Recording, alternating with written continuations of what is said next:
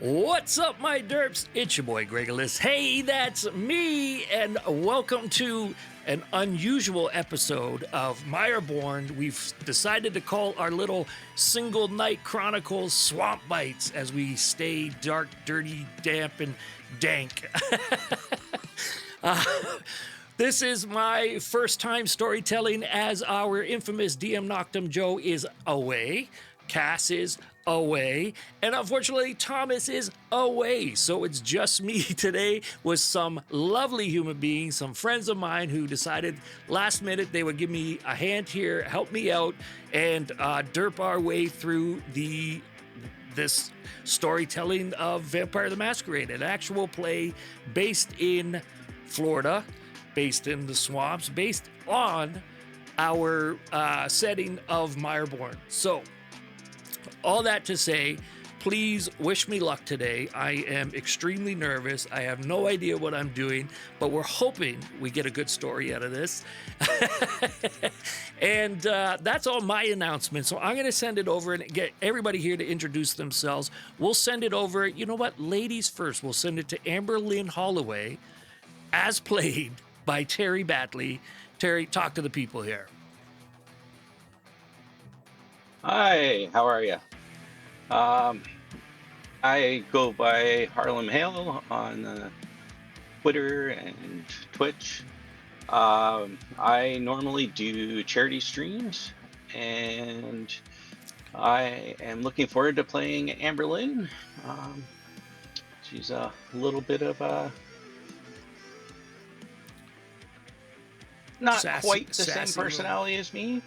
Oh, but close. Just slightly different. Minor differences. Yeah, vaguely, like you know, it's like a 2-year difference or something there in terms of personality.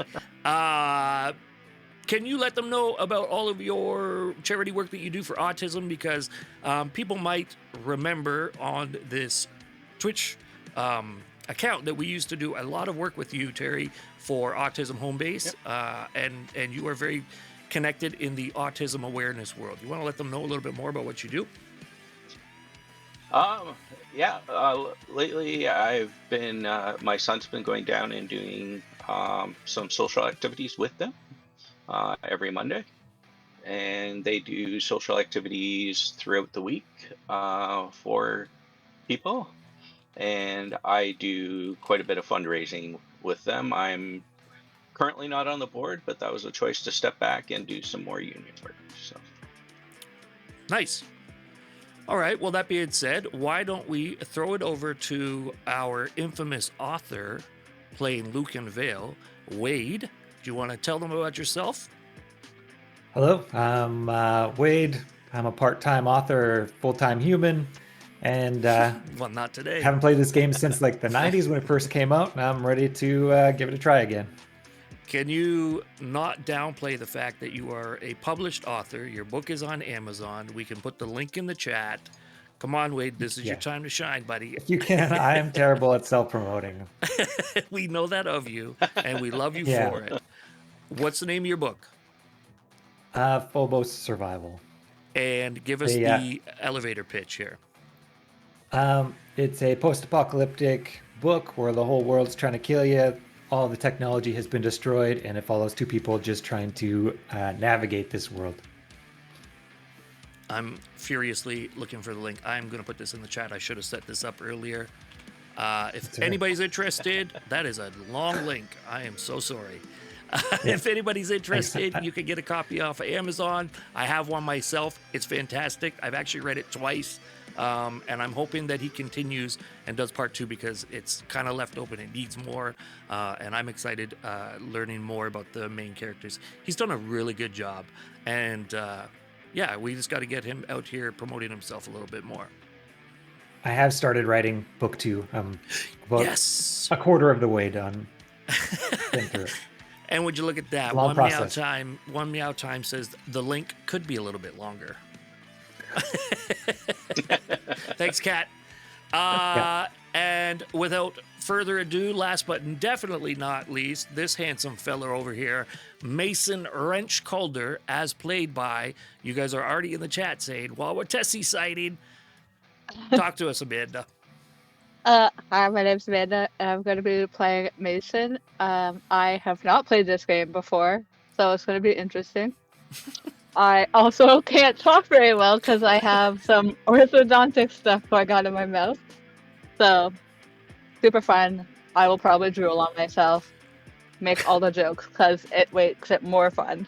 Is that equivalent to all the licking you did in the old stream? Yeah, yeah. So all of the licking that used to happen in the D&D show will now just be drool falling down my face and slurping noises. But like every 10 seconds at least. There we go. All right, folks. Well, listen, if you guys are ready, I'll set up the scene here. But before we begin, we want to remind you that what we're playing in a very dark world, but sometimes reality is darker. If you need support, call 988 in the US and Canada. It is important. And with that being said, let's jump in here. Got to get the new music on here. Sorry, should have set that up properly. Set the mood. Setting the mood. Oh, this is going to be fun. I got to do everything. You got All this. right. You got this. Yeah. We'll just wait. That's okay. That is not the song that I wanted. Yes, it is. All right. Dueling banjos. That's right. We went from hardcore rock and roll to dueling banjos. One moment, please, as I find my flow. It's got a nice Florida vibe. There you go. Okay.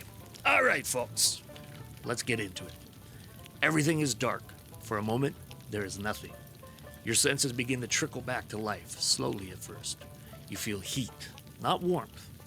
The heat begins to feel like it's peeling at your skin. Your eyes open to see flames above you licking at the timbered ceiling of an old hunting shack in a swamp. You see a small window and a single door. You lay on the mud floor. It's cooler to the touch. The smell of gasoline permeates the 10 by 15 foot shack that is now quickly filling with smoke. You wake up. You're hungry. And I'd like everyone to make a rouse check. And now all of them are going to say, what the hell's a rouse check? Yeah, I was going to say, remind me how to do that. Yeah. So we're going to open Say, up where our is sheets. it on the sheet? Oh, I see it. You see it. All right. Where is it on the sheet, actually? Under hunger, under skills. Got it. Okay. And Amanda, do you see it there? Under hunger? Hey, 3 successes. Oh. 2 successes. Okay. Rouse check, rouse check. Okay. So you needed 1 to succeed. Looks like Wade succeeded. Amberlyn Holloway succeeded. Yes. And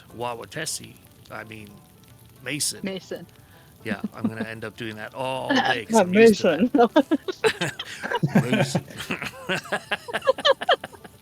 Mason. You also succeeded. You all wake up and this gnawing hunger is in your stomach, but you manage to put that aside and realize that this shack that you're in is on fire and the world is yours, folks.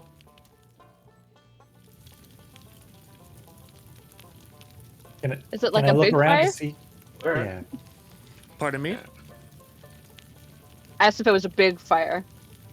So the fire is climbing up the walls from one corner, kind of behind you guys, in the one corner there, heading towards the window that you saw. So the door is not on Okay. fire yet? The door is not on fire yet. Okay. Can I look around? Okay. Sure. Like, What are you looking for anything in particular, or you want to just do like an awareness roll? take in my surroundings. Like, I know the fire, and I know I'm in a building that's on fire, and I'm on mud. But like, Sure. is there any instruments around me? Chairs? Any people? Any dead bodies? Anything? I think naturally you would see that the room is basically empty, mud floor. There is a small broken chair in the back corner opposite of the fire. If you want to investigate further, give me an awareness check plus wits, I believe. Okay. Awareness. Where is awareness? So awareness is right there it side is. of on the skills. Yeah. Awareness plus intelligence? Plus wits. Wits. Okay.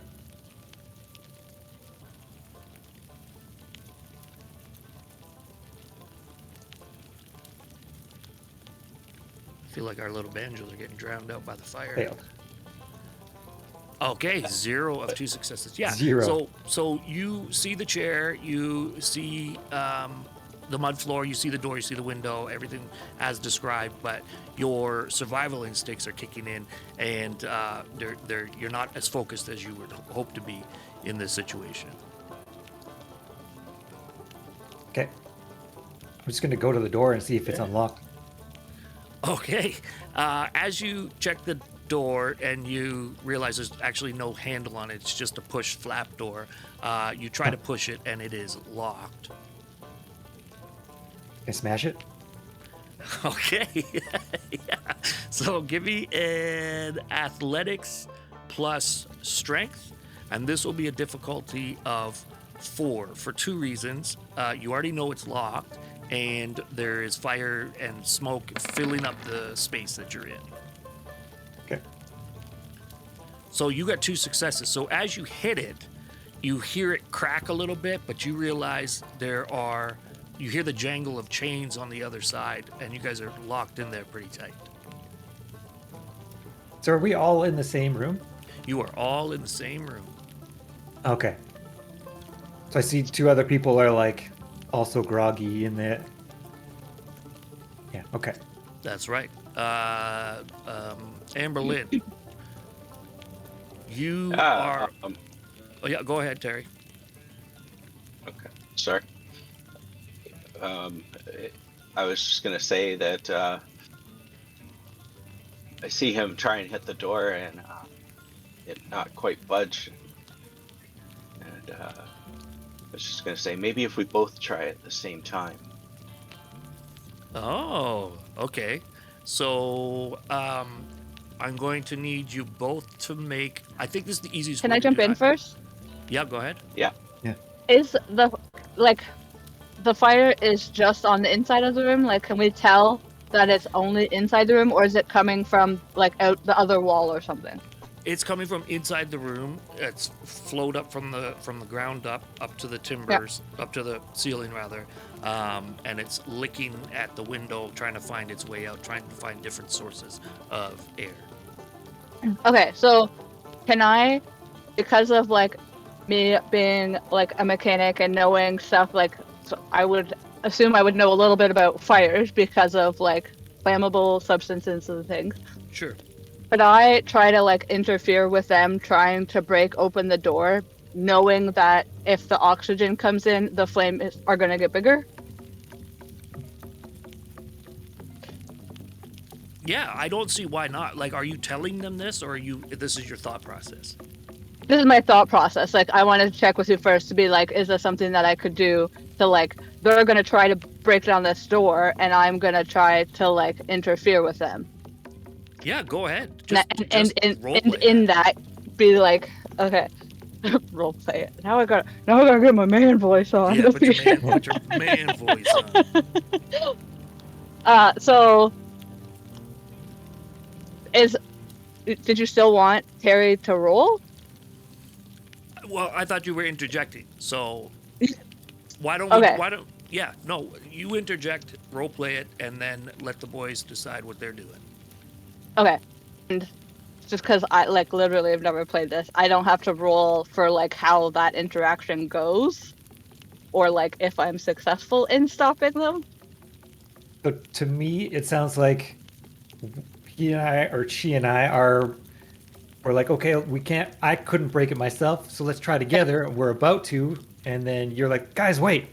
Yeah, I'm gonna be like, whoa, stop. Let's think about this for a second. What do you mean? And then, well, it seems like the fire is coming in, or just like inside the room. The window's closed, the doors are closed. There's no oxygen coming in here from outside. If you guys just burst open that door, the fire is just gonna go crazy and engulf the whole room instantly. but we can't stay inside. Really? I mean, that's just how fires happen. Like, they need the oxygen to fuel it. So if you're not feeding the oxygen, like, in a quick way, then it won't go as, like, get as big as fast. So maybe we could do something a little smaller. Maybe, like, open the window a little bit or something.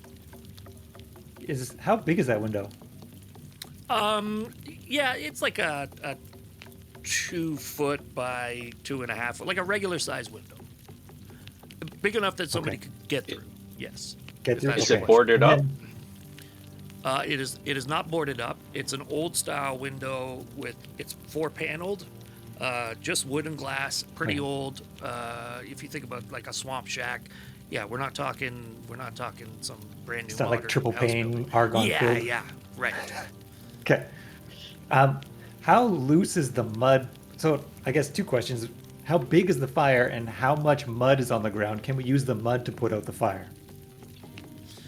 You wouldn't be able to use the mud to put out the fire. You might be able to stem some of it from spreading a bit, but like this is starting to engulf, like the whole back wall now is getting bigger as you guys are trying to figure out what's going on.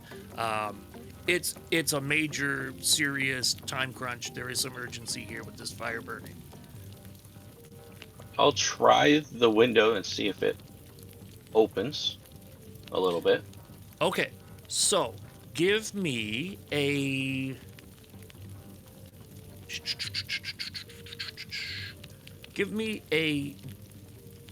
athletics plus dexterity check on the window. No, I guess it's strength and athletics if you're just trying to break it open, right? I'm just trying to see if it will go up right now. If it's a fixed window, if it will open? Or do we have to smash it to get out, or do we... Yeah, you know what? Let's not do a roll here. What we'll do is you walk over to the window, hearing what Mason had said, and you went to just check the window. Now, you're just pushing on it, right? If it pushes out, then yeah. If it lifts up, then trying to do that. Like, I don't know how it opens exactly. So. Yeah. Okay, so at first you investigate the window. You realize it's not a slide window. It's just a 4-panel. You try to open it up. It's locked in hard. It was never meant to be open. It was just there for light. It's like nailed in. Very haphazardly. It's nothing fancy. But what I do want to do is, as you touch it, you didn't think about the fire that's burning next to it. So the heat on the glass burns the tips of your fingers. And you're going to take 1 damage off of that. And that will, in the system, I believe that's called brawling damage. And you jump back, right? Because, everybody knows what it's like to burn your fingers. And almost as quick as you burnt yourself, you notice that your fingers heal. Strange sensation. And I'm going to leave that with you. All right. In that case, I am going to... I've got a leather jacket on, so I'm going to see if I can just elbow through the window. Oh, nice. Okay, so give me a athletics plus strength roll.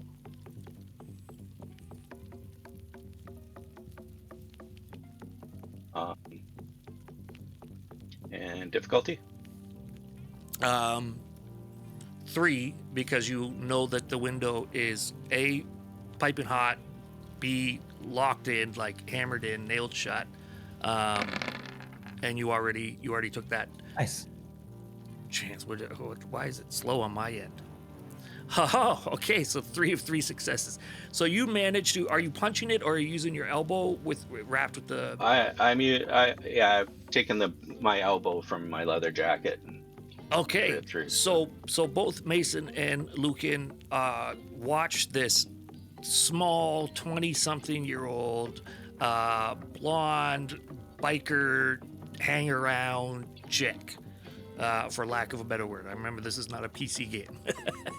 And You see her touch the window, kind of jump back, look at her hand, wrap it up with some leather, and slam her arm right through this window.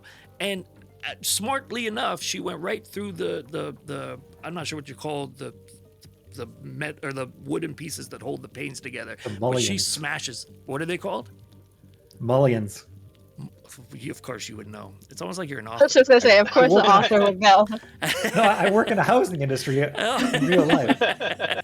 And she slams real the life. mullions, and they explode outside. And as she does that, the fire flames right outside the window. So it's now the fire is all the way across the top of the window, flowing out, the smoke billowing outside of the building. But she has absolutely smashed that window, and there is room if anybody wants to get outside that way. Huh. There's room for the small biker girl to get through, but what about the rest of us? I would say there's. Yeah, I mean, how big is your character, Lucan? Like 6 feet. Yeah, he might homeless, struggle so to he's get not through well. there. Yeah. Yeah. But Mason, how big is your character? I don't think I didn't picture him as, super big. Like, you were talking 5'8", 5'9", not a huge guy. Wiry. Is that valid? Is that fair? Yeah, I mean, based on the image, he looks pretty short. Yeah. He could probably get through, but I think Lucan would find it a challenge, and we can roll for that if that's what you want to do. I think seeing the flames surrounding the window and the size of the window, I think my character would probably start to panic and start like trying to get out the front door anyways, even though it might be more dangerous. Okay. So what do you want? So let's wheel this back and go back to Mason. What would you like to do as Amberlynn smashes the window open? I wanna check my pockets and stuff to see if I've got check my person and be like, do I see if I have any kind of tools or anything on me that could help me either pry open the door, or because I'm doing this as Amberlynn is smashing the window, also looking for something that could potentially crack open the window before she smashed it. But then obviously she smashed it, so I don't need that. But still looking for something that could help us, because being a mechanic and stuff, right? I would assume that I would have something on me. Sure. So immediately you recognize that you have on your neck, your necklace, you have a wrench. The wrench? Yes, that you carry with you at all times. Whether or not it's a usable wrench, it does, maybe one end would work, but the other end has been welded together. It's his own personal. Yeah, go ahead. Like a Flava Flav size wrench, like an No, actual it's- full wrench. No, It's a full real wrench that's just hanging Full there. wrench? Nice, Yeah. nice. Hanging off of a bathtub chain. Yeah, that's right. Yes. So he made it Working out your himself. neck the whole time. It is it is personal to Mason, okay? Stop making Yeah. fun of him. It's That's my great. lucky wrench. It's good utility. Checking your pockets. I don't think we need to roll anything for that. You would realize that you've got everything on you that you would have had before you woke up. So you have your wallet, you have your keys, you have some gum wrappers, like garbage and I'm not and chewing lint gum in with a this pocket. mouth. Sure. Yeah. That's right. But that would Could, be it in terms of tools. So the flames around the window, can I use the mud to just douse the flames just around the window? Is there enough? Yeah. How would we approach that? So I think we could Could do just that. pee on the fire. If anyone's got to go. I think this is a matter said- of what if we do a craft roll plus dexterity, because you're trying to stay away from the licking flames, right? Yeah. And let's then call difficulty? that a difficulty of 3 because A, you don't do this normally, and B, it's hot out. It's hot in there. Oof, Block 0. is hot. Okay, Fail. so as you pick up the mud off the floor, and the mud is starting to get more liquidy with the heat, you pack it all together, and you go to put it on, and you end up burning your whole hand. There's just too much flame coming across the top here, and you'll take 1 damage, but you too will notice that it is starting to heal, but this is much slower than Amber Lynn's healing. She just kind of burned the tips of her fingers there. You burnt your whole hand. But fascinating, right? Yeah. Yeah. Is anybody else doing anything? Let's hear from Amber. You've smashed the window open. Are you jumping through? What's the deal? Yeah, I'll try and climb through. How tall, Okay. like how high up is the window? Like, is Amberlyn gonna need support to get out of this window? Like a Like, do we standard need to toss her? 38 inches from the... Yeah. Wait, help me out here. What is the standard? Like a normal window would probably be like a 2 foot wide by 4 foot high, and probably Okay. would be like 30 See, to there we 48 go, inches off the folks. ground. It always helps to have an 30 expert inches. on board. Yeah. Yeah, you could get out there, like, you don't, it's like a standard window. You could climb out, and in doing that, I'm going to get you to do an athletics plus dexterity. And again, we'll do difficulty of 3 because it is the whole top is on fire. Like the fire is licking its way out the window. And I've put my jacket back on so that I can try and protect myself from some of the flames. What does the door look like? Like a crappy old Civil War era wood thing that's like beaten up.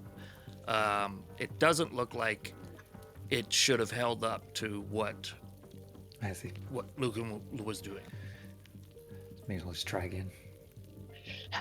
Well, let's see what happens with the window. That was startling. That was startling. Something's happening. Good timing on the music. Yeah, okay, so because you're going for it, Amberlyn, I'm going to say that you do it. It doesn't make sense that you would get stuck on your way out. You're a small little petite woman, but your jacket is on fire as you get through, and you're out the other side of the window. Yeah, but I want to put a pin in that and see what the other two are doing while you do this. Like, do you guys notice she's on fire? Are you following her? Where are you at? And we'll start with Mason. I don't really think that my character would be the type of person that wants to like shimmy out a window unless like being chased by the cops or something. Like a fire, I think I could. I'm gonna try to test it. I want to like look more towards the door because the flame is going towards a window and it is a like window. I want to try to see what I can do with the door. If I like even that, if that's like taking the wrench and trying to like jam it in one of the cracks or something and like pry it open, or just like ramming it. You want to try to double team the door? Yeah, that sounds good. Let's do that. All right. After we see like the girl light on fire climbing through the window, I don't think my character would want to do that. So smashing the door seems like a better option at this point. Okay, so for Lucan, I'll get you to give me another athletic strength check. I believe we did difficulty of 4 originally. Let's call it difficulty of 3. Oh, chat said 36 inch wide difficulty by 4 before. up to 72 inch tall. So it's 3, a difficulty 3? Let's do difficulty 3 because you have hit it once already. Now hold that.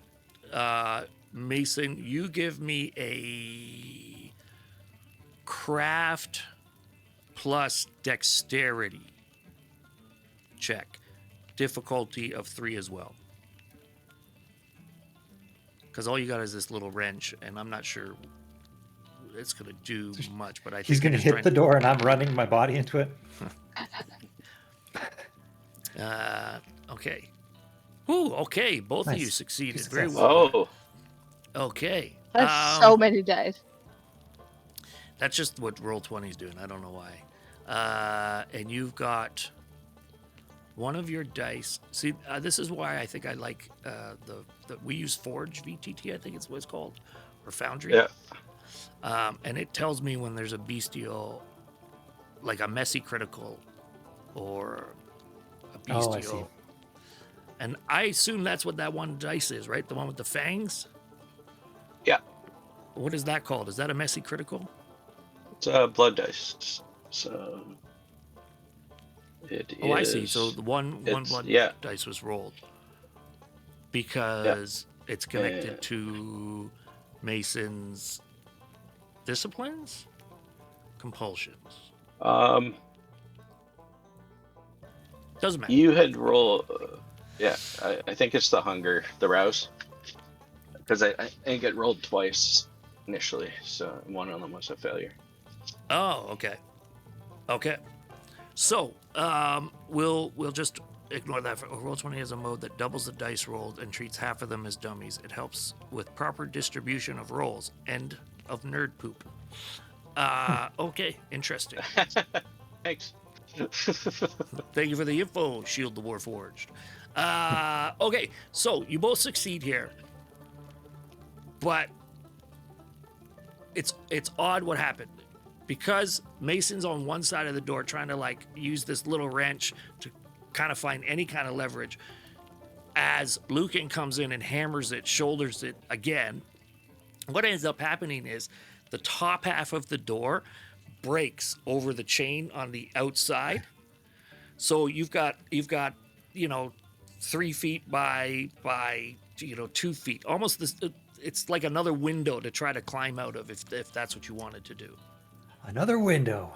Basically, you turn the door into a window. Damn, all these windows opening. I need a door. At least this one's not on fire.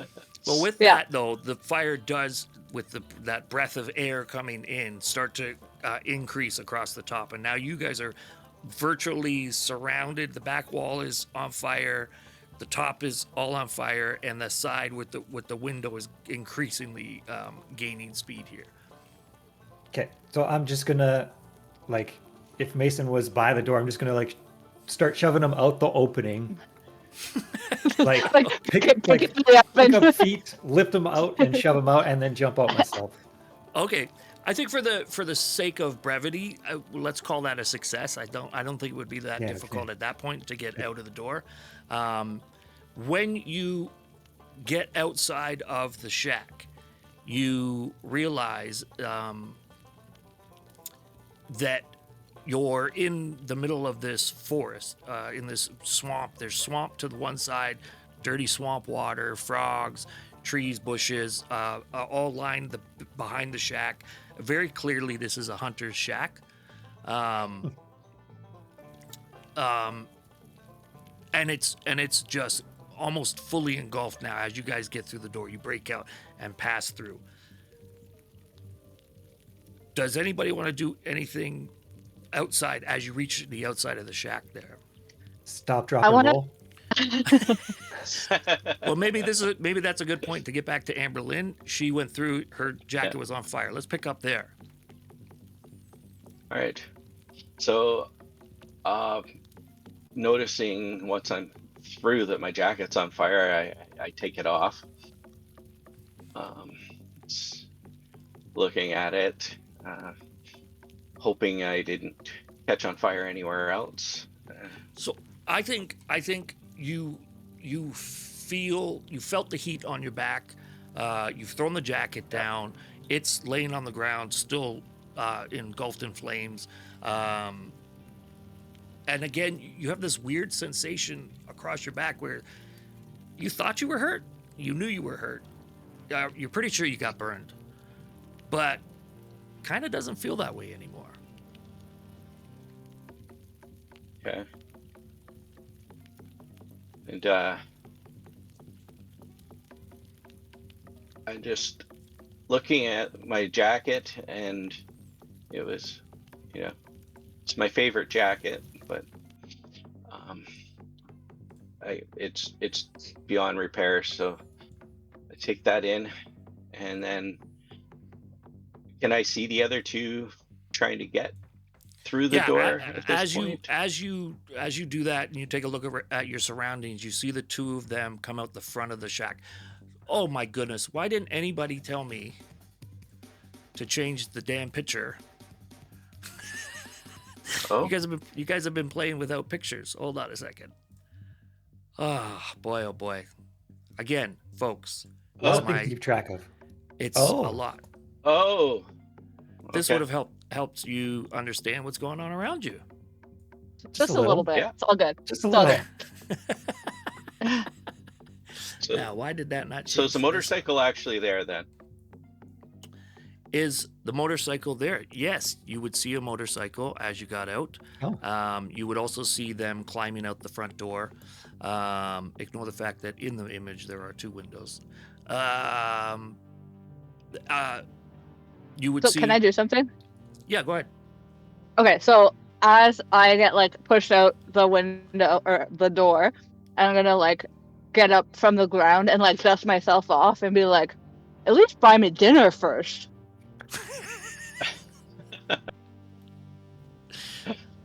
We didn't have time to wait. The whole thing blew up with all that extra oxygen, so we just had to go. Well, I don't appreciate you being so handsy, man. Next time I'll ask for consent. And I'll walk off to check for the girl who's on fire. Sure. And you, on your way out, like off this porch that you've both come out on, you notice there's an outlaw's cut, like a leather motorcycle vest, on the porch, kind of beat up and just laying there. In front of you, to the left of the swamp, you'll see the shack. You'll see Amberlynn kind of taking in and looking back at you. And You all right? I'm gonna try. So, yes, I think I am. My jacket's ruined. It's my favorite, but I know how to ride a bike. Let's go see if it works. Can Well, I check out the vest and like see if it's like somewhat like one that I would recognize, or like because like I've got that like club background, right? Yeah, for sure. So as Amberlynn and Lucan are chatting, you take a look at this vest on the ground and recognize it as the same one that you're wearing. It's an outlaw's vest. It's marked Daytona Beach. Would I recognize, like, would I know whose it is? No, not so much. You guys all. Because you know, like, usually have like a nickname or something on the like. Yeah, on you see it's tagged as enforcer on there. Yeah, you. That's a good point. You probably would know that of who it is, but you can't be totally sure at this point. Okay. do we And see? does it look like it's been like forcefully taken off, or like it was left there? It's not in good shape. It's tore up a little bit. Okay. Do we see? Yeah, go ahead. Like, if we see Mason looking at the vest that matches the vest he's wearing, Mm-hmm. my character would probably go over there and be like, "What the hell? Do you have like what's going on? Why would you do this? Are you part of this? Are you the reason? Like, is this? Or did your people set us on fire? What is going on?" I would assume that I don't really know what's going on based on like the intro.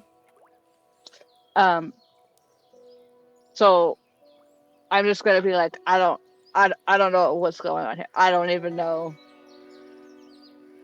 Like, is that your I don't know bike? anything. What is it? My bike, or is it somebody else's bike? So you see two bikes, one on the ground, one standing up with the light on. The one with the light on Amberlynn's making her way towards to investigate it, and we will follow that up. It is not your bike. None of them are your bikes. Your bike. Okay. Yeah. When you're ready, I'll switch over to Amberlynn there. Okay. You can switch over. I'm gonna think about it. Yeah. Okay. So Amber, you wanted to investigate the bikes. You said, I ride bikes, I know bikes. Let me take a look at what's going on here, right? Yeah. So can you Yeah. give me, I gotta open up this thing again, sorry. Let's do an investigation and intelligence check, please. Investigation.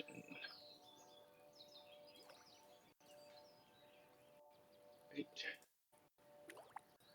And as Amberlynn's investigating, you guys notice there's 2 cuts over by where she dropped her leather jacket. It was on fire. There's 2 other ones on the ground there, burning, or burnt. Sorry, they're not burning. Burnt jackets? Yeah, burnt jackets. Like So I'm gonna burnt cuts. take the one with me, like the one that I found on the porch, and then I'm gonna go over to those ones and pick them up and see if I can recognize whose they are or if it's one of ours, like my crew. For sure. So you also give me an investigation and a intelligence roll. And difficulty? 2.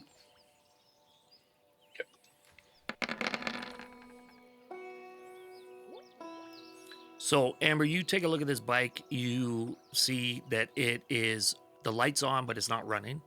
You see it's got saddlebags. You sort of recognize it from the clubhouse. You are aware of this bike, but to you, it's just another motorcycle. Okay. I will turn off the lights just in case we're going to be able to get out of here on it. Okay. I don't want it draining the battery anymore. So that was investigation and what? Sorry. Intelligence. Difficulty of 2. While they're doing that, I think my character's just going to sit against one of the palm trees, just like, I can't believe this is happening. I love that. That's the one. Right. So Mason, you were looking at the other cuts, trying to investigate them. You know whose they are. You know they're from your clubhouse, from your patch. You are left. Okay, so why do you have a bestial failure in your thing? I don't understand the roll 20. Well, I think it marked on her character sheet possibly that she has a hunger and she doesn't, because she actually made the. So if you go on your It character does. sheet, do you have 1 in hunger? Yeah. So if she So- has 1 in her hunger, she has to roll her It hunger will. dice. Yeah. And so, And as so that's this is what a that is. success, but that's a failure. That's a bestial That was or a bestial. failure. Yeah. So she See, I failed thought on I her understood hunger. this before we started. Does that Seems like mean a she core gains a mechanic. hunger? Or it means that she succeeds, but there is that side effect of the beast, in this case, the beast inside of her. The beast kicks in. Okay, so great. That's very helpful. Thank you so much. I'm glad you're here. So the hunger thing came up when I did my roast check. She shouldn't have one because she succeeded on the first one, but it rolled twice. Make that make sense. Okay. So I She ignore rolled that? when she did her rouse check at the beginning. Yes. Oh, yeah. It rolled 2 times. One of the first one was a success. The second one was a failure. So it automatically added it to her. So, right. So she needs to take the hunger point off of her sheet. Yeah. That's correct. Okay. Okay. And Amanda, do you know how to do that? Do I just click on it? I think so. Click the X beside. Or yeah, when Like you at the hover end over of it, the it brings an boxes. X. Oh, yep. There we go. I got it.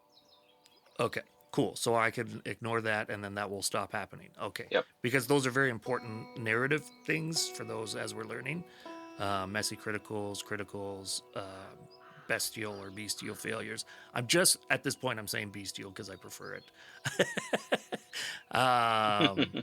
And then Well, there is something if I called a say it, frenzy. nobody will understand it. Yeah, valid. Okay, so you were investigating the cuts, right? Yep. Yeah. So you absolutely recognize them. You know who they belong to. As you're looking at them and figuring out whose they were, you catch this wafting, nasty scent of burning flesh.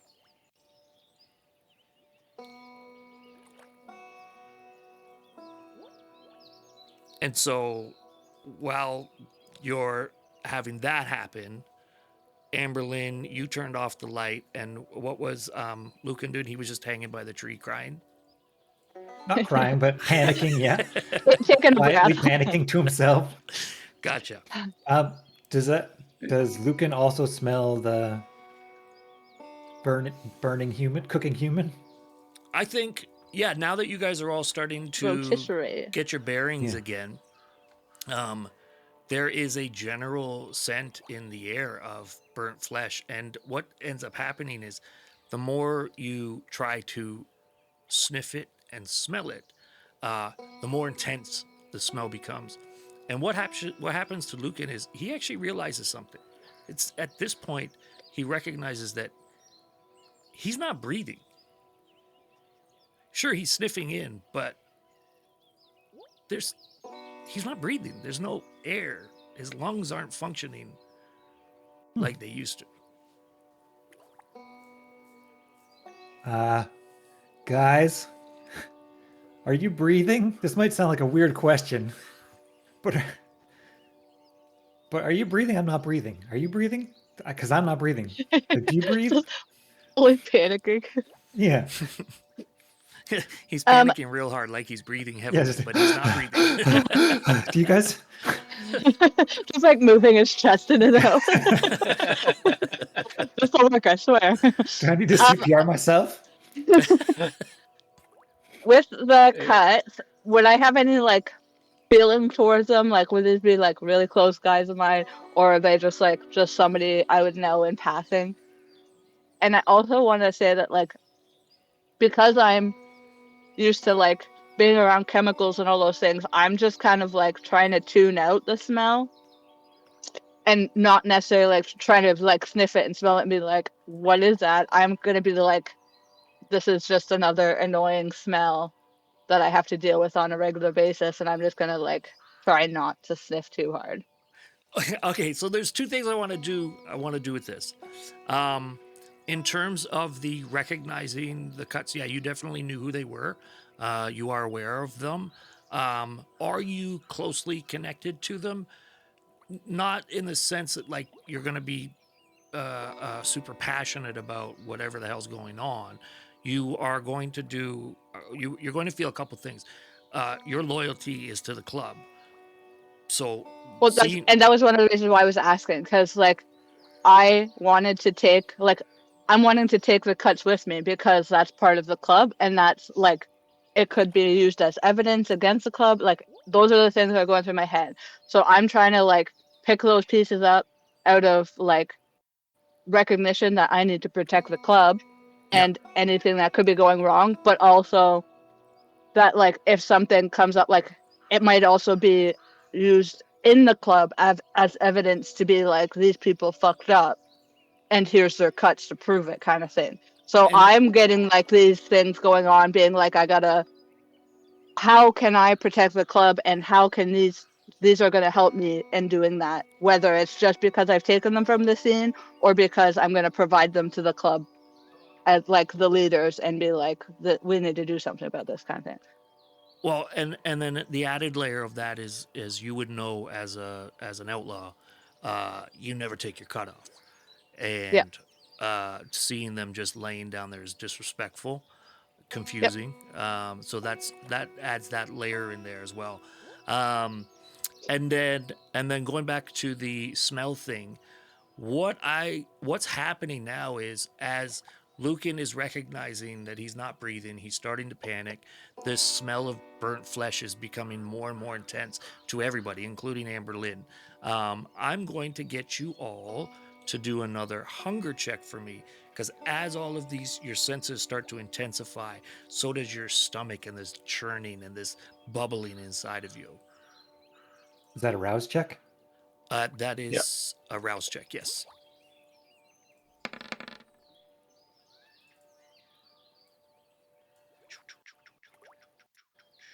And let me see. Okay, you succeeded. Amber, where's Wawatessi's? You haven't done yours yet. Haven't done mine yet, no. I don't know if it'll I don't want to roll on top of somebody else's and it move. No, that's fine. Okay. Okay, so did you do? I'm hungry again. Got rid of it just to take it back. She hungry. Right. So, Lucan, you in the midst of your panic, you feel this odd, hugely intense sensation in your guts, and you get really hungry. But because you're so used to being hungry, based on your character, on who you are, without giving too much away, your survival instincts kick in, and you're able to kind of suppress that feeling and are more focused on the fact that you can't breathe and you're kind of panicking over there. Amber and I'll just do Amber. Mason. You are over by the bike, and all of a sudden you're like, oh God, oh, and it's all hitting you at once, and you end up vomiting all over this bike, except it's not vomit, it's blood. That's odd.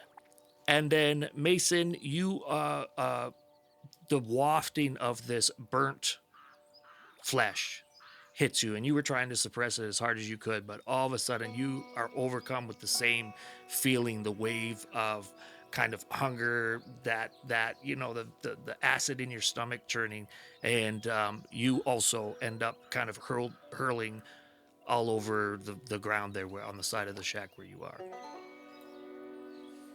And at this point, I want to know if in my head if I actually recognize Mason at all. Okay. So give me. Do we need to do a check? No, I don't think we need to do a check. I think you recognize them, and I think what you remember most about Mason is that he was kind of always off to the side, so he wasn't around the clubhouse as much. But you do recognize him for sure. Okay. But I know enough that they were a mechanic. Yes. Yeah. So that's why he wasn't around. Okay. Like, he was always at his shop. Yeah. Junkyard. Okay, at the junkyard. I own a junkyard. Okay. That's what my description says. Does it? Okay, good. Yeah. It totally says reliable sources of information in specific circles. Junkyard owner who knows about scrapped vehicles and shady shipments. Parts supplier who hears transport rumors. Okay, cool. I'm glad that was written like that. Whoever wrote that is a genius. Maybe he should be more accepting. I'll make my way over to Mason and just say, I know you know about bikes. I turned off the light so the battery won't die, but do you know how to get them started? And what the heck's with this blood? So I'm going to take the cuts with me, and I'm going to go walk over to the bikes where Amber is, and start inspecting them to see if I can figure out how to get them started, checking all the things that would need to be checked. Yeah. Okay. So let's do an investigation plus intelligence check, and we'll do a difficulty of 1 because you know your way around bikes.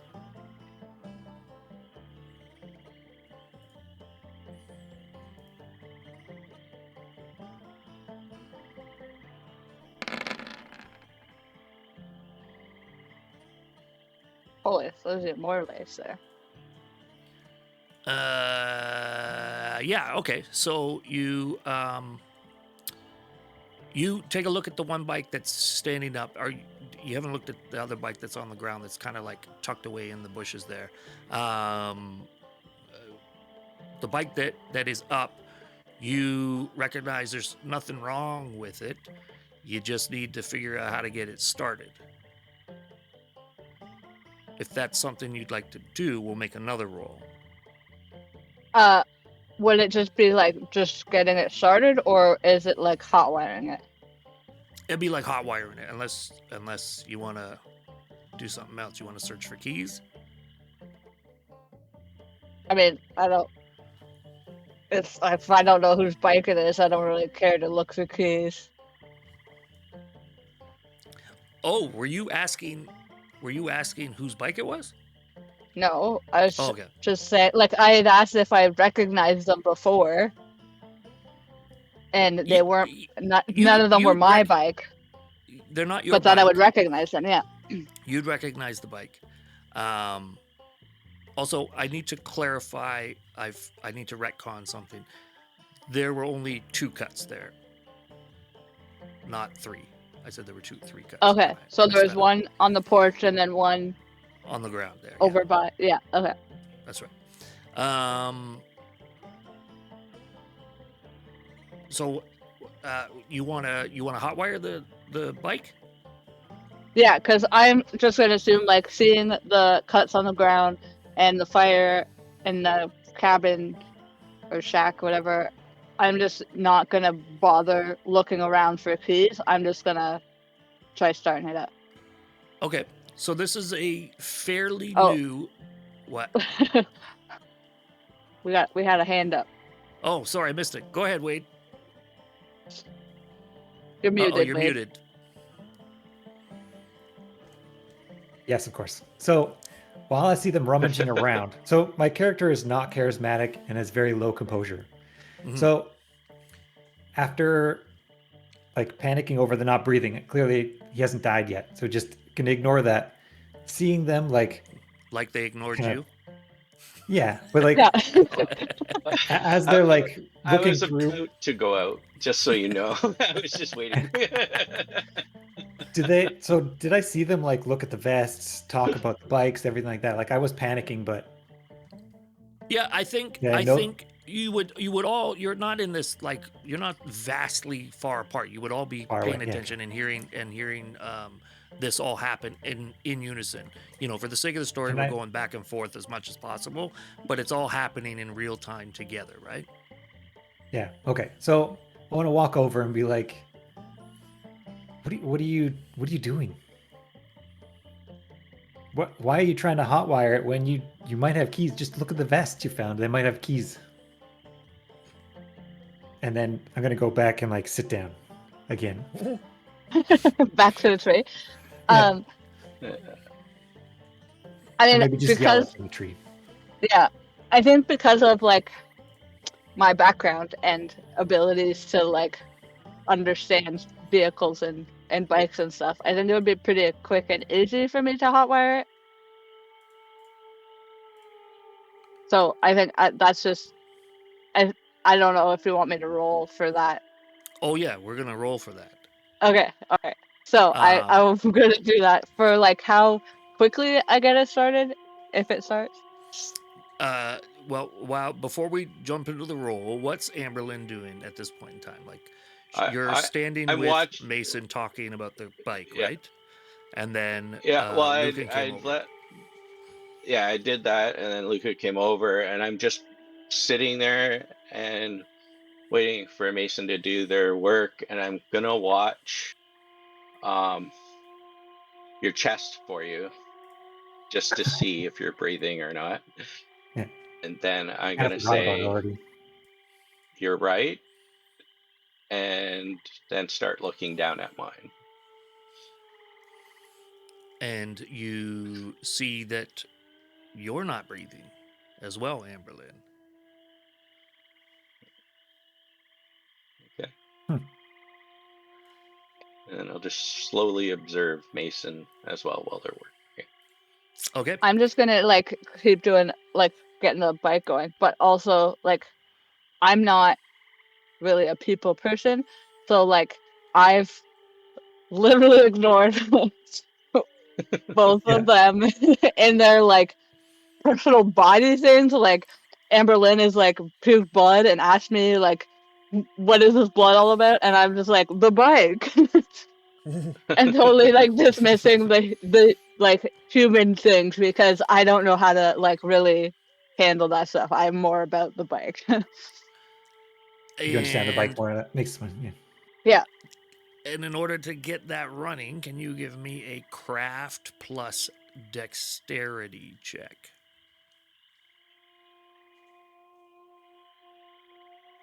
Which you are very good at, I think. Yeah, I've got pretty high craft. Difficulty? Yeah, difficulty. Put the cat on camera. She walked by once already. Oh yeah, the tail was just like in front of his face. Yeah. Greg, what's the difficulty? I'm just going to say 2. Okay. It's not an easy thing to do, but also you've done this before. Okay. So you had a critical success, and that you got 3 successes over 2. Okay. So yeah, ignoring the fact that the seat is covered in blood vomit, I in the real world I have 0 experience hot wiring a bike, so I'm gonna pretend like you take off the cover there, you find the 2 wires. This is a 90. It's like the movies. Yes, this Just- is. And it's good. I'm gonna drop some lore. This is a 1999 Harley Davidson, which is fairly new. So That's a it good wasn't year. as easy. Wait, that's not the year you were born, was it? Holy crap! Oh god. Oh No, god. no. I think we're all 1900s babies here. Yeah. More like I mean, graduated. 99 is still a 90s baby. Yeah, valid. That's a good point. So you take the thing off. You take a couple pieces of wire, and the motor starts up. Sounded more like a Mustang. Well, everything. I should hear sound that. like a I hear that. Mustang. Yeah. Easier for you to imitate. It's a 95 for sure. They said in chat, based on the sound quality. Yeah. So you guys are all standing around this motorbike that's just lit up. Yeah. What are you doing? I'm gonna like after starting it, I'm gonna like look over and see that there's like the blood on the seat, and I'm just gonna take the like bandana off my wrist and like wipe the blood off and then like put it back on. Sure. So, Sure. Put it back on. there you go. As you're wiping the blood off, you actually hit the saddlebag and recognize that the flap on the saddlebag is flopping around a bit. Then I will look into that. Awesome. And as you look into the saddlebag, you see a gun. There's a little 38 snub nose in there. You find a piece of paper, and you find just a red bandana in there. And does the red bandana have any significance to me? Give me a. Just See, this ask, is like, because mine is this is my- purple, right? So Yeah, I have a D&D brain, so I'm like, do a history check. Yes. That's what I thought too. I don't think this functions the same way. I'm going to say it doesn't need a check. It's just a red bandana. Lots of the guys carry them. Outlaws' colors are white, red, and black. why is mine purple then? Because you're fancy. Because I just like to hang out in the junkyard. Junkyard's colors. Yeah, it's the junkyard colors. Yeah, everybody Um, knows best junkyards are purple branded. Does the paper have anything on it? Yeah, so you open up the paper and it says, find Ray, finish it, meet me at the clubhouse. Do I know who Ray is? Give me a history check. Give me let's do a politics check with intelligence. And now I don't think this would be the way that other people would do this, but let's try it. It feels right as a D&D Yeah, thing. Yeah. and everything in D&D is right? What about Yeah. a Don't clip that streetwise and use it check? against me. Sure. Yeah, Oh, yeah, that's just- valid. Streetwise and wits, please. Difficulty? Just 2.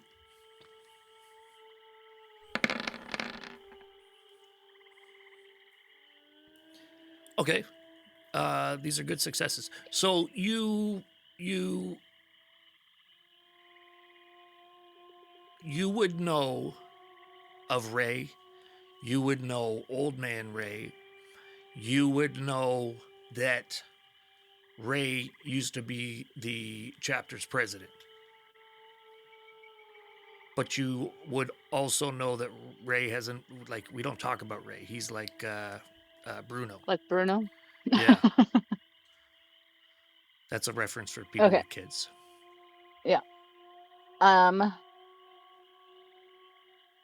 Now, and the gun. Would I recognize the gun? You would recognize that it's a gun. Just that it's a gun. I wouldn't recognize it as So- anybody's specific no. gun. Nah. I am going to, again, use my bandana to, like, Mhm. pick up the gun and, like, stuff it in the back of my pants. Okay. Now, you've done all this. Is anybody else doing anything? And have you... Yeah, I'm just going to leave it at that. Sorry. I almost took player agency away. Gotta try not to do that. So when I sit back down, just out of habit for being like a scavenger, I'm going to look under the cabin. Oh, Okay. Give me a investigation and wits, please. No, intelligence is investigation, I think. difficulty. 2. Hold on. I rolled that as a 2. Two's fine. Two's fine. That's fine. 2's too late. This Okay. works. No, you would have worked anyway if it was a 3. Right. The only reason I stumbled there is because that shack is still burning and is basically crumbling.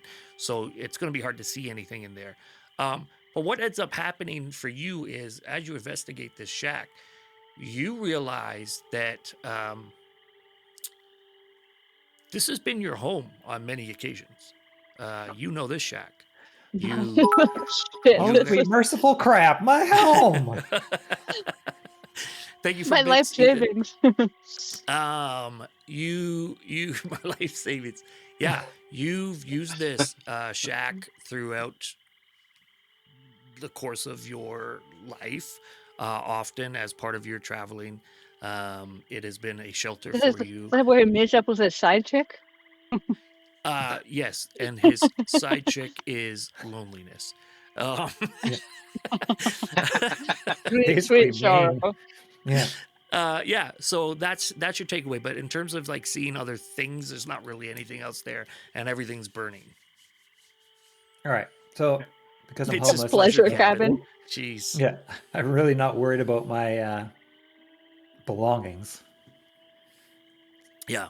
It just so I guess do I remember if I was sleeping in there?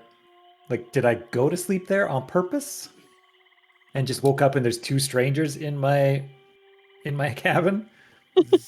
Yes. Yes to all Okay. of that. All right. Just trying to Yeah. piece it Like- together. Oh, The hangover type situation. Yeah. Pretty much. And actually, that's a really good analogy. That's how you guys are all feeling. Like you've woken up confused and kind of hungover. Like your bodies don't feel right. They feel very powerful and yet at the same time very different. Can I like look at my hand, like my burnt hand, Hmm. just to like At seeing this my point, your home burned hand is no longer burnt. Oh. So my hand is fine. I can't breathe. Or I can breathe, but I can't breathe. I don't breathe. Yeah. Neither you guys. Just trying to piece it all together. What are we, just like the no breathe crew? What is going on? Ethan in the chat's like, I don't remember roofing these two. Yeah. Or myself. Myself. well, Yeah. Man. Full Diddy. Yeah. Oh, That's wow. not appropriate. That's not appropriate. Wow. That's streaming, Too guys. soon, Come too soon. on. Yeah. Wow. How close are the bikes to the I'm just gonna. cabin? I'm gonna jump in. I'm gonna jump in there. Amberlyn, we haven't heard from you for a while. How are you feeling? Where Yeah. are you at with all of this happening? Well, seeing that Mason's working on the other bike, and you're checking out the cabin, after me agreeing with you that you're not breathing, and I'm not finding out I'm not breathing, I just look over at Mason and say, "Do you need the other bike picked up? I'd like, I'm just trying to find something I can do to help." And you can see my hands are shaking. Thank you, Ethan. Not that kind of shaking. Oh no, sorry. Shout out Ethan in the chat, giving us the bits. That's inappropriate considering it's a pleasure cabin. He's giving out his Okay, bits. let's focus up here. Okay. How close are the bikes to the cabin? Like, if part of the fire came down, is it gonna be close enough that the bikes are like gonna go up in flames? No. And yeah, they're far enough back from the cabin that they wouldn't be. There'd be no problem. Okay, because I don't necessarily think that my intention is trying to get away from the cabin so much as like trying to figure out all the other stuff going on with like the cuts and stuff that I found, right? So I don't like, if there's no concern of like the bikes like blowing up or something from the bikes, I'm not necessarily gonna need it unless I could be like, I mean, if we want it started, I can take a look at it. Well, I didn't think all three of us could get out of here on one bike. Get out of Where where? are we This is my home. where are we going? I didn't say I wanted to leave. Well, I thought we should report back to the clubhouse. There's still stuff around here. We gotta take care of business first. Gotta protect the clubhouse. What clubhouse? This is my house and it's burnt down. This is not a The clubhouse. roof. The roof. This- Yeah. Not on fire. It's a different kind of clubhouse. Get it? Okay. Yeah. I'll see myself out. So, this was your house? Well, I mean, I slept here off a few times. What did you do to us? I went to bed, woke up, yada, yada, yada. Everyone's here and the house is on fire. I don't know what's going on. I'm gonna be like thinking about it and be like, how did I get here?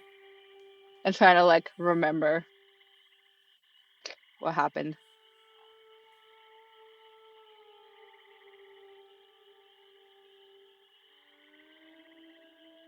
As I try not to drool all over. Are you asking me? Yeah. Oh, you like I said, you have no idea. This is all you have just woken up with almost essentially as a new person with old memories. No previous memories. Huh. No, you have your memories for sure, but how do I say, like, it's up to you to discern what happened. Well, that's Like, you what, had a like, I'm brownout. trying to figure it out. I'm trying to, like, because Amberlynn is like, I want to get out of here. We gotta go to the clubhouse. And this other stranger dude whose cabin we woke up in is like, this is my place. And I just woke up here and you guys were here. I'm trying to, like, figure out how I got there. Like, I'm trying to recall how Okay, the so night before went, or the day or whatever.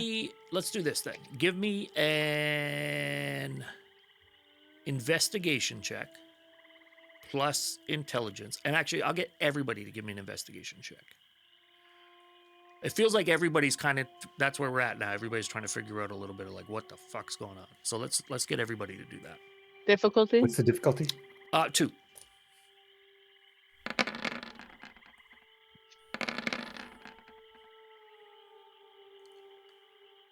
Okay. So success, not success. So dealing with the unsuccess there. Amberlynn is just more or less panicked at this point, is less concerned about what's going on and more concerned about what's next. While the other two of you take time to slow yourself down, take a look around, you take a look at your environment, and start collecting your thoughts. You've got 2 bikes there, you've got 2 outlaw cuts, you've got a burnt shack. You recognize in the mud leading up to the shack, there's a 3rd trail from another bike leading out of the forest. For Lucan, you know where you are. You know that you're in Lake Monroe conservation area. You know this hut. You've stayed here several times. You know the back forests between Sanford and Daytona quite well because that's your stomping ground. That's kind of where you've been living and hiding from the public, just in general.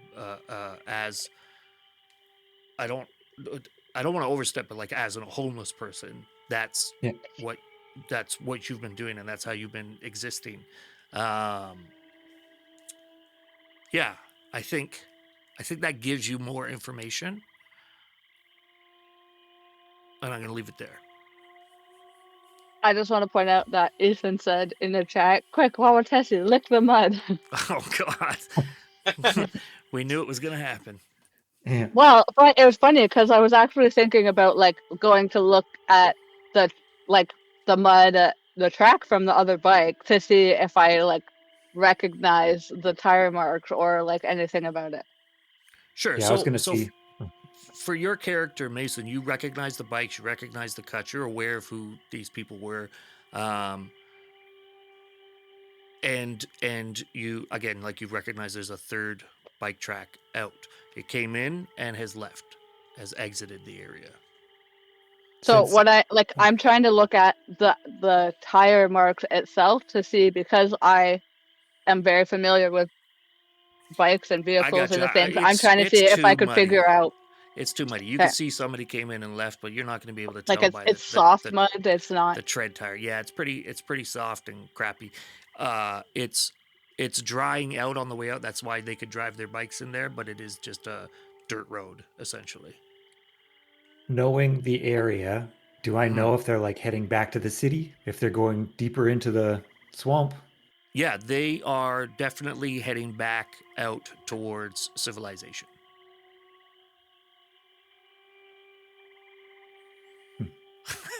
They're obviously the ones who set us on fire. They left and they went back to the city. And Amber, how are you feeling about this? Well, my character, these 2 really aren't giving her any direction. and she's trying to look to help. So I start looking to see if I have anything on me to try and stop my hands from shaking. Oh, okay. So Prescriptions. you check your pockets, nothing. I guess are you gonna check your jacket? You're not wearing very Yeah, much, I'll right? go So check what's. you're in jean I'll go, yeah. shorts, fishnets, some big old biker boots, and a AC/DC t-shirt, cropped, of course, to show off a little bit of skin there. Um, you don't find anything on you. You don't even have identification. You left that in your clutch. Damn. How would it fit in your clutch? I don't even know what a clutch is. I just threw that out I there. mean, I know what it. So you know the word for the pain. I know the stuff word, but I don't between know the what it windows. means. Yeah. But as Amanda, I know what that kind of clutch is, but as Mason, I'm thinking the clutch of a Oh, vehicle. I Transmission. see. Gotcha. All right. Are you? So, Yeah. So you find nothing. Are you doing anything, Amberlynn? I'm gonna just take a look and try and see if there's any other boot prints around. Okay. Give me. You know what? We don't even have to roll for it. You see tracks for 3 grown men. You see your tracks, and you see, 4 grown men and your tracks in the area. One of the set of tracks looks like it came in and went back to where you possibly could see where there was a bike that led back out of the area. Okay. And I'll look over at Mason and say, I don't know if you're a tracker at all. I know you know bikes, but do you recognize these boots? And I'll try and remember myself.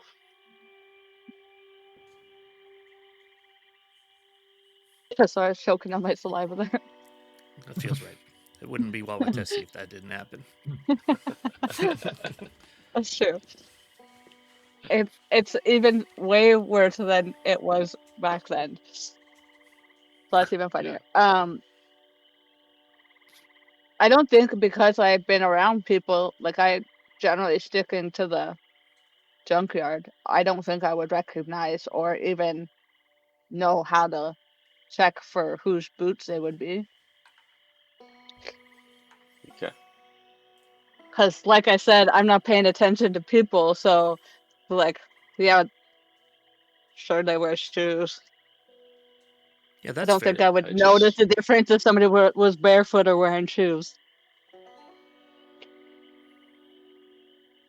so but I would know if they were riding the wrong bike. So at this point, as you guys are trying to discern what's going on and figure out your next direction, um, again, this intense, overwhelming sensation of like all of your senses just takes over you. And I'm going to get everybody to do another hunger check for me, please. Rouse check. Another Oh boy, success. you're just rolling right through that. Right. I'm going to make you vomit. Very human. I'm just getting hungry over here. yeah, I'm a so am hungry I. boy. I'm just so used to not eating. Surviving in the bush off of leaves. Yeah. I didn't see Amberlynn's come in. Oh, okay. Sorry. Okay, so that's 2 fails and a success again. So like the same thing happens, but this time you guys are more aware of like the feelings. So you don't necessarily vomit all this blood up, but you are almost debilitated with this hunger overtaking your body. Let me just open something up here. And you, Lucan, again, you're just, like you said, so used to not eating that you are able to compose yourself. For both Amberlynn and Mason, actually, it makes you really aggressive. Like you get visibly upset about this, Super irritable. hangry. Yeah, angry. There's this anger coming over you. It's flooding you, and it's uncontrollable to an extent. It's weird. It flashes and then kind of goes away as well. You guys need a Snickers.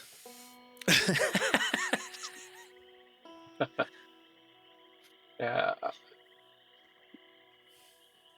Just looking over at Mason and say, you know, I know we got to find out more about here, but this stuff isn't going anywhere, and I'm getting hungry.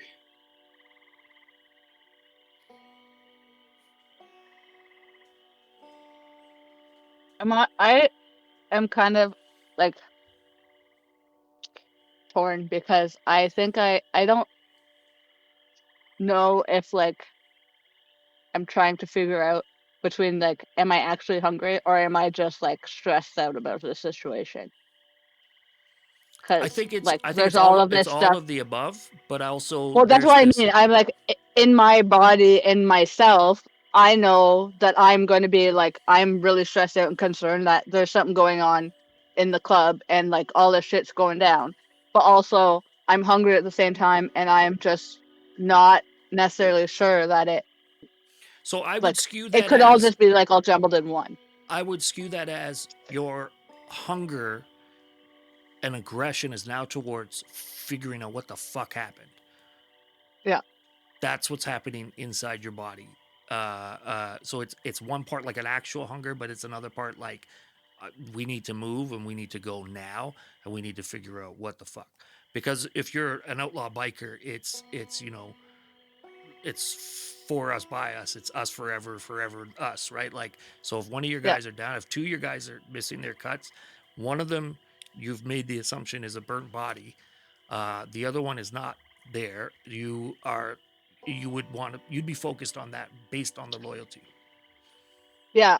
And because I kind of like brushed out the smell of the burning flesh, I don't even think that I would put those two pieces Okay. together. Okay. I'm just gonna like brush Amberlynn off and be like, so eat something. We got to figure this out. And I want to interject and Okay. add in there that as a one percenter, you would value loyalty and teamwork and group. As much as you're leaning into, you're a bit of a lone wolf. The only reason you're part of the club is because of that brotherhood. Yeah, and And it's not about like not it's not about trying to like shove Amberlynn away or anything. It's that I'm trying to figure out what's going on, and Amberlynn's trying to leave. So I'm like, eat something like this. We got to figure this out. Like we can't just leave. So Okay. I guess my character, Then how can I help? Sorry. I think we should follow these tracks. We have two bikes. We have one running. I'm sure you can get the other one running. Let's follow this one person that left. They probably have more answers. And I'm gonna hop on the bike, but as the passenger, so like clearly the second seat, but I'm gonna do it backwards, like facing backwards. what? Why? And I'd be like, let's go. Because he doesn't know how to ride a bike. Yeah, I I got don't. Yeah, I spend most of the time in the swamp. So can I just like take a look around and see if there's anything else that I would like want to figure out or anything that I could use as clues to move forward? Sure. Let's do a general awareness plus wits check, and if everybody wants to roll that, you're welcome to as well. Yeah. Awareness. Yeah. Difficulty 2. Oh, okay. So that's it. Awareness This and width and wits. 2. Yes, please.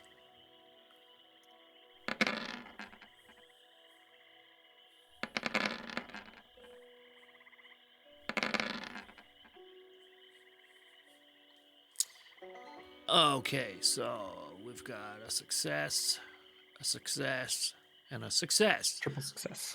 Yay! You all of you simultaneously notice that the fire is dying down. As much as you can hear it, it's not roaring like it was. And outside of that, the swamps are dead quiet. Just some frogs, just the crickets. That's it. And that's literally all you guys sense.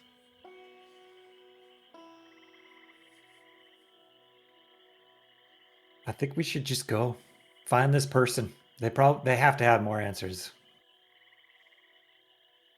So I just want to see, like, if there's anything that would keep me there to try to, like, protect the club, like find anything or anybody around, like No, just kind of like you glancing picked up around. the cuts already, right? Like you have them. Yeah, Yeah. yeah. There's nothing else.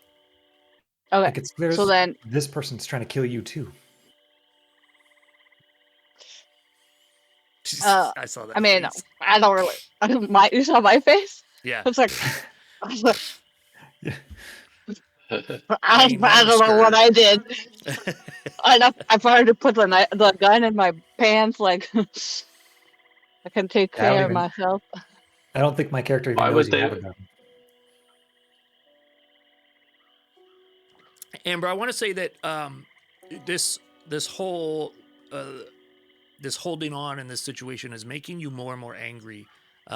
Without taking the player agency, I want to add that in as flavor for you because you were aggressive with that hunger check, so you're getting more and more aggressive. And oftentimes, for your in your back history, you were kind of disregarded and treated poorly because you're just a little girl, you're just a little hang around.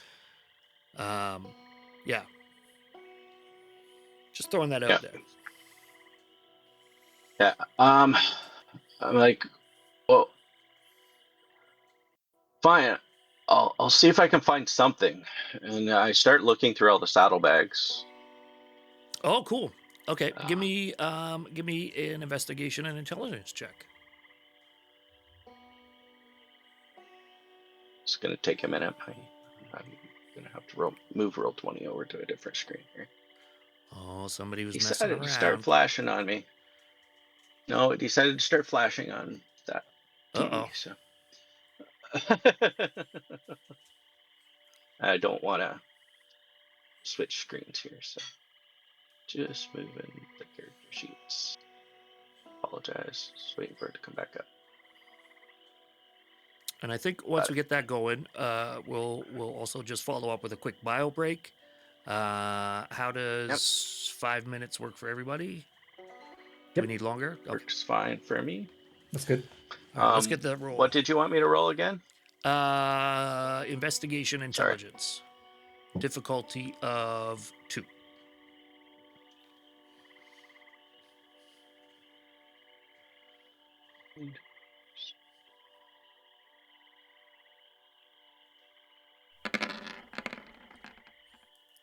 Nice. Okay.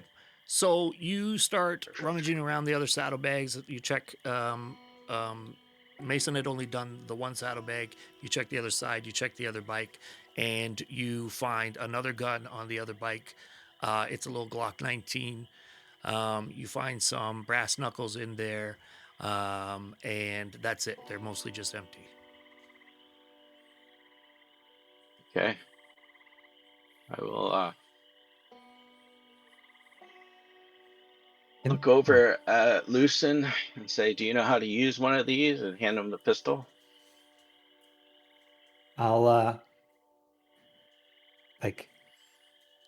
So I haven't told anybody about the backstory yet, but I'll wait for like the third dimension opening key part. But I'll take out the clip. I'll like cock it back, throw out the spare thing, look at how many bullets are in the clip, then put it back, cock it, give it back to you, and be like, no. Well played. Okay, I'll just look at him and say, "You hold on to that," and I'll put on the brass knuckles. Okay. And with that, folks, I'm going to send us into a break. We'll be back in about 5 minutes. If you hang tight, and we'll continue on from there, okay? One moment, please. Be right back.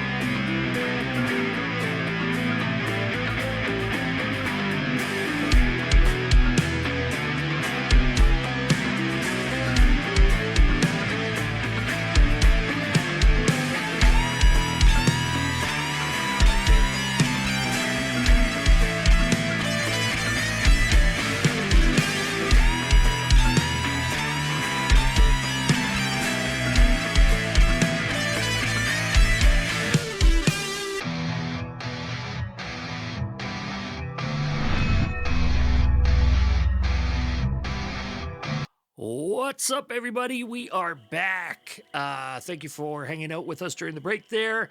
When last we left you, we were at the shack doing shack things, investigating the bikes, getting the bikes set up. And I think Amberlynn she investigated the saddlebags and she found a gun that Lucan Vale was mysteriously well versed in and understood, and pretended like he didn't. And I'll let you guys take it away from there. All right. As I said, Amberlynn's just kind of mouth drops open with how proficient he is, because he's probably better than most bikers that she has seen, and just kind of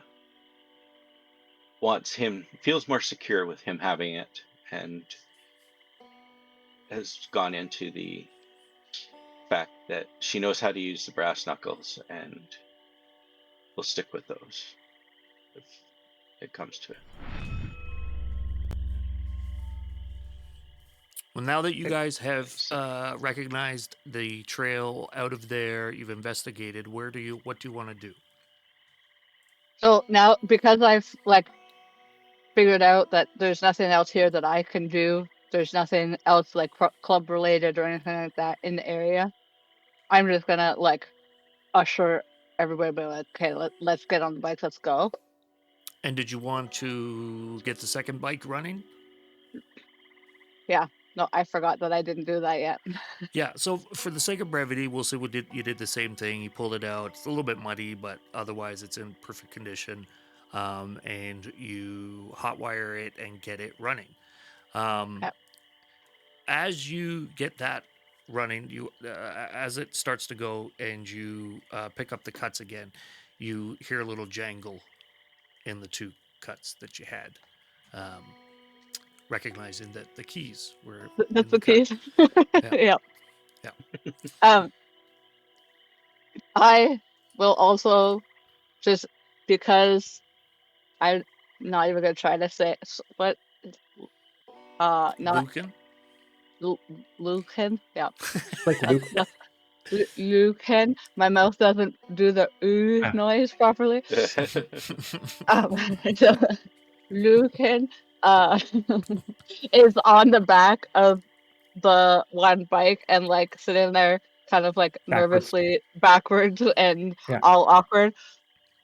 I'm gonna like go over and tell him to like turn around and like get on that bike, because I know Amberlynn can ride the bike, right? And like recognize her What do from we call it the club. when they ride down the back? Bitch, riding bitch. So Before Lucan the term is gonna ride shotgun, bitch. when you come over, I'm just going to be like drumming on the back seat with like my legs straight out, like a little kid almost, just waiting to go. It's like this guy that's 6 feet tall is bigger than me, sitting backwards on the bike, like legs out. This is, we're I'm just really gonna like painting the darkness of this world that we're playing in now. yeah. I'm just gonna like shake my head and be like, "That's not how you do it," and like get him to turn around, like we'll go this way. Like get up and turn around and sit back down. Yeah. And I'll show him where the pegs are that he actually puts his feet on properly. I'll just sit back down with the legs straight out again. Okay, so let me get this straight. You're putting the guy that's never ridden a motorcycle on the motorcycle alone. No, I said I'm getting him to turn around, still having him sit bitch. Gotcha. I'm gonna get on and drive that bike, knowing that Amberlynn has been around the club and assuming that Amber can drive her own bike. Gotcha. Okay, so moving it along, you guys get on the bikes. You kind of have to wheel them out of the mud a little bit and get onto the drier, crustier dirt.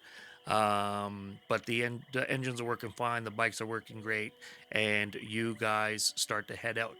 I guess I need to know what direction, where are you guys going? What's the intention here? Follow the tracks. I'll point, like, they clearly went back to the city. It's that way.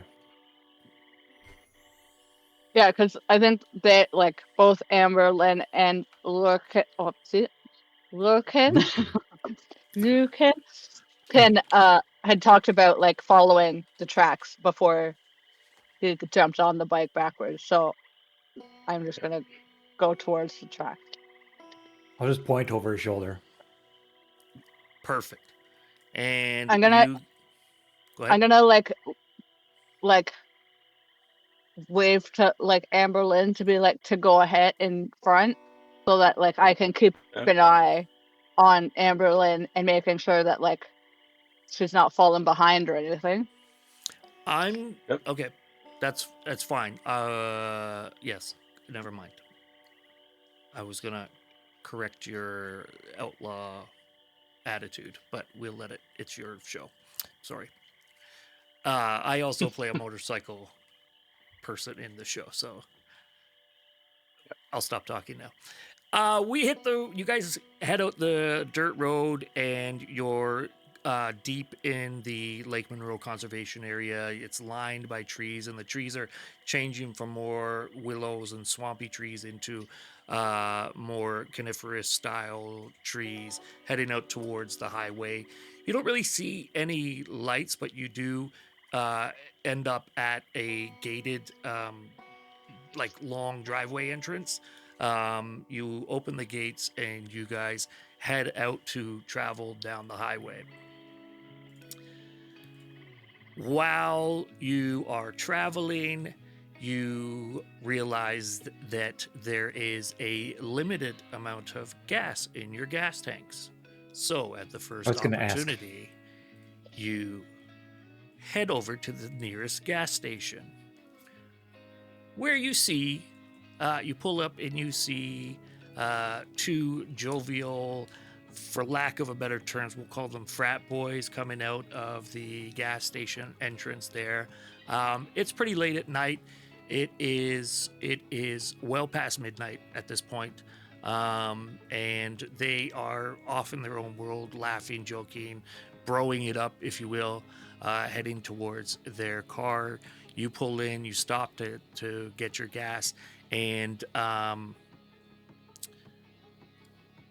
you are all immediately overwhelmed with the smell of blood in your nostrils. The Amberlyn and Mason, you guys are more so overwhelmed by this. This hunger inside of you is almost taking over, smelling those two frat boys that are not even paying you any attention. Can I get another Rouse hunger check, please? Ooh. Yes, it's about fucking time. Finally. Oh. Again, Okay. just a hungry fucker over here.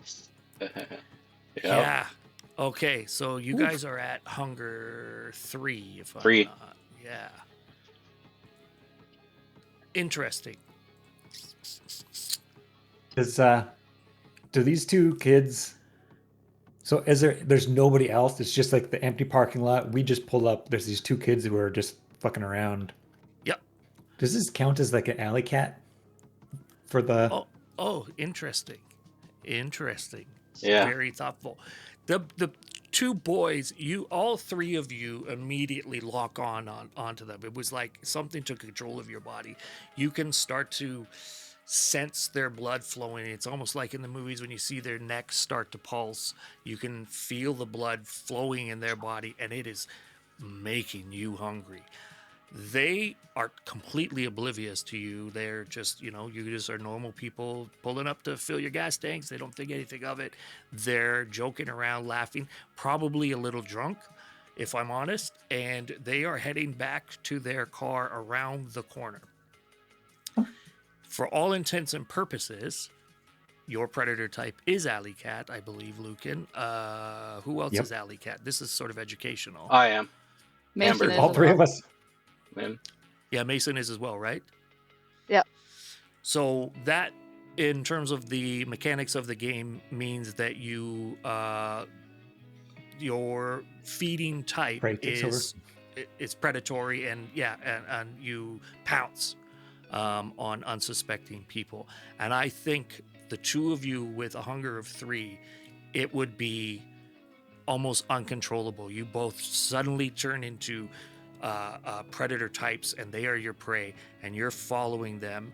Lucan, because you're only a hunger 1 and you've been staving off the hunger, I'm going to let you kind of guide this scene in figuring out how you want to handle that. 'Cause for them, they're being guided by the beast inside them. So, we but back we're up just also a still little? on the bikes, right? Well, you've pulled up, you're off your bikes, you were about to fill up, and then you're hard locked on the Okay. bro dudes.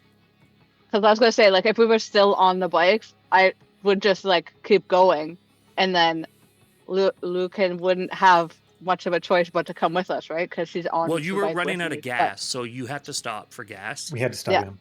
I think as soon as like my character sees the 2 kids, I'd be like, look at those 2 kids. They're probably drunk. They're walking there, helpless, full of blood. Maybe we should go follow them. No one would even know. Okay. Who isn't full of That's- blood? But aren't you guys like more feral right now? Would you not Yeah. even like? You have to remember, Mason, Yeah. your body's being controlled. You're not. There's no Yeah. logic. You're starting to lose logic, and the beast Yeah. is taking over.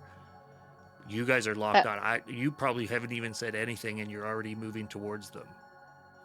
Yeah. So that's like my character. Like at first, the human side would be like, look at those 2 idiots just walking helpless. But then, as he's talking, the beast sort of takes over more of the words, and like they're full of blood. No one would know if somebody bit them.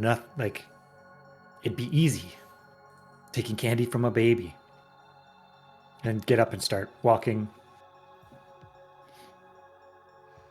And this is at the Towards them. core of what the Vampire the Masquerade about is. You're fighting your humanity as this feral instinct is taking over and taking control. And the more hungry you are, the harder it is to control that. For Lucan, I see you really trying to compose yourself. Can you give me a composure check, actually? Oh. That's my worst, my lowest stat. Yeah. Where is it? Is there secondary? Yeah. What should I do there, Terry? Does that Like make resolve? sense, or is that? Well, is it? Yeah. So okay. So it's composure. Okay. No, I should be fine. And what would it? But he's not really trying to resist it, right? Actually, No. yeah, he's So- kind of saying we should do something about it. Yeah. So Yeah. it's kind of, I don't realize that it's actually like not me yet, because it's the first time. So it's just Yeah. like Right. as a yeah. Yeah. So Just another ignore that. sense. I'm just trying to Yeah. make us think about the actual mechanics of the game as well, for those that are paying attention. I'm trying Would to it be like the encourage the composure other guys and also. In fact, like maybe a it's survival? maybe it's survival. Maybe Survival it's Mason with that actually should be composure. doing the check against this. Yeah. Should we do survival? I'm just looking. Survival and composure. Doesn't Well, I mean, I don't think for survival's me it more would be like- composure. But I was thinking for Lucan because he's trying like the composure piece, but also the survival instinct of like I need to eat kind of thing. Yeah.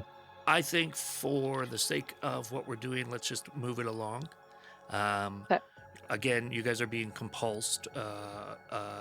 Even Lucan is compulsed, so that's where this conversation about like, hey, fresh meat over there is coming from, which seems counterintuitive. But the two of you, Amberlynn and Mason, you are less in control.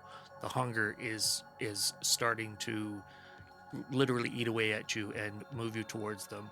Um, as these kids round the corner, you recognize that they've got two Old English 40s in brown bags, and they're laughing, and they've started to drink around the corner. They haven't noticed you guys whatsoever. And they are actually in the darkness because they don't want to be seen having these drinks. We do a stealth Man. check. Okay. Old D bottles.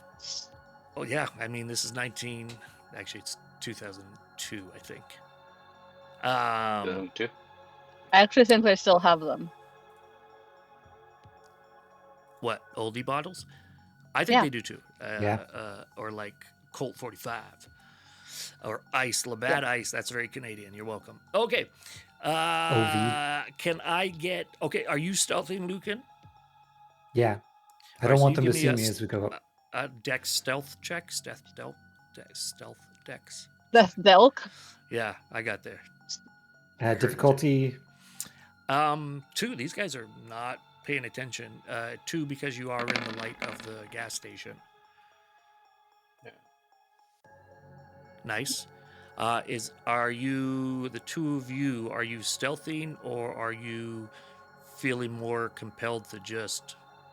I think I would just be like going for it. I'm not, because I'm already stressed out and like angry about the situation at the cabin, and now that like hunger is really starting to get to me, I'm just going for it. Yeah, and anger's a good word. Like you naturally, the hungrier you get, the angrier you get, and that'll be the same Yeah. for Amberlynn. I Yeah. saw that. I want candy now.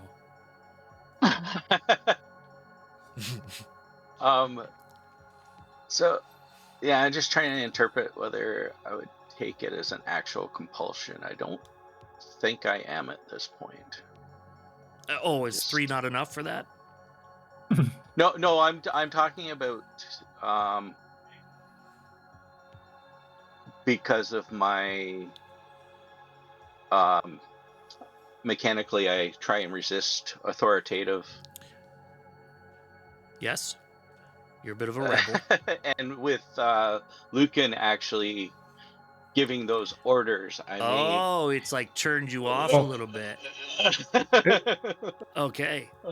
Okay, so if that's the case, let's say this. Amberlynn hears Lucan suggest that there's 2 fresh meat bags around the corner, and you were very interested, but something triggers in you when you hear that. You're like, no, you're going to slow down and struggle with the thoughts of the human side of you, resisting at that point. But Lucan heads up, like right up against the wall of the store there, and starts maneuvering just tucked away closer and closer. And Mason starts to beeline right around the corner.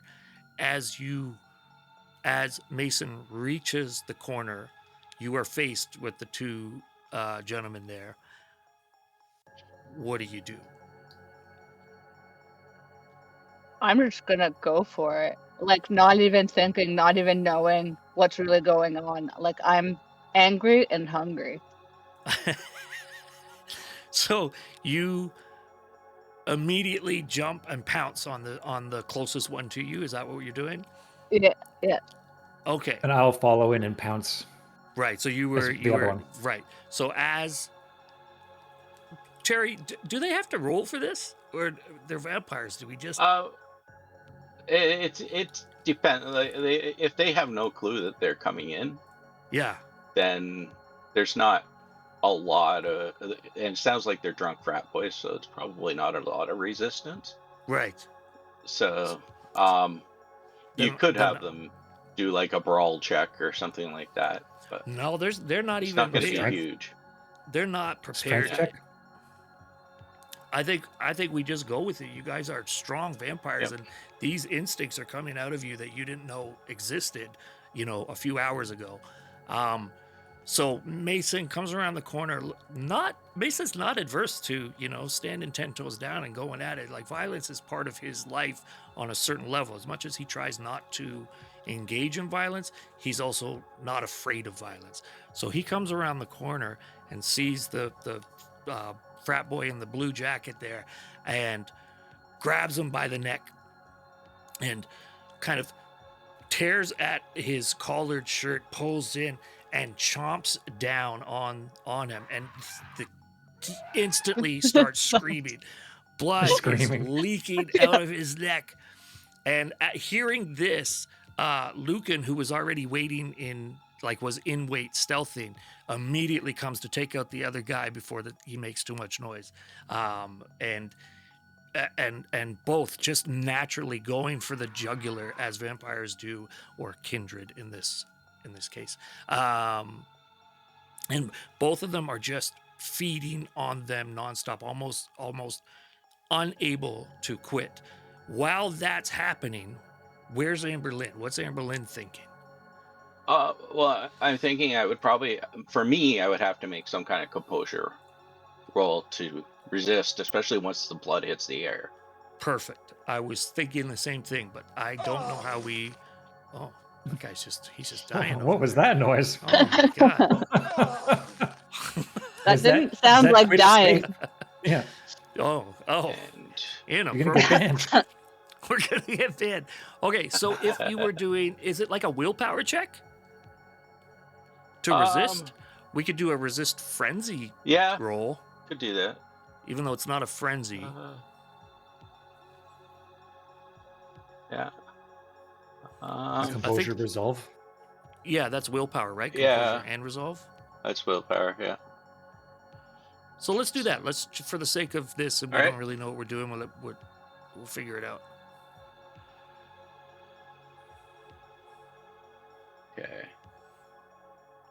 Cancel that, because I hit willpower roll and it's just asking me for the dice to roll. So let's try this one instead. There we go.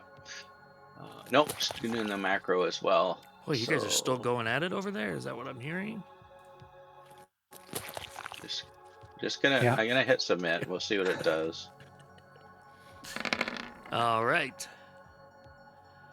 So, okay. Right, so you succeed at not feeding.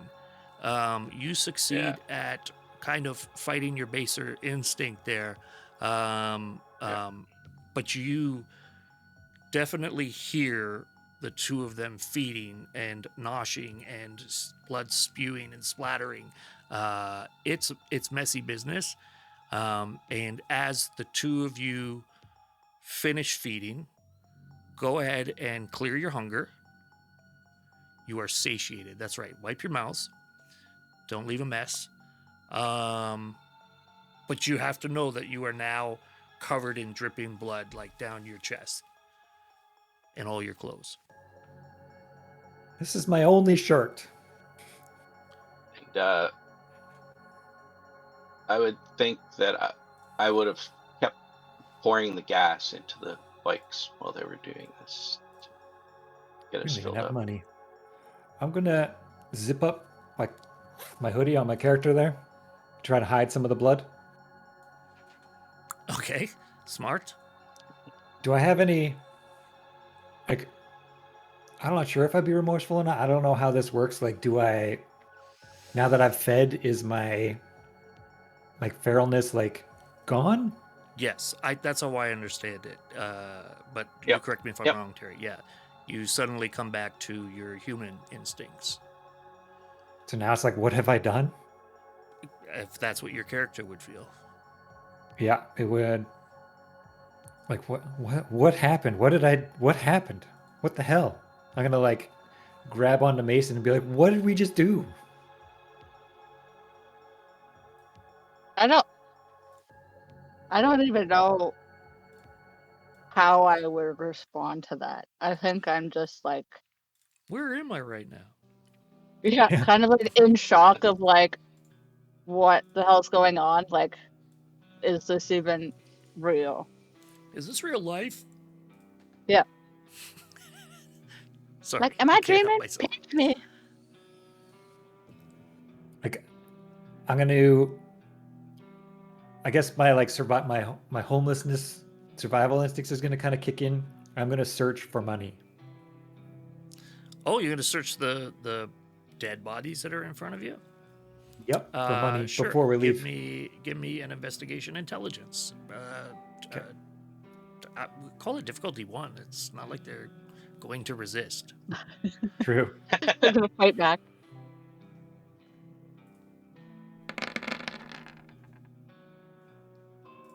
Yeah. Okay. So you rifle through their pockets. You find some. One of them has the Nokia cell phone on them. The old Nokia, nice. Yeah. Immortal. The other one has the actually older Nokia one that was like the longer one with the pull-out antenna Yeah, on that it. didn't flip. Yes, that's right. And That one like survived the toilet. or blood dripping all over it. Yeah. You I'm gonna find both of pocket their both of wallets. those. Fair enough. In both their wallets, you have like regular IDs. They have some cash. You make away with about $45 in cash there. That's US, so up here that's like $70, $80. Yeah, that's lots of money. Time to go to Wall Street and invest. That's like 3 tanks of gas for a motorcycle. I was going to say, it wasn't quite that much in the 90s. Fair enough. That's right. We were at par at one point. You don't find anything abnormal. One of the kids is wearing a school class ring, class of '99. I don't know if you want to take I'm gonna that. That's pocket up to that. you. Yeah. Okay. Yeah. Otherwise, there are one smashed bottle of beer on the ground and another bottle that survived but is leaking out of its brown bag. I don't care about the beer. Okay. Can I pick up the beer Yes. and try drinking it? Absolutely. Like try to save it from getting wasted You by getting wasted. Right. Nailed it. Your instincts kick in, you pick up the beer, you immediately start to drink it. It's mixed. It is an odd flavor because your mouth is still full of blood, the irony taste of it. And then the beer itself it tastes skunked. It tastes awful. It's nasty. You actually end up, well, give me a check here. Give me a composure check, just a flat composure check, I think. Can Are you I able to do that? something first? Yes. Okay, so with the like first swig of it, I'm just gonna like swish it around my mouth and then spit it out and then take a drink. Okay. Yeah, so same thing. You wash out the blood out of your mouth, spit it on the ground, and then go to take a swig. And this beer is probably the worst beer you've ever tasted in your life. It tastes skunked. It tastes off. It is OE, but it's worse than OE. Can you give me I don't know if it's possible to just do a composure check or not. So no second attribute? Yeah, you can just click on composure. Okay. And then just not pick a second attribute. Should be able to. Difficulty? Just 2.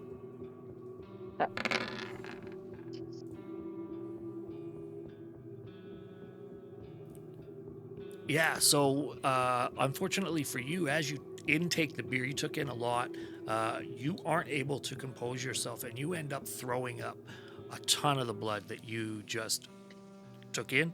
The flavor of the beer is hideous to you now. And I'm going to give you just a point of hunger back because you lost. That's what I was gonna say. Am I gonna be hungry again now? Yeah. Just Because why undid not? it. I don't know if that's how the rules work, but this is our world, and we're It can be.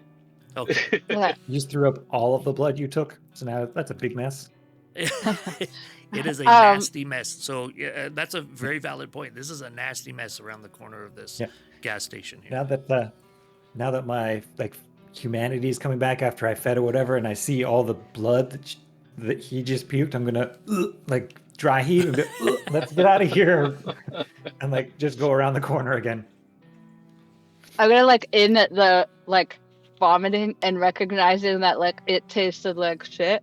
gonna like just throw the bottle down off to the side and be like, "Look, shit's nasty." Yes, and it smashes everywhere, and it starts to combine with the pools of blood that are now all over the floor, all over the ground there.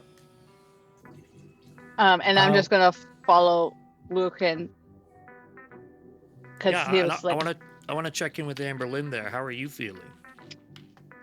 Well, I'm definitely smelling it and holding down my hunger, and I'm also remembering I don't have my wallet on me after I'm done filling up these 2 tanks.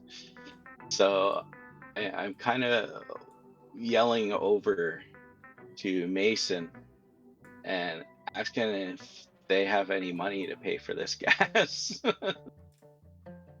as they come back around the corner. I think I'm going to come like running around the corner, trying not to puke again. Just trying to get away from it, but trying to block it out of my mind like it didn't actually happen. And just hop back on the bike and be like, let's just go. Okay. I know I have the money, but we just murdered 2 people. Like, we don't really want to You spend what? more time here. Nothing. Let's go. I thought you were like mugging them, not murdering them. That's exactly what happened. Let's go. But we'll explain later. Well, just don't worry about it. Just get on the bike. Let's go. Wait, we need gas first. okay. We need to leave now. I filled it. I just need money to pay for it. Don't even worry about it. Let's go. Yeah, we got to get out of here. Okay. And I'll start my bike up. Did you show me how to do that?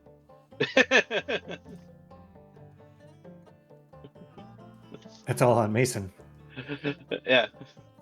Yeah. So, I mean, Amber, drove the bike there from the cabin, right? Yeah, but I would have had to stop it to fill up with gas. Yeah. You're seeming to forget that it was hot wired. Oh yeah. Yeah. So you just Okay. touch the wires together real easy, just like the movies. Oh, yeah. Just assume that Amber Lynn knew how to do that. So Okay. I'm gonna be like, my bad, and like over and hot wired again. She got that accent. My bad. My bad. Technically, you could keep it My running while you fuel man up. voice. It's just dangerous. Yeah. So you guys are starting up the bikes, hopping on, and getting out of there? Yeah. Mhm. Okay. So as you get on, Lucan has covered up himself, tried to cover up any of the blood that was on his shirt. Mason is just full on beard dripping, both between the vomit and the blood, shirt covered and stained. And you get on your bikes and you begin heading back out onto the main road there. You drive off into the distance. You head towards the highway. At this point, Lucan and Mason, you guys would know where you are. You're trying to get to highway, I believe it's 4, heading back to Daytona towards the clubhouse, towards the civilization you knew, towards your old lives. And on your route, you are. Let me just see if this changed over or not. I have to reload, which is a little frustrating. That's not good. No, it didn't change over for me. The picture? I'm on. It's just because of who I am. It's changing on Roll20, but it's not changing on Twitch. Yeah. Yeah. Bear with me. It's coming. There we go. Beep. There we go. They're You telling you guys, to hurry up, Greg. that's right, are heading out, and you hear something coming up behind you in the distance. you see the familiar flashing of red and white as you're on the highway rolling down. It's about not quite 2. It's like 1 in the morning now. Abandoned highway, just you, your 2 bikes, and this cop pulls up behind you. What are you guys doing? I mean, my instinct as Mason is to like just keep going and try to like evade them because 1, I'm in the club and don't want to deal with the cops in the first place. 2, I have other people's cuts, a random gun, and fucking blood everywhere. So I'm just gonna like try to keep going. Like get out of there. Like I'm not Just a stopping couple for of nothing. innocent civilians. I just drooled.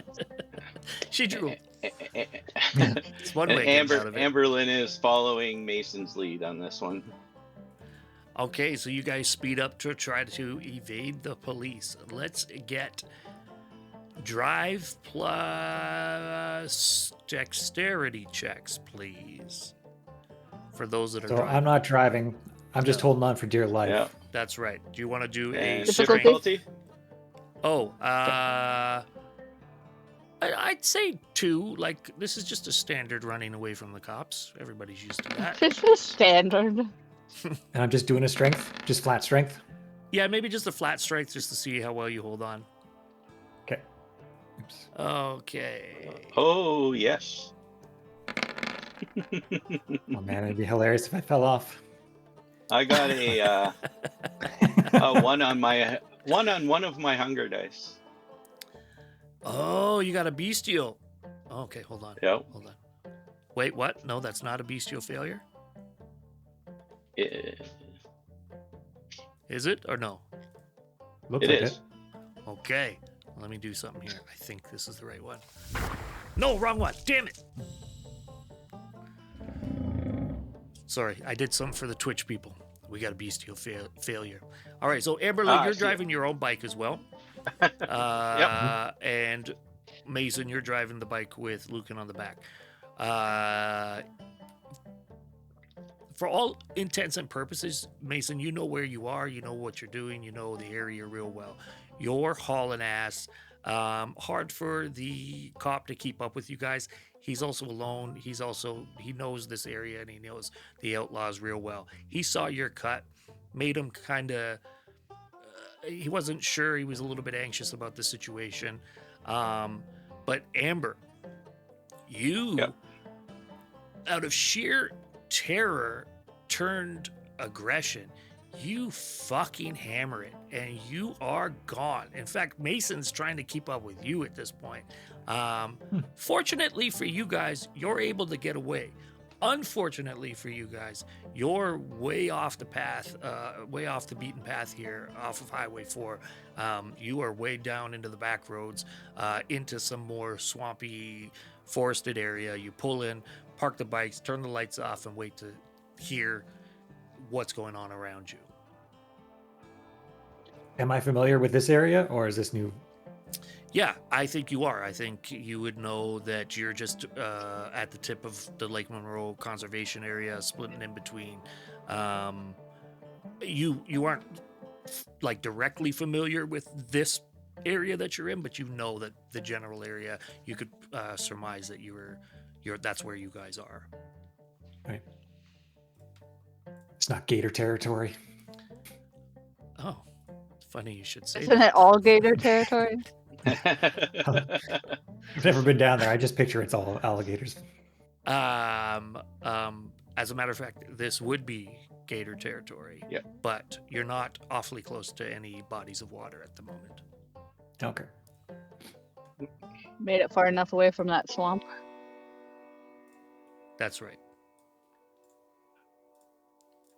So I guess we're just waiting. I'm going to try to find like a leaf or something to like finish cleaning off my face and try to wipe the blood off. Sure. Just Are you like, getting off the bike to do that, or are you just like reaching off to the side? well, first, I guess, is anything within arm's reach? Arm's reach, if you're on the back of a bike, no, you would have to get off the bike to do that. Okay. So But- if we're but already yes, waiting, we the- turn the head. You're in a forest, headlights so off, it whatever. wouldn't be hard to find that. Find Yeah. something to wipe your I'll face hop with. hop off, take like 2 steps, and then go find something and just start, just while we're standing there waiting. How smoothly does that happen? Because he's riding bitch on my bike. I don't think it would be a problem. Yeah. He's very tall. His leg is the kickstand, right? Like it His wouldn't- leg just right over top of my head across. We could just hop off the back, right? Yeah, it rolls off the back. that's right. Like a horse. I've never seen a horse hop off the back of a motorcycle, but okay. Yeah. Oh my gosh. Sorry, it's Wow. the dad in me. Sure, you can AI that video.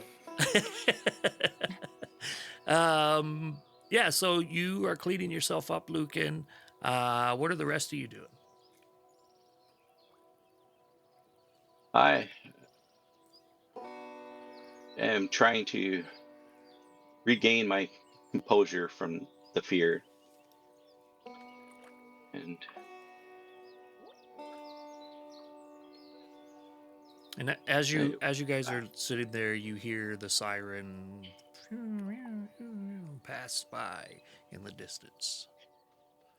Yeah, I think I would just be like trying to listen for the sirens and like see how far away they were, make sure there was like nobody else coming, and just like kind of like figure out what or where we're gonna go, because I don't necessarily know where we are, but I also am not necessarily 100% sure that this is real life at the moment. After sorry, I panicked. That's all right. After like I'm done wiping the blood off with the leaf or whatever, I'm gonna offer the leaf to Mason. You want leaf? Got leaf? Get rid of some of the evidence. I'm just gonna like smack it out of his head and like take off my bandana again and like use the bandana.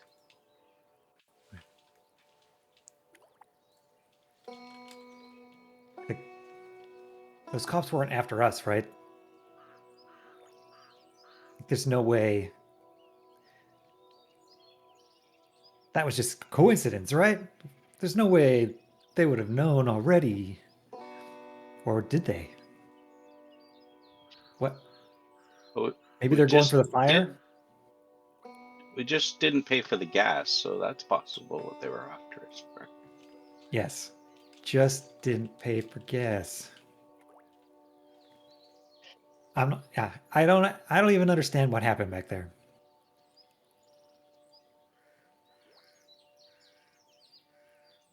Like, I'll look at Mason and be like, do you even know what happened?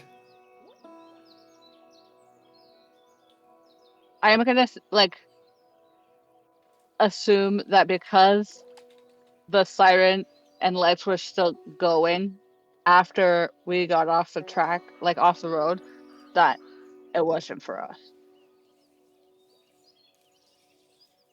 So let's hop back on the bike and go. I'll just get back on in the shotgun seat. Yep, it's not shotgun. It's single file. Yeah. The shotgun goes in the saddlebag. Yep. All right. Ready to go, I guess. If you think it's Back safe. on. I said, Which way are we going? To the city? Which way is the city? I don't know. I don't know where we are. I don't know. We're probably like, all I know is the tracks left. I know you found, or I don't even know that you found a gun or a note or anything. I know that Amber Lynn found the gun and gave it to me. But that's it. So I know that they went back to the city, and that's all I know. Amber, while they're discussing this, can you give me another hunger check, please? yep. How do we get to the city from here? Browse check. Yes, please. I'll just point. I'll give the directions on how to get back to the city. Okay, let's go. And it's at this point, And then as I'm you just guys gonna are pull out. as you guys are talking about this, Amber is making her way kind of through the forest, off on her own, not really paying attention to what you guys are doing, um, On the bike or off the bike? off the bike. And she seems like locked in on something. You can see her kind of sniffing the air, moving, and getting more and more like big and puffy and intimidating. And she's making her way deeper into the forest while you guys are talking. And before you know it, phoom, she's gone out of sight. She disappears. Hmm. One moment.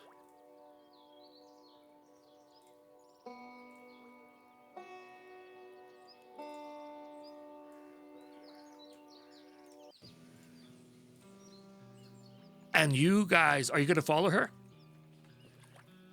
I'm just kind of stand there confused. I'm still on the bike. And you hear off in the distance this tearing, this ripping, this kind of wet noise happened almost silently, other than these growls and guttural hisses off in the distance. Are you guys investigating? I don't think I would run to a dangerous, murderous noise as a homeless man. Valid. I think the bike is the fastest way out. I know that Amberlynn went that direction, and I know what we just did. So I think, yeah, because I think that put, we were talking about leaving, and like I was getting directions on where to go, and then Amberlynn is like taking off. So I think and me as a person doesn't really pay attention to people in. So I don't know for sure that I don't think that I'd be aware that she even left, to be honest.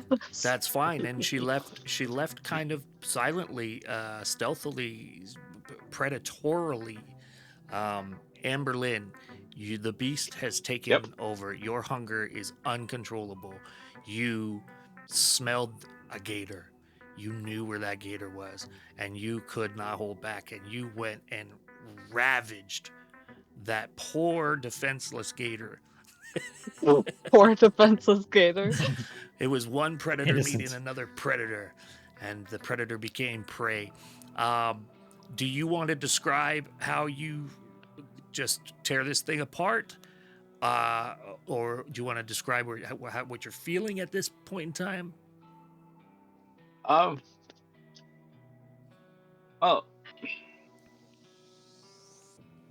I'm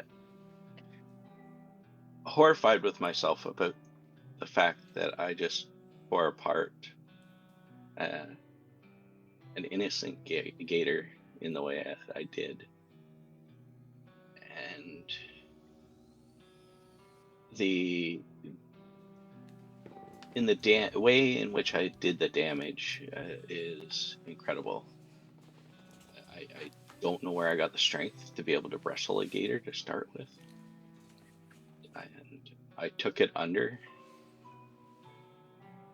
and I was able to just hold its jaws together, and I'm still in shock. Like I'm actually in shock. I'm feeling remorse for doing it, and at the same time, the hunger's gone. Yeah, and but not all the hunger. It's almost unfulfilling to you. You're still hungry, but it's satiated the beast inside you enough to get you to come back to your humanity, get to that point of remorse, look down at this giant 7-foot gator, 6-foot gator, and be so confused about where this tiny little girl's strength came from, where the aggression came from, how this even happened. And is it at this point that you're going to return to the others? Or do you want to sit with that a little? I will try and clean myself up as much as possible to try and basically wash off the guilt of what I just did. For sure. And like the others, your face was covered in blood, but you're close to the water there. You splash it, clean your face off. You clean off your shirt as best you can, but you know it's left the obvious wet stain across your chest there. Your lovely AC/DC shirt. You you most importantly for you, you washed your hands in the water and you finish up by kind of brushing your hands off and trying to wash away this feeling of guilt, shame. But I think without overstepping, I feel like there's some part of you that's kind of proud. There's a little like, I'm strong now. Where the hell did that come from? Is that fair to say? Yeah, she's just it's almost terrifying to her, the amount of strength that she had. Yeah. And then you're making your way back to the group? Yeah, I will. And so you guys see Amber. You didn't see her leave, but then you see her emerge through the forest a bit there, and her chest is wet. She's like, she looks a little disheveled, kind of sweaty. I don't necessarily know that vampires sweat, but you could see that there's struggle, at least on emotional struggle across her face as she comes out. And back to you guys. And we piece it together that she likely just did what we did and likely understands it about as much as we do. That's up to you. I think guys. for me, I would be like, we were having a conversation about leaving, where we were going, whatever. And I am like getting ready to leave, and I turn around and I'm like, oh, like there you are, kind of thing. As she's coming back, I'm like, what the hell are you doing? Let's go. Okay. And like again, We- not paying any attention to like her as a person. And with that, you guys hop back on your bikes, start them up, lights on, and head back towards the highway, headed towards Daytona Beach, headed towards the clubhouse. And you guys are flying down the highway now. There's no sirens. There's no police presence whatsoever. But you can see, as you're heading closer to the city, you can kind of see the lights of Daytona Beach there long before you get to them. Let me just set something up here. For you, as you're getting closer and closer, again, it's like sensory overload, and this keeps happening. It's a recurring theme tonight. It's kind of chaos, and you can feel an oppression in the air. You're all Floridians. You would recognize that there is this feeling that it is going to rain, and you're starting to feel, between not understanding what the hell's going on with you, being afraid of the cops, going to this thing, trying to investigate it, all the sensory overstimulation. You're starting to feel boxed in as you make your way closer to Daytona. And then as you get off the highway, you see in Daytona, I have to reload. I apologize. That's a lot of people. Not the greatest process here. Let me make sure that went up on stream. There we go. Okay. You recognize, especially you, Mason, that this is Daytona Bike Week, and there are a ton of people out. That there are noise, bikes, parties, jamming, rocking, drunk people, all types of debauchery, all out on the road as you pull up into Daytona Beach proper. And the way that the roads are so cluttered, you guys are forced to kind of pull off to the side just as you're entering the area and park your bikes. That's some sweet music, by the way. You're welcome. You guys can hear that, right? Yep. Yep. Yeah, okay. So this is pure chaos, right? There's engines, beer, police presence, there's media vans, there's crowds everywhere. Outside of the game, you recognize that the Masquerade is fragile here. The Masquerade being that you don't want nobody to know that you're vampires, and that will get deeper in other situations with Vampire the Masquerade. But you see drunk girls stumbling, police patrolling in numbers. In front of you, a biker fight breaks out, and there's blood from their nose rushing. Your senses immediately lock on. The beast inside you howls at the smell of the blood. One of you notices a singular biker in the crowd staring at you as you pull up for a little too long. And he walks over and he says, "You outlaws?" while staring at Mason's cut. And simultaneously, in your ear, a voice from 20 feet behind, it's both in your ear and at a distance, whispers from the dark, "You shouldn't be here." Stimulation is overwhelming once again. Can I get a hunger check from everybody? Okay. Actually, not Did from I Amberlynn, lose- because you just fed. Actually, you I was both going kind to of say, just. did I you all lose just any fed, didn't you? dots? Yeah, Apparently, Did you- Did I? I'm so food driven. I resisted. Okay. It's in character.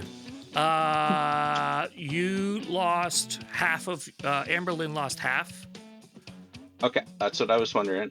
Yeah, That's because usually what. that's how it works, right? When it's not your predator type and it's also an animal as opposed to a human, right? If it lets me take it away, you have to do it. I think in this case. Oh, okay. Let me open. Where's your Because thing? of where I am, I am on the wrong Okay. screen. Oh, for goodness sake. or I need to refresh one of the two. I can take away my hunger. Amberlynn. Yeah, but I think once you hit as high as I am, you can't. Oh, I see. Oh no, it's not even letting me take it away. Oh, okay. Let me close my sheet and I'll reopen it then. What if you just clear it and then put back the half? No, yeah, it wasn't even letting me do that. No, yeah, it's not letting you clear it. It's also not letting me do that either. Yeah. Let's Alrighty. see here. Well, we could go on. Forever hungry. Yeah. Uh, Oh no, but it'll mess up your rolls, right? yeah, I'm getting it. Hopefully it'll let me do it now.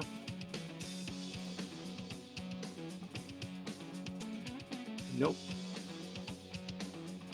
I'm doing it in both things that I have open, and it's not working. Alright. Try it without it. Popped out in the window. Or, oh, I know what it is. I have lock dots on. Oh, you had it. Okay, there you go. I fixed it. Yep. Oh, you fixed it, but I did it because it allowed me. Yep. Nice. Teamwork. Teamwork makes the dream work. Okay, so let me see what did everybody roll here. Amberly, you I don't haven't have to rolled roll yet. because you just you Okay. just went through that. You succeeded and okay, I'm so always Lucan failing. succeeded and yeah, Wawatesi failed. I'm always winning on that one. So Um, for me, What can I ask if I recognize this person at all? before we even get there, the hunger in your gut makes you lock on to the fight that's happening just off in the distance, the blood dripping from the nose. You recognize this feeling now. Do you want to act on that, or are you more interested in this guy? I'm interested in the person asking who I am, or who, like, if I'm an outlaw, and I'm also interested in the voice behind me. And Sorry. because I'm not like I don't like confrontation, and because I'm not as hungry as I was before, like I am able to kind of control that, like going for it and trying to figure out this other stuff. Yeah, sure. So, do you want to? Let's talk about the guy in front of you. You Okay. recognize he's wearing a Bandito's cut. He's not outlaws. You would. It's bike week, so it's an odd scenario for 1%ers because they all come to town and they don't all like each other. but for that week, it's all hands off. There's no problems, right? Because that just causes problems for everybody, and you'll get yourself and your club into a lot of trouble. So for you, it would be, you get to decide how that impacts. I mean, Mason is not like a searching for conflict kind of person. He's just, if I need to defend myself, if I need to get involved, I will. Yeah. So the guy approaches you. He's not being intimidating. He is also not being soft. He's pretty neutral. He's just like, you outlaws. So I think my response would just be like, "What's it to you?" Yeah, I heard they were all called to the clubhouse. That's news to me. Yeah, I don't know. That's your business, but there's something going on. So, with that, I'm gonna like refocus now to the voice like behind me and try to figure out what's going on there. You hear the voice. It's almost like right in your ear, and yet not. Give me an awareness wits check.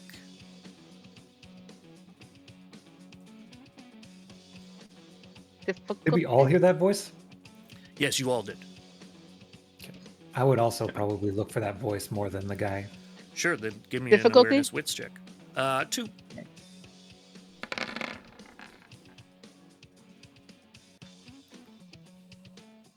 Did you want to do that as well, Amber? I'm working on it. Okay.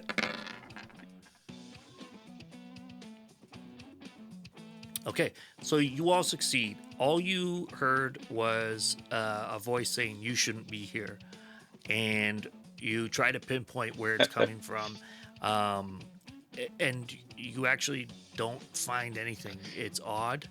You've never experienced that kind of way of hearing things before, and you have no idea why, where, who, how, what, and sometimes why. All of the W's.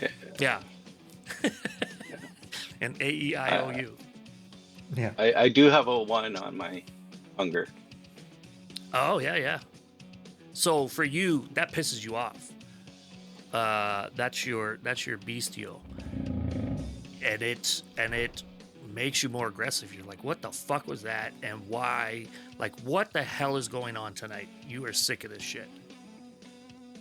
Just a little bit. Okay. I think I'm sick of this rock song. I think for me, I'm gonna be like looking around like the hell, but also like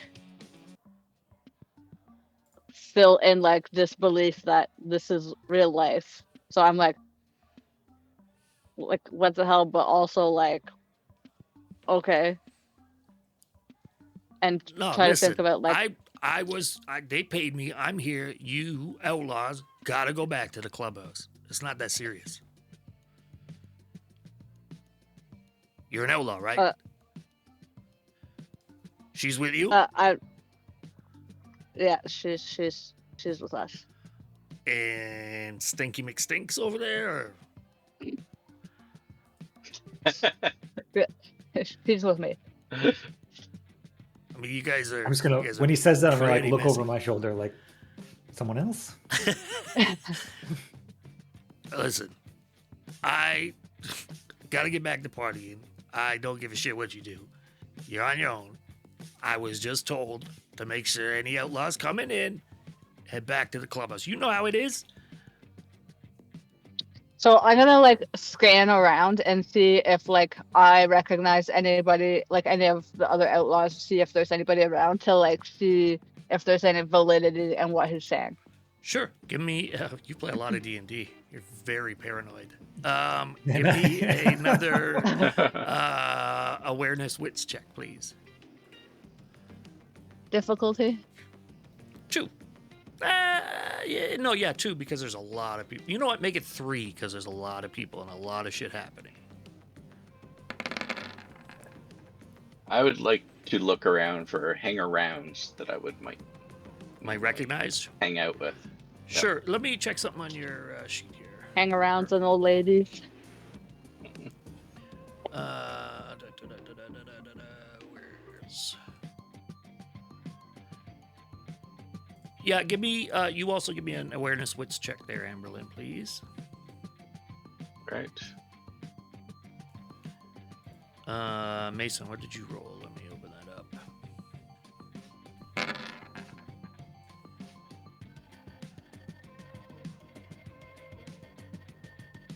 Okay, so for Mason, you take a look around. You're searching for your cut. You're checking for your logo. You're checking for the brand. You don't see anybody. You believe in what this guy's saying, and this is kind of standard. This is standard form for the club. Like when they're out and they got to get everybody in because this is kind of early cell phone days. We don't trust phones. We're gonna work with people and get you back in. For Amberlynn, you actually see one of your bartender buddies, another girl. Okay. Her name is Megan. She's just out in the crowd partying. She's pretty drunk at the moment. Okay. I'll head over, say hi. Oh, and Amber, then- where the hell you been? I thought we would have been doing this earlier. I thought I called you and everything. I thought we were partying tonight. What happened to you? I lost my phone. Oh, shit.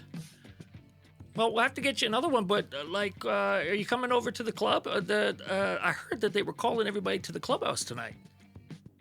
Yeah, we just found out. Yeah, are you going back? Or I hate those fucking meetings. I'm Yep. staying away from that shit. Yeah, I'm going back. You're gonna go back? I gotta find out what's going on. What do you mean going on? It's bike week. Yeah, I just woke up, didn't know where I was. So I think I was roofied or something. Oh, so bike week started early for you, eh, Amber? Yeah. You want some of this stuff? Sure. All right, girl, I got you. And she goes into her panty line and pulls out a little pack of Coke there for you and hands it over quietly so nobody sees it. Okay. Thanks. Yeah. So we're gonna see you later. Hopefully. I don't. It depends on what happens at the clubhouse, right? Yeah, girl. Fuck. And you don't have your phone? Nope. I was gonna say call me later. Because it'd be okay because, it's after 9 o'clock and the rates are lower. Well, I'm sure I can borrow some. That's right.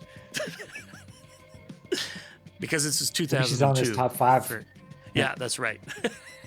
Top 5 contacts. All right, listen, I'm going to go. I'm meeting with the other girls down there. Fucking Sully's going to be there. So, yeah, you know how he gets. So we got to go.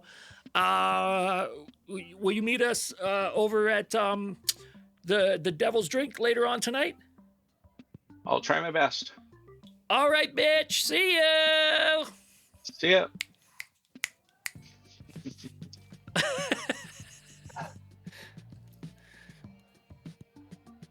Yeah, so Finally. my character is probably just going to be real friggin' anxious with all these people here, used to living alone in the swamp. So I'm going to pull out the cell phone. I don't even know how to use this, but I'm just going to beep through it. So 3 is Scratch my head a lot. DEF. Exactly. But it's T9 if I'm texting anybody. Right. Sorry, I totally Just got waiting. caught up in my own joke. What are you doing?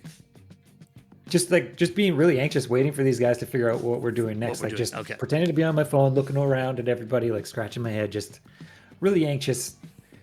Yeah, very uncomfortable. And you guys see that Yeah.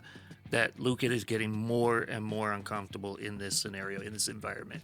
Obviously, being called out by the banditos for being a stinky homeless man. It's just all compounding. Mason, what are you up to at this point?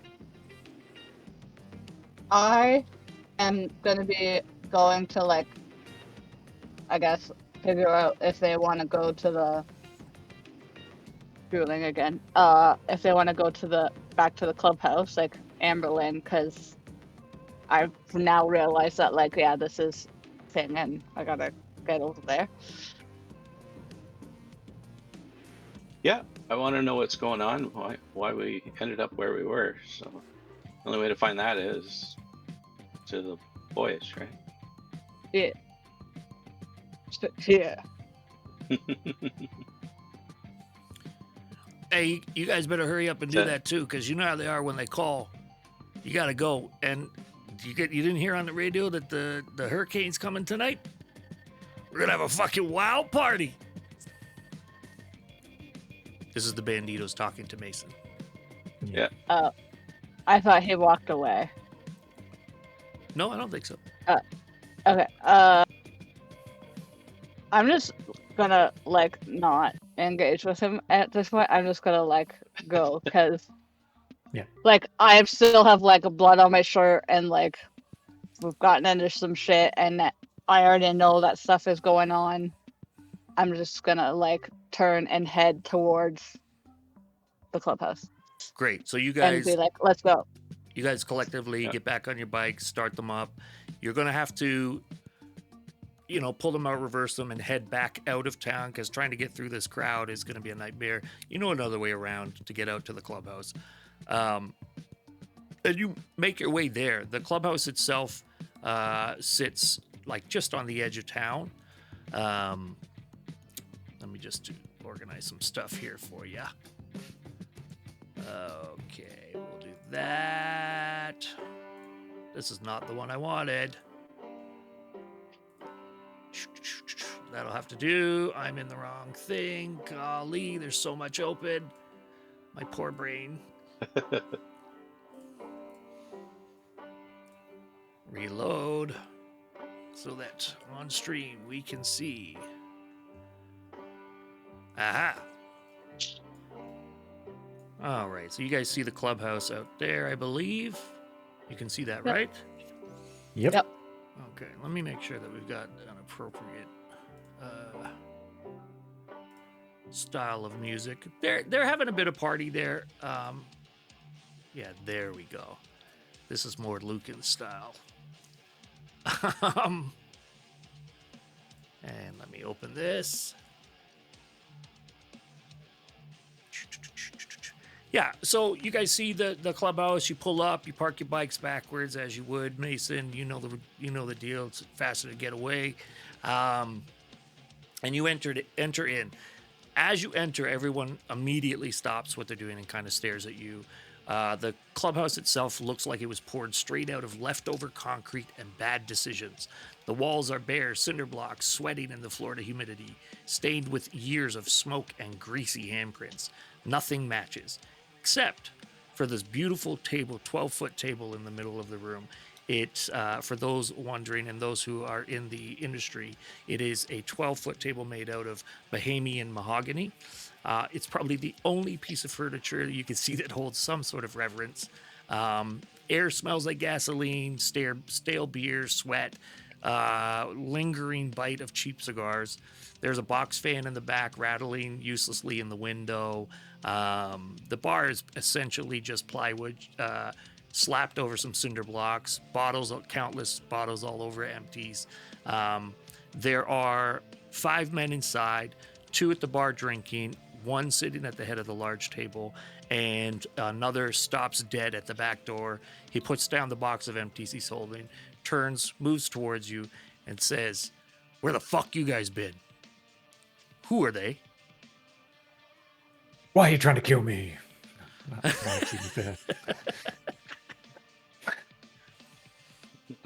stand in the back.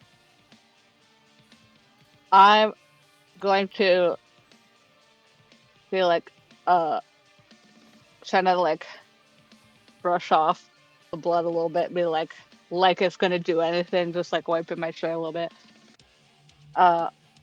And like who would like obviously I know who the person is, but like who would I recognize them as? The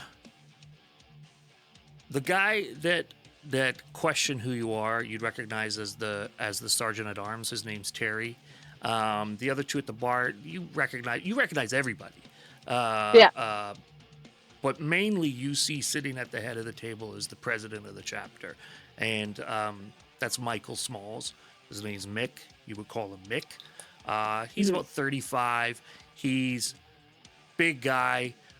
He actually is like you, wearing a bandana on his wrist. His is green. Yeah, and he's staring at you with caution, concern, and a little bit of aggression. Nice. Kind of pissed off, trying to figure out like what's going on, but he's minding his own business. And the sergeant at arms, he's making his way towards you. I'm gonna be like, we got into some shit, and we need to talk. And I'm gonna like put the two cuts that I had brought with me. I'm gonna like put them down on the table. Well, because I don't know anybody, my character is going to look at everybody's boots to see if any of them have mud or like swamp mud on them. If it's anybody who's obvious, if anybody was actually, it's the name if of it's the obvious drink that they're all somebody's drinking. Yeah, for sure. He's gonna lick the boots and see if she could taste the stop swamp. Yeah. It tastes like mud. Yeah, wait, you or Lucan, you are kind of privately behind the conversations happening, checking out everybody's boots. You don't see any dirt or mud, no more than normal. No, like, significant mud stuff. Okay. And Mason, you threw the cuts down on the table. The sergeant at arms goes, "What the fuck?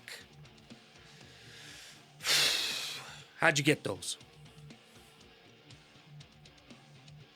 Well,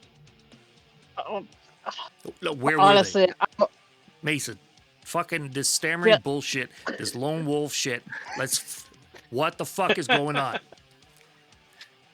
there was a fucking cabin in a swamp. No, make Place that was make on some fire. fucking sense. Mason, what? The place was on fire. The freaking bikes were there, and nobody was around. I don't know where they came from. Whose bikes? I Gil's don't and remember. Sean's fucking bikes? Did I recognize their bikes as being theirs? You would recognize the cuts and probably the bikes. Yeah, because I did, and I saw the name tags on the cuts, but I didn't know if I put two and two together of that's their bikes. But I mean, given my backstory, the keys in the jacket. All right, Mason, fucking get it together, man. What the fuck is going on? Jesus Christ. Were you hit? Who did this? I don't know what happened. You hurt? I woke up in a cabin. What the fuck does wake up in a cabin mean? Was this some kind of horror film? I woke up in a cabin with these two fucking weirdos. Okay, and fucking Amber, but who the hell is this guy? Amber, can you tell me what the fuck's going on, please? Yeah. And she sits down and takes a hit of the stuff and then says, "I think we got roofied. And we ended up in this cabin, and it was his cabin. That's why we brought him here." Right. And with that, he's gonna grab you and slam you into the wall, Lucan, and be like, "Were you a fucking serial killer weirdo? What the fuck are you doing? Do you know who you're fucking with?" I'm gonna I think grab he his was hand and, roofied too. Pull it off me. Say, "Get the fuck off me, man!" And Okay, so forcefully try to. Yeah, give me an athletic strength roll, and then I'll do a roll on my side, which I don't think you guys can see. What difficulty? Fucking 1. You're a vampire, dude. All right. I mean, this is a big burly guy. He is the sergeant at arms. Holy fuck. You grab this guy's arm with such a strength. It's like playing with a child Oh. who's trying to come at you, and you grab his arm and put it down, and he immediately looks at you like, what the fuck was that? And Can I accidentally break it? Do you want to? Like, because you I don't want know to? my own strength. Like, Do you it's want way to? stronger than I'm used to. I think you want to. Yeah. Yeah. You fucking snap this guy's arm. Ow. Oh, what the fuck? What is it? I'm gonna be surprised too. Like, With that, I the didn't two know. at the Sorry, bar man. jump up, pull out weapons. The president at the end of the table grabs a gun from under the table, and now you've got guns pointed at all of you at this point in I'm time. gonna pull my gun out. And pull Hey, my hey, gun. hey, hold on. Wait a minute, guys. Just put the guns down. What the Like, fuck? get the There's fuck some off me, man. You fucked up shit what the going on fuck? here. You broke my arm! Mason, what the fuck is this shit? We're at war right now. This is some shit. My War, fucking arm. what the fuck is going on? And as they're arguing, the Mick Smalls, he stands up and he's like, all of you shut the fuck up. Mason, get that fucking weirdo out of here. As she's playing with her. I was putting Orgel on my tongue because it hurts. Is it hard to talk? I didn't Yeah. notice. No, not at all. Super easy to talk. I gotta be like, what is going on? What is war? What like Mason, because like get him the fuck out of here. okay, sorry. Take the Like, bitch too. Like, okay. Okay. Guys, I should go. I'll just take him with me then. You can stay here, Mason. Thanks. Amber, was it? Yes. Okay. Lucan, are Thanks you for going? that. If they like, I won't go until one of Put them the fucking starts guns to like down. push me Put out. the guns down and get the fuck out. Lucian, I'm taking the gun with me though, and I'll walk out. That's like, your- that's your as gun. they push me Yeah. out. Yeah. Yeah. Mason, sit down. So like, hang my head down to like walk over and sit down. Last I saw you, you told me you were going to bring me the bag for the junkyard. Now you show up here with two of us, presumably dead. You know the rules. Lose your cut. That's it. Yeah, I know. That's why I brought them here, because I don't know what the fuck happened out there. You're covered I in don't know. blood, Mason. Let's a fight at a gas station. It's not a big deal. It has nothing to do with the cuts. Found the cuts out by a cabin in the swamp.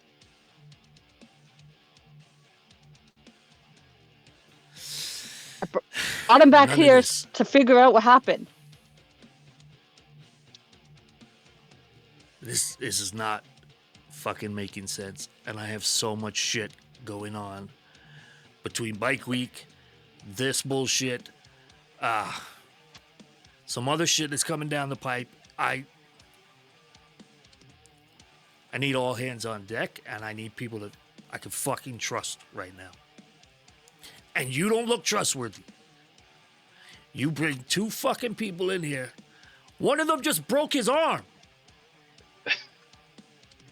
I mean, I'm sure his arm's not broken. You see how That looks like shitty a that guy fucking is? homeless man. How the fuck does he break our enforcer's or sergeant at arms' arm? Maybe he's overreacting a little bit. Like, that guy is too small to be able to break his arm that easy. Have you ever known him to overreact? His fucking arm is hanging there. I mean, I'm not a doctor. I can't tell you if that's broken or not. We've called everybody back. Only you guys have come so far. What's going I on?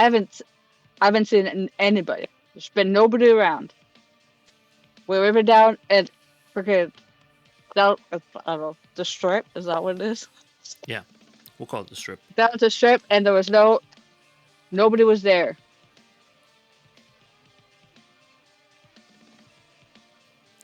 What do you know about Ray? Who's Ray? Oh yeah. The name of the note. Yeah. So it's like, uh, My dad is Ray. I don't know nothing about. I don't know nothing about Ray. I found some note in the saddlebag about Ray, but I don't know nothing about that.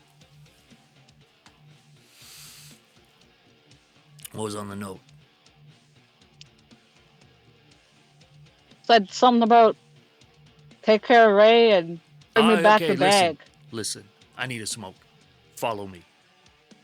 And Mick gets up, and you realize he's like 6'4", 6'5". He's a big dude. And he starts ushering you out. He kind of nods towards the sergeant at arms, like, get that fixed. And heads out the door with you ushering behind you. You two, follow me. And he walks over to the side of the clubhouse, just kind of out of earshot of everybody. When he comes, if I see him come out, I'd be like, he shouldn't have touched me, man. He shouldn't have touched me. I'll deal with you later. Relax. Mason, Yeah. how much do you know about my dad? I mean, he's the old boss. Haven't seen him around in a long time. I don't know nothing about him.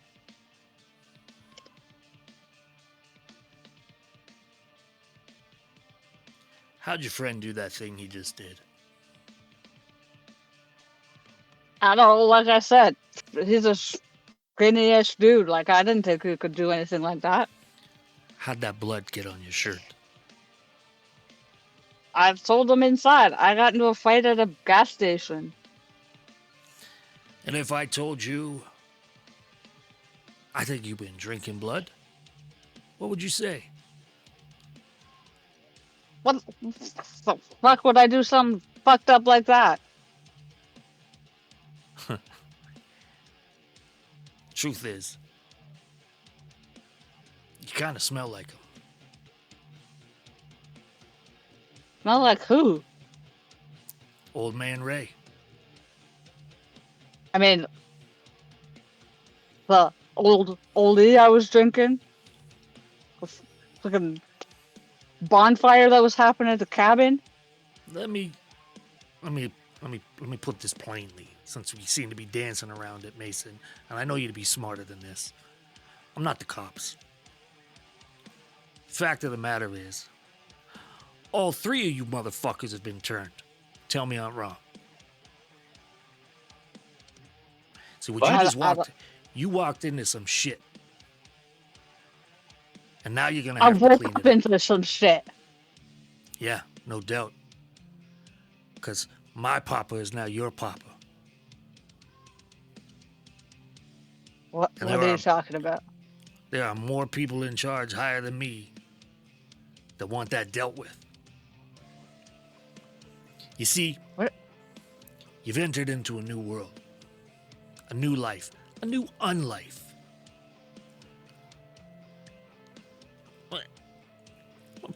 Put this clear. You're never gonna age again. You see that bullshit that he did to my sergeant at arms?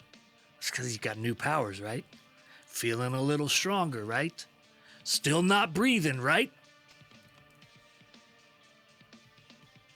Are we part of this conversation, or I'm was it looking just at you Lucan. two? Oh no, you're part of this conversation. All three of you. Oh, okay. And I'm looking at Lucan when I say that. I was kind of. Yeah, I know it's true. You're the weird one, though. But the rest of you, you're mine. You see, Mason, you would know that it's outlaws forever, forever outlaws. But in this case, you just got Obviously. yourself a new clan. See How did us? I do that? We're something called Brujas. And so it's Bruja forever. Forever Bruja. And there are people that want to see Daddy stop this reckless behavior. Do you know what I'm saying? There are rules. Some rules we like, some rules we don't. And where rules get broken, there are people that send us in to manage it. It's a lot. I'm throwing a lot at you. Here's the thing. I mean, like, I don't hear about it. Like, I don't know. This stuff doesn't come around the junkyard. I don't know what you're talking about. And as we're talking about it, like the rain, it starts to pour down. It's pouring down heavily. And he says, I'm on orders to figure out what old man Ray's been up to. Because old man Ray keeps doing what he's done to you to other people. And it's fucking reckless. What And did we're old gonna- man Ray do to me? You're a fucking vampire, Mason. The Wait, fuck? what? A vampire. Like in the movies. Vampire. Kindred. That's not real. Oh, it's not real. Look at your fucking... And he grabs your shirt and unzips it. He's like, look at your fucking shirt. Excuse me. Hands off.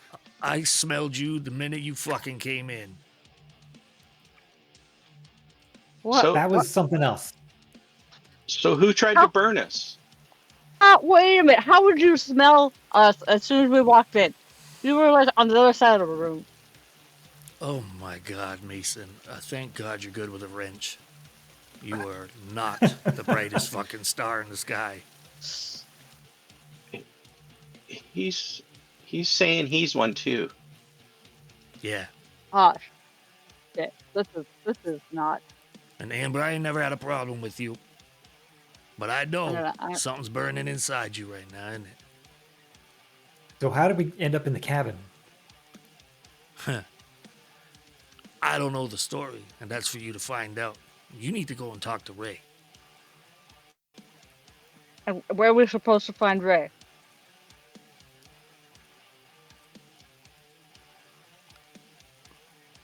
Ray's always... That's my dad. It's my daddy. But it's Bruja forever, forever Bruja now. You can find Ray under the pier, Daytona Beach. He's gonna have answers? He's gonna have something. You want So, answers? all the time. He's just been Or you want hiding under the revenge. pier? That's just he's around. It's Ray. You can't fucking pin him down. He's wild. Anyway, let's. You're saying we're vampires. I want you to prove that shit. Oh, okay. As you say that, he just strikes out at you and he punches you square in the face. And I'm not even gonna do a contested roll or anything. We'll just do this for the narrative.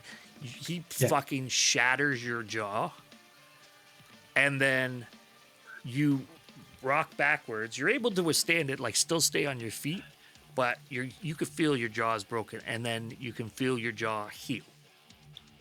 How'd that feel? Son of a bitch. That's what I thought. Huh. The fucking blood on your shirt proves it, idiot. I know what you were doing. It just means I ate something. I ate a rare steak. Barbecue sauce. What are you talking about? Yeah. It's barbecue sauce. So, I can't go out in the day anymore? I gotta hide? I don't have a home. Where am I supposed to go? How am I supposed to be a vampire? I don't give a shit about what you do. These two, they're mine now. They got a home here. I'm pretty sure I'm just gonna wake up soon. This is Well- just gonna be all some crazy dream. If it was your dad's doing, can he have a home here too? All right, I hear you. Let's do this. You go take care of my problem. You get a home here. I'll protect you. And I'll teach you the game. You see, because we can't just run around saying we're vampires. That's a war we'll lose. That's something they call a masquerade. It's a fucking silly French word. All it means is you gotta hide like a pussy for a while. Because we ain't prepared to fight that war.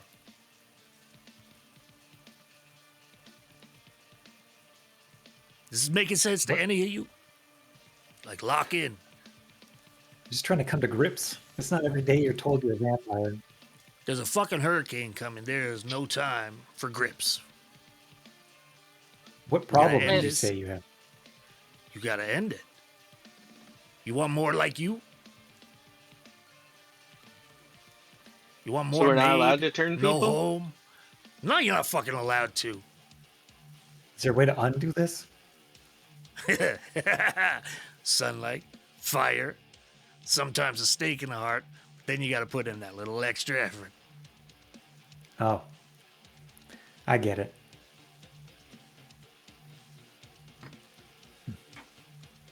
So why? Mason, what the fuck is wrong with your face right now?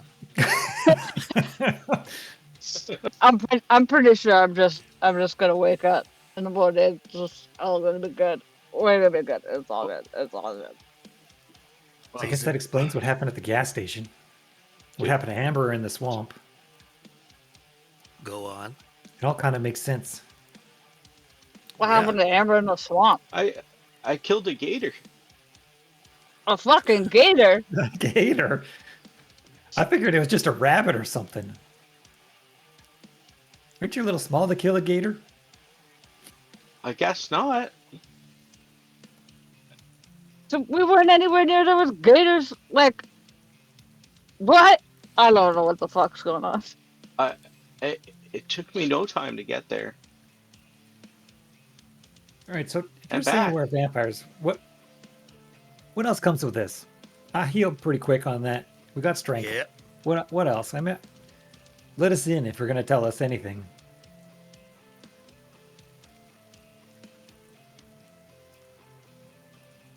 I'd like to, but I need you to do the thing I need you to do. And what's that? Take care of Ray. And then all Take care of him will like come to life. he's an old man? Put him in the Old man hospice? Ray. That's right. Put him in the hospice with God. You know what I mean? I'm sorry, Well- Daddy. But if he's a vampire, Yeah. He's your dad. I don't get any of this. does killing the vampire who made you a vampire turn you back? Let's say yes. Mm-hmm. That.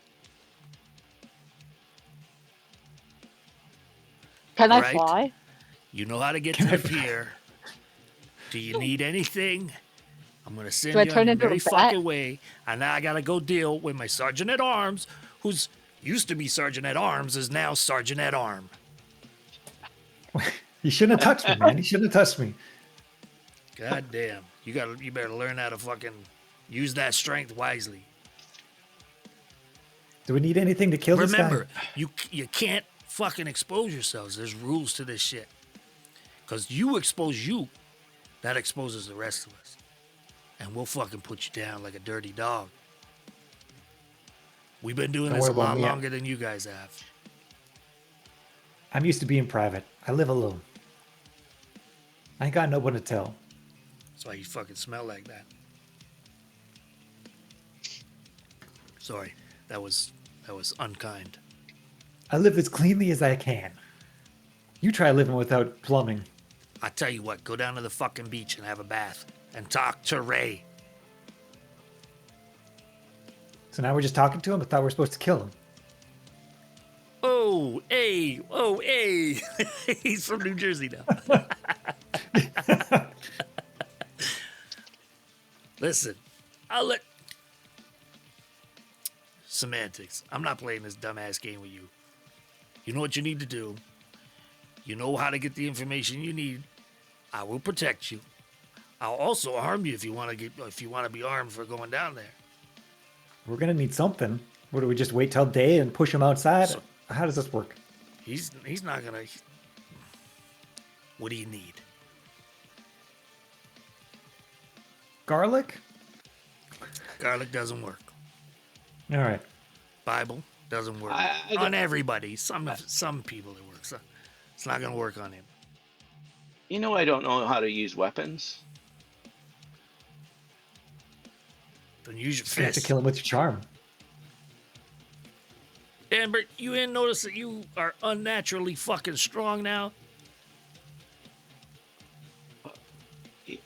Yeah, I took out a gator. I didn't know what I was doing at the time, but You did that, Amber. Fucking nut up. I'm still hungry. Get a Snickers. All right. Give me a steak, point where I need to go, and let's get this done. But you owe me answers after that. I'll get you the answers. Snake's not gonna do it. You're gonna need fire, bullets. Some of that's gonna work. We got some bullets. What, you want a flamethrower? You got one of those? Just follow me. And he walks back into the clubhouse. And as you guys enter, the fucking sergeant at arms is sitting in the chair, kind of whimpering to himself about his broken arm. And one of the other guys is tending to it. And he gives you guys all a fucking dirty look. And immediately, Mick, he puts his hand up. He's like, chill. And I'm just going to tell him to walk it off. And immediately Mick turns around and fucking gives you a death stare. You shut your fucking mouth in my house. Walk I'll with just me. ignore it. Keep going. And he takes you guys to the back corner, and there are boxes of, it's 2002, so I'm going to say M16s. I don't know guns. I'm Canadian. I don't either. Yeah. Yeah, there's a few boxes It's of real M16s American in there. there. Yeah. Take your pick. Load up on ammunition. Good luck. Okay. Well, I'll pick one up. I'll do gun things. I don't know gun things, but my character does. Yes? Do all the gun you knew things. gun things earlier there, Lucan. Well, I was just spitting, Yeah, he was in a flow state. spitballing. Yeah, exactly. I'll do the same kind of thing where I just unload, load, check it up, make sure it works, look down the sight, make sure it's straight. I don't know. And then Impressed. make sure the safety's on. Put on the strap. Where are we going? Not bad, Stinky. What about you two? Can you pick me one out too? I'll I'll find a smaller gun. I'm gonna Actually, I'll give you the handgun. Give you the handgun I had. yeah, I'm gonna pull the gun out of the back of my pants and be like, show it to Mecca. Be like, what do you want me to do with this one? It's fucking yours. I don't fucking care. What do you mean? It was in the bag with the note. Mason, are you fucking new to this shit? Like, you woke up, and he looks around. You're good. Today has been a real fucked up day. Nothing is right. Up is down, left is right. Can I take the gun and pop open? It's a revolver, right? She had a snub nose. Yeah. Yeah, That's a 38 revolver? special. It is a revolver, yeah. Yeah, okay. I just know the snub nose from video games. But anyway, so That's I'll pop it open, look, see how many bullets are in there. Is it a full thing, or then nothing's missing? If it's nothing missing, then I'll No, it's fully loaded. okay. I'll close it, give it the spin that they do in the movies, and give it back. Nice. Lucan's It's really good to getting go. into this. Thanks. And I'll give Mason the automatic one that I just checked, and then pick up another one and do the same thing, and then load up and be like, "Where are we going?" To the pier? Oh yeah, To the pier. Oh yeah, I forgot about that part. To the pier. Yeah. To the pier. Man, I gotta wake up soon. Okay. So with that, everybody's getting back on the bikes and heading to the pier. Does anybody want their own bike? This is a bike club. Yep. I don't know I how to mean- drive. Someone would have to teach me. Valid. So you guys get on the bikes, you get out, and I mean, like all of you would know the way. This Daytona Beach Pier is pretty famous for Daytona Beach. If you're going, you'd go to the beach. Between that and bike I probably week, lived you there guys for a while. You've probably lived under that specific pier. Yes, exactly. Yeah.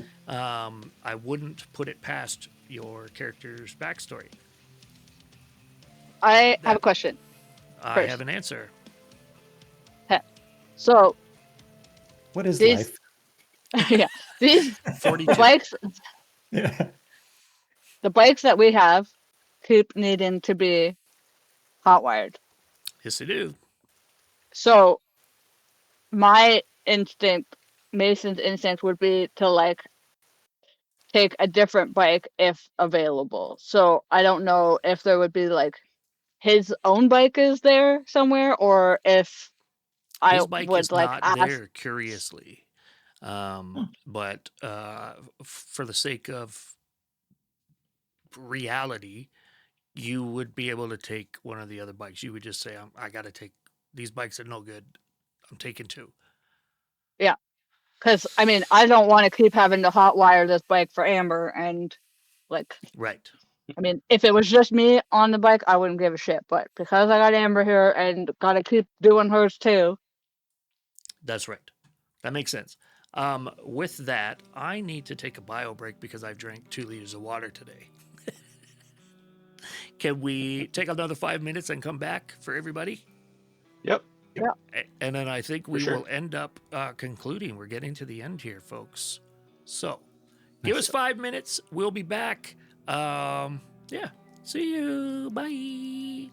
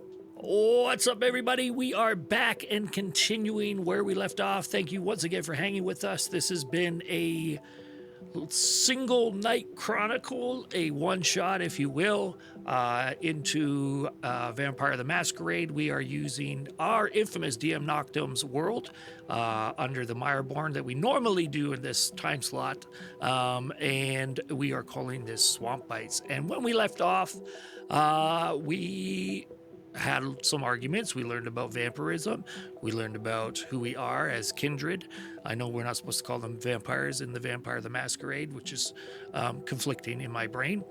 And the team has hopped on their bikes and headed down to the Daytona Beach Pier to confront Old Man Ray Smalls. And with that, I'll give you a little write-up. You guys see before you the pier.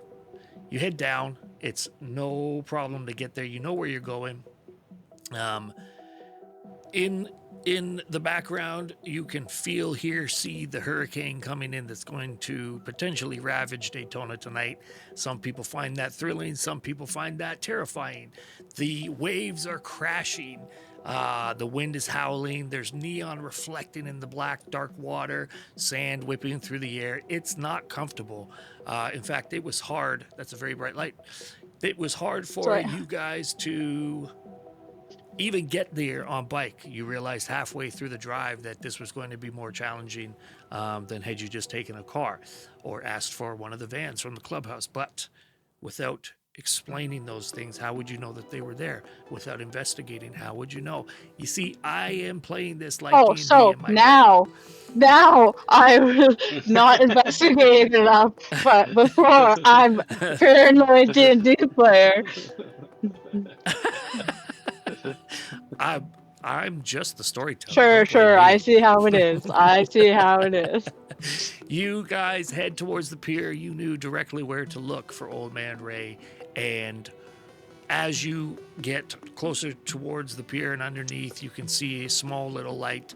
And silhouetted is the figure of a person up in the rafters.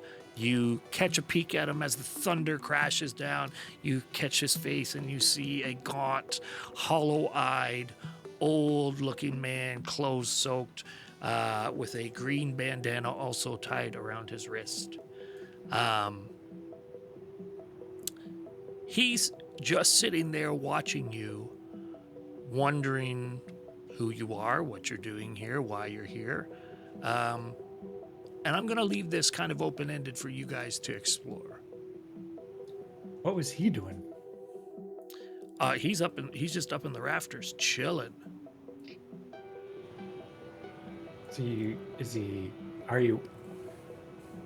Are you waiting for someone?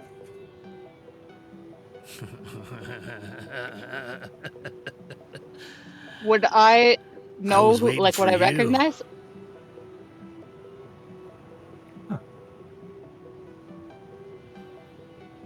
And he cocks his head, and you can see the head twitch, but you still can't really see the face. Every once in a while, intermittently through the lightning flashes, you catch his eye. I don't actually know who we're looking for, so I don't know if this is the person. Are you asking that in the game or out of the game? Out of the game, that's what I'm saying. So my character's just hesitating right now. And I asked make if I some would different recognize the person. You asked if, yeah, you would. How old's your character? Let me check here. I don't know. I think he's older, like 40-ish something. Where would I find that? Oh no, he's 34. information? Your guy's 34, yeah. I ain't trying to. You wouldn't have. You would. I'll say yes. You would recognize him, but not like. You would know it's him. You would also know him by reputation. He would have been leaving as you were coming in to the Outlaws, but you would know him.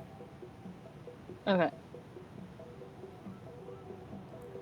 So, like, I'm not reacting in like a scared or like hesitant manner, because I would recognize them. Yeah, I think. I mean, that's up to you how you want to react to him, but he's non-threatening towards you guys. What you guys Okay. are seeing is sort of a fragile looking. I mean, homeless man to homeless man. You're recognizing some level of like, oh, like this guy Homelessness. gets it. Yeah, homelessness, unhoused person. What do you want? Like, What's I'm gonna whisper to Mason, be like, "Is this the guy?" And I'm assuming it is it's Ray. So I'm just gonna be like, yeah, I think so. This looks different than what I remember. Just shout back, "We're here for you." Are you shouting that, or are you telling Mason to do it? No, I'm shouting back because he said he was waiting for us. So I'm saying we're here for you. I had hoped you weren't. And with that, he starts to climb down, and it's almost like an unfolding of a human being coming down out of the pier, out of the boardwalk, from under the boardwalk there. And as he slides down the pole, you guys realize he's fucking massive. He's like 6'5", 6'6", built like a truck. And the light flashes, and you see that like he is not as fragile as you had thought. Hopes. But he's older. He looks 60 something. He's got long white hair, a big beard. He's damp and green looking. He looks unclean. He looks unhealthy. But I wonder if there's a way to show the chat him. Hold steady. Let me see if I can add this in. Sorry. Watch this. But he looks strong, and he looks intimidating. Switch to map layer. Fit to page. I need Nice. to make him much smaller. I like went into the Roll20 from Twitch, and all I saw was like the crotch of this guy. Like, whoa! Like, I need to make him a lot smaller. Yeah. Yeah.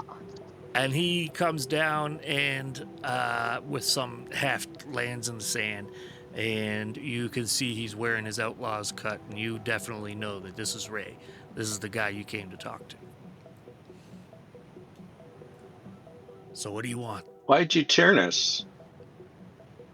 Huh? You know about that? I guess. Is that you? Yeah, it was me. And honestly, it was a mistake. And I tried to fix it. And I'm surprised you're here, if I'm honest. So you lit my house on fire? Your what? Your house? My house. My old hunting shack? I was living there, man. I built it, man. But I... Finders keepers. I'm sorry. And You're sorry. I don't... It needs to end. All of this needs to end.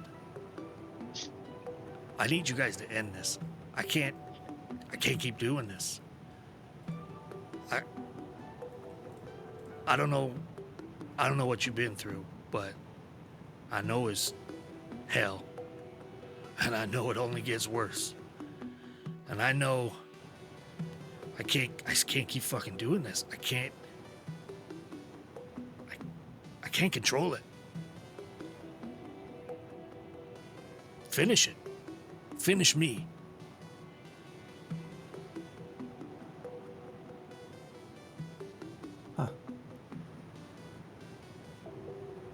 you want us to? You want us to? Finish me. And he'll look at the other people, being like, or sorry, holding my gun, being like, And they're not like they're not I'll, gonna do anything. I'll leap at him and try and hit him with the brass knuckles. Perfect. Fuck yeah. Everybody roll initiative. do you do that in this game? You can, but we are not. Yeah. Okay. Yes. Perfect. Nope, that's not the right So, one that I wanted. I Hold want on. to use my soaring leap.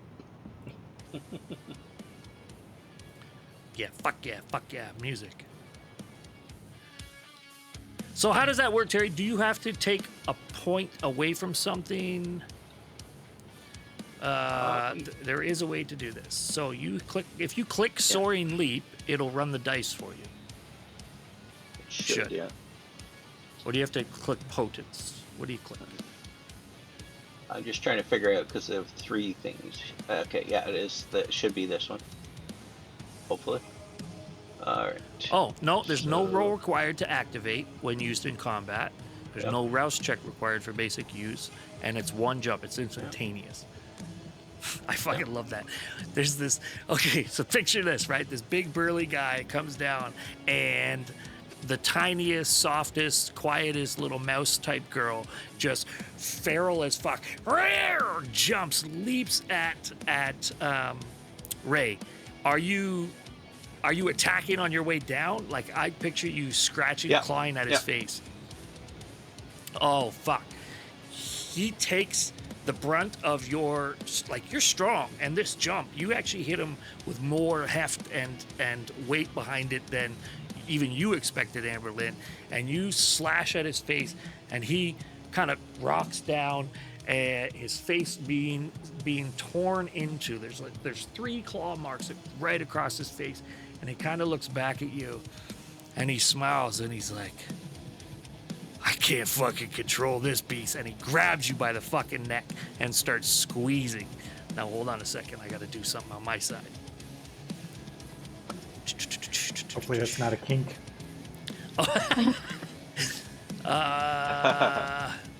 Okay, I think my rolls go through strength, no modifiers. Okay, so my dice went out a 6 of 2. Oh, fuck yeah. He's got you tight in these giant fucking hands. His hands are bigger than your whole face. He's got you around the neck, and he's squeezing tight. You're starting to lose air, but does that matter? Because you don't really breathe. You are effectively, and what we're going to do, we'll go around the table like turn by turn now. There is an initiative, but we'll play an initiative of Amber, Mason, Lucan. And he's got you, Amber, by the throat. He's got you fucking tight. Mason, what are you doing at this point? I'm kind of like torn because he's like the old boss, and Amber's a follow along, right? Like, For sure. But he's not. and then we've got Mick telling us to like go after this guy, take care of him, and I'm like,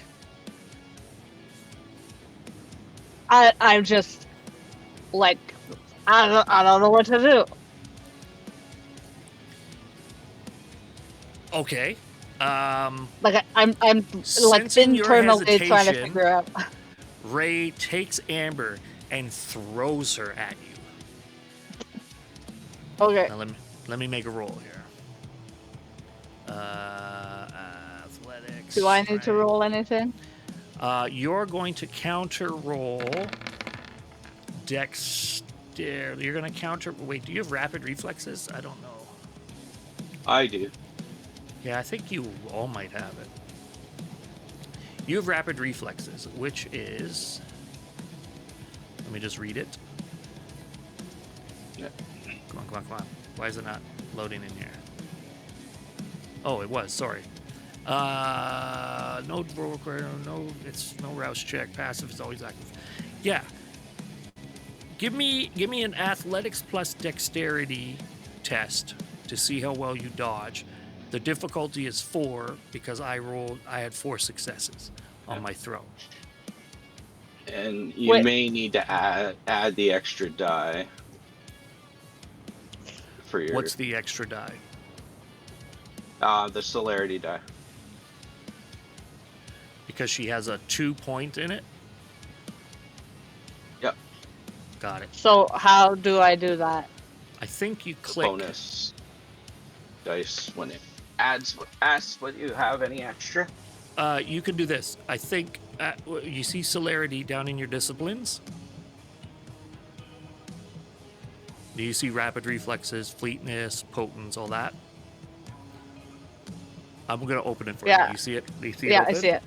Okay, so Yep. you select your skill first. Yep. Drop that down to, what did we say we were gonna do? Athletics dex? Athletics. Right? Do you see me doing it, or is it doing it for you, or no?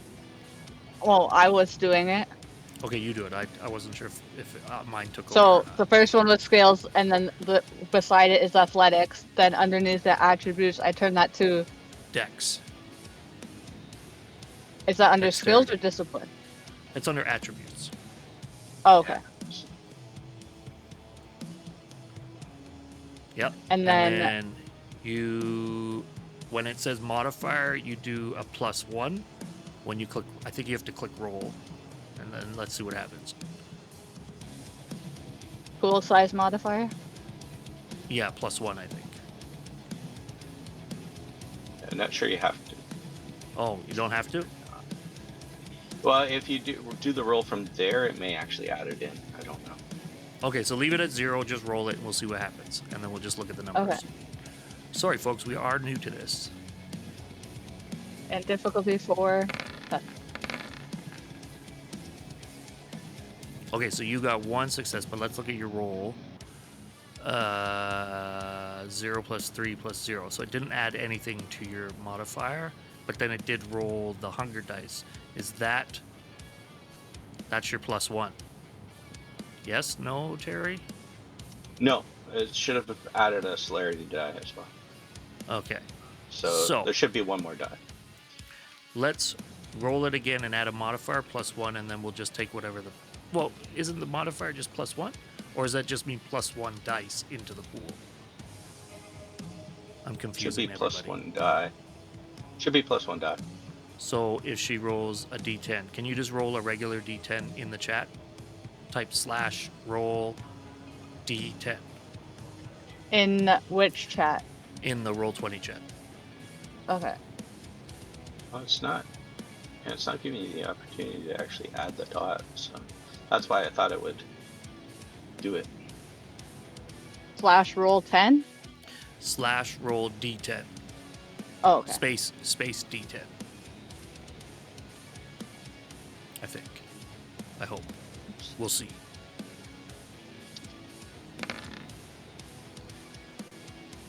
Yeah. Not a great roll. So, not a great No. roll. You failed anyway. So you got 1 success against his 4. So you don't dodge it. Amber lands back first into you, knocking you over, effectively losing your turn. If this was D&D. Lucan, you are up. Thank you for patiently waiting. No problem. I will unload. Hey, yo. Okay, so you for firearms, I believe you use firearms plus dexterity for your rolls. Okay. Pool size, nothing. Difficulty 2. Yeah.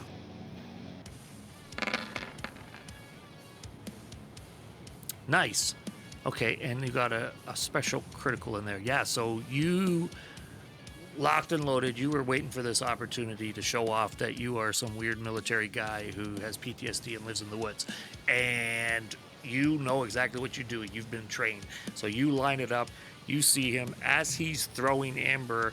You straight from the belly button right up across his chest. You unload your whole clip into him. He kind of takes the impact, is rocked backwards, but it's not doing anywhere near as much damage as you had hoped. It hits him and seems somewhat superficial. Let me double check something as well. Where I got so many windows open right now. Let me just check here. Yeah, so absolutely, that just sort of catches him on the side, and he isn't feeling that as much as you had hoped. Now, whose turn is it? I believe it's his turn. Then Amber again. Yep. Yeah. Yeah. So now you've got his attention. Yeah. You have really pissed him off with that shit. I am going to use something called Dread Gaze. He locks eyes with you and terrifies the absolute living shit out of you. And you are, for the sake of this, we're going to say frozen as opposed to fleeing. Yeah. And to roll against it, we'll get you to roll a composure plus wits. And we'll do just standard level. Well, this is level 2. We'll do standard 2. Okay. This is my worst stance. Let's see how this goes. Nice. Oh, Hey. okay. Oh, there you go. All right. So you freeze. You recognize you've caught his attention, but you are able to kind of compose yourself, brush it off. It's not to say that you're not still terrified and recognize the severity of the issue, but you manage to rely on your training, your pressure under fire. Yeah, and you are able to work through the emotions of this. You take a breath, and you're still okay. Amber, you have now landed on top of Mason. You guys are about, let's call it 10 feet out from Ray. Yeah. What are you doing? Well, that didn't work. Oh, let's try the gun. Oh, shit, okay. Let me do firearms dex, right? Oh, yeah, I'm horrible with it, but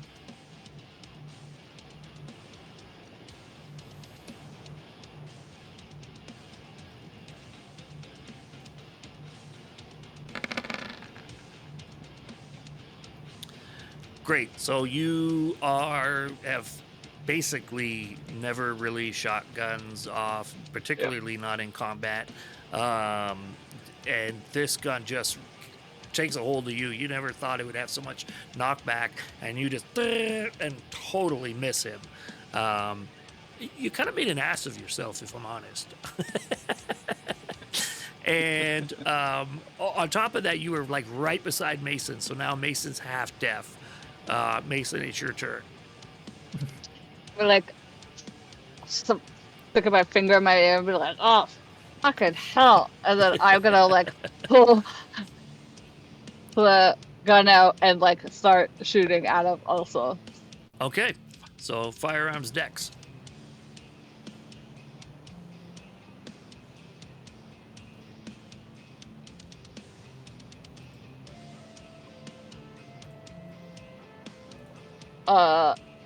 Difficulty 2. Okay.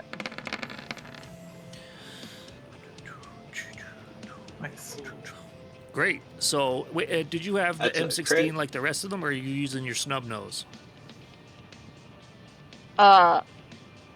She The had snub M16. nose. Oh, Oh, that's the wrong, and I've got that in the wrong spot. Wow. Look at this, Greg. Get your crap together. For those that are in the game, didn't see or hear that, so let's forget it. Because, like, the snub nose is just in my, like, back of my pants, so I'm just Yeah. gonna pull it out. So what I'm seeing is a messy critical here. So it works, but it's messy. So the icon with the onk and the fangs is the messy critical, and that means that you pull it out of your pants and you aim and fire it off, but you end up singeing your hand. Like there was some old blood or some shit on the gun from when you vomited all over it, and it kind of jammed it a little bit and backfired. you still hit your shot, and you launched, let's call it 3 bullets into Ray's shoulder. Again, superficial. It's hitting him, and he's impacted, but not like a human would be. I'm gonna, and like as I get like that singe from the gun, I could be like, oh shit, and like toss it into the other hand, Okay. like Lucan, hot potato style. he's I just want to say he's been getting hit by these guys. Well, missed and hit, but he has not unlocked eyes with you. Okay, so I kind of want to go off of that. So the abilities that my character has is Protean Shift. Can I use that? Let me open it up here.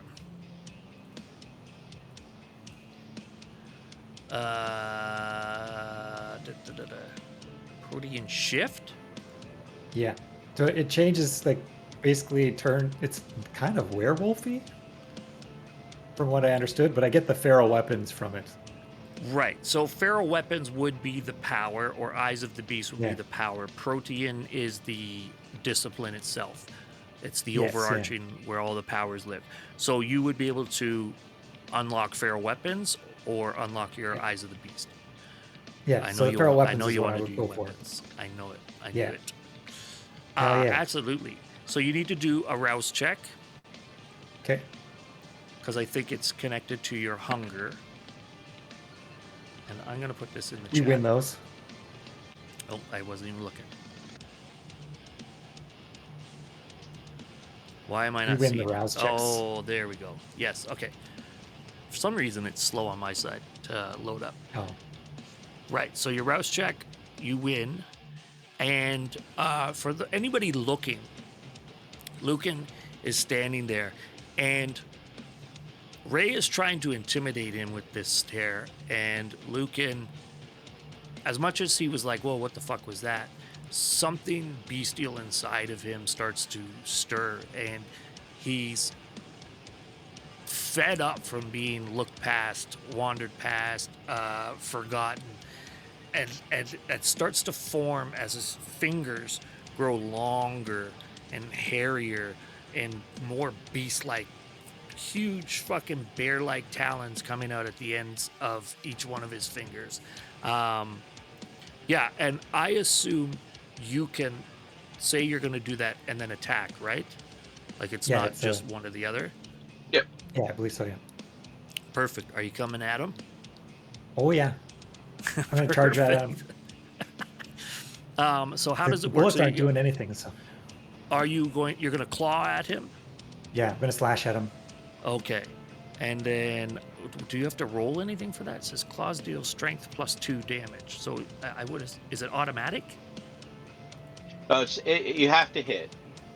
It is. It's an like auto a normal hit. Okay. Oh, okay. No, you have to roll the normal. It's just when you hit, it adds plus 2 to the damage. Oh, so how do we run that at roll 20? Does he click on Protean? So it's like he'd still do like his brawl or... Brawl, okay. So brawl plus athletics, right? Or I mean plus strength. Yeah. Okay. Okay, so give me a brawl or plus dex, strength roll. depending. Strength is better. He's got more strength, so... Yep. Difficulty 2? Yeah. Okay. Come on, big money. Let's see. Nice. Oh my God. Yeah. Zero hesitation. Lucan just comes in at him. Slash. Gashing right at his chest, because they were lined up face to face, and Ray wasn't even trying to oppose it because he really wasn't. He didn't think it would be any kind of big deal. And you leave these big gashing marks across his chest, and they're bleeding out a little bit. Now, did that roll the plus 2 damage? I'm not going to worry about damage. We'll just do this. Well, you haven't rolled the damage yet. Do we need to? Yeah, the damage is just strength. Okay, so hit your strength and then roll. it's whatever number of successes actually does Plus the 2. damage. Got it. Yeah. Yep. So it's guaranteed two successes plus whatever he rolls. Yep. So 3 successes plus 2, so you got 5 successes there. Okay, so then I'll put that. I will start marking that damage down. Okay. The main thing that you guys notice with this damage is like it's actually staying. It's affecting him. It is hurting him. Okay, now it's Big Ray's turn. Well, now that you're up close, he's gonna try to grapple you with that shit. So he didn't like that. He's stronger than I thought, and he is going to try to grapple you. How do I do this? There we go. That, and nothing there, and that there.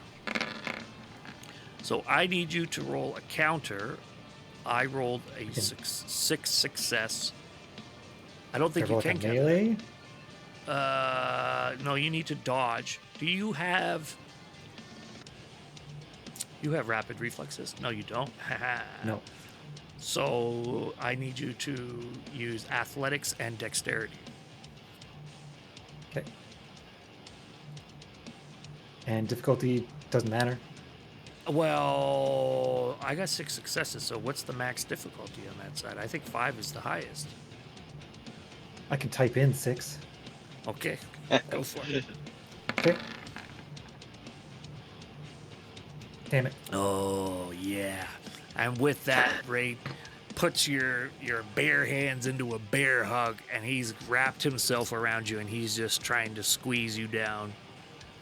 Okay. I guess I have to roll for that. I'm honestly, I'm not, for the sake of this and the way that this system works, we're getting into advanced combat where like you gotta count your damage and all this shit. I don't think we need to worry about that. You're hurt, but it's not gonna stop you from where we are. You're good. Who's next? Amber. So you took your little pew pew shot at Ray. He's holding on to Lucan in his arms, and he's shifted his body in your 2 general directions. So essentially, Lucan is a shield while he's trying to squeeze the life and death out of him. Well, I'm gonna try and jump over top of him again Okay. and come up from behind with the fist this time. Okay, so you're soaring leap over Ray, Yep. turning around to flank him and taking an attack. Can you do both, or can you only do one thing at a time? I mean, I don't really care. Let's go for both. Fight man. Yeah. So soaring because leap. the soaring leap should be a move Where the hell soaring leap again? because it's speed. It's instantaneous, so you could do your soaring leap and then give me a brawl strength check. So I have to do a strength potence for the soaring leap. Oh yeah, we want to see if it works. Just because it's instant doesn't mean it actually works. You have to roll it. Yep. It is potence. So it's potence down here. And as you guys are as you're attacking, the wind continues to increase, the noise, the sound, the rain is coming down harder. Of course, you're underneath the pier, so you're somewhat protected, but the sand is blowing. It is getting more and more chaotic. Potence is good.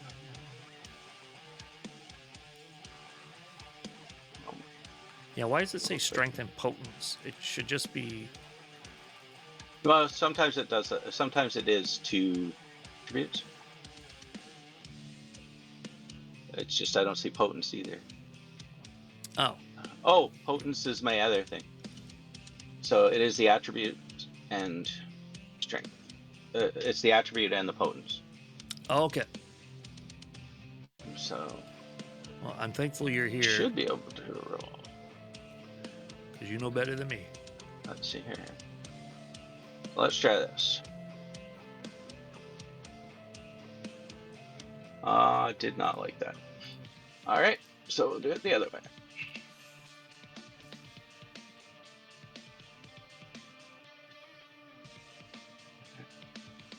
No second one. Full size is 1.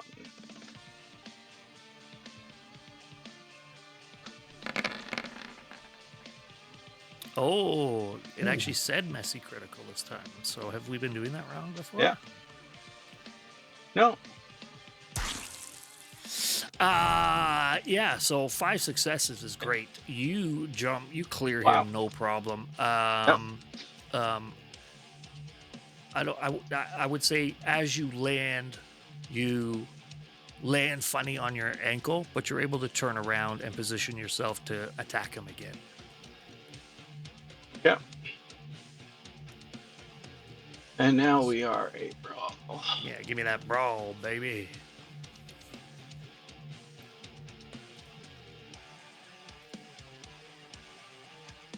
Proud to say that I made all the music for this stream today. Nice.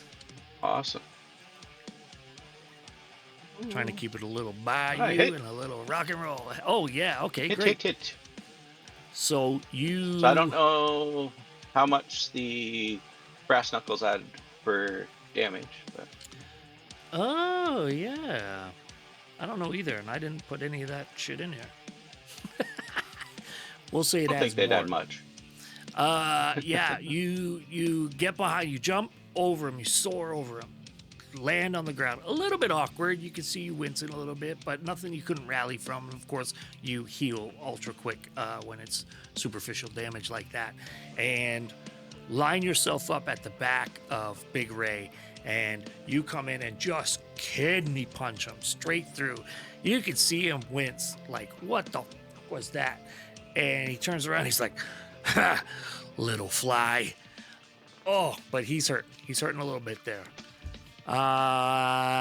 Who's up next? Mason. Thank you for waiting patiently. You're in. I want to actually like look around on the ground to see if there's like any pieces of like driftwood or anything that I could grab, because I'm like remembering all of these conversations that have happened today, and they're like a wooden stake and like all this stuff. So I'm looking around for something like that. Yeah, absolutely. Give me an awareness plus wits check. And I would have said difficulty 1 because it's pretty easy to look around and find stuff. But because of the chaos, the fight that's happening, and the hurricane coming in, we're going to make it difficulty 2. So awareness and wits. Yes, please. Okay.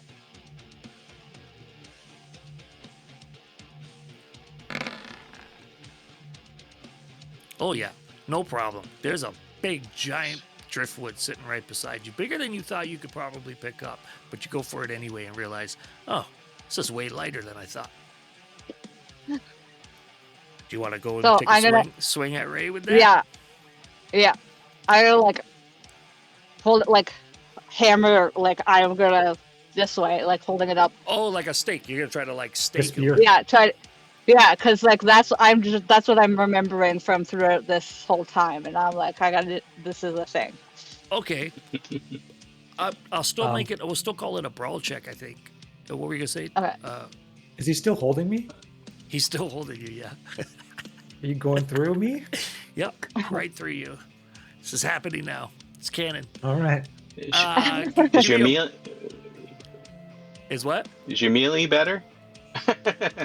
No, Do you think it should be? Should it be melee? Well, I'm just asking if it was better for. Mine was better.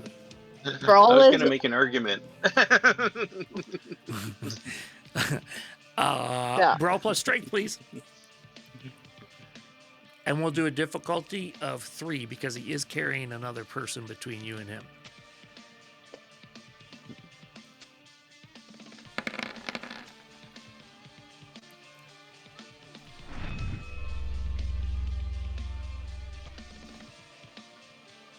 Oh no. Oh, Uh-oh, what happened?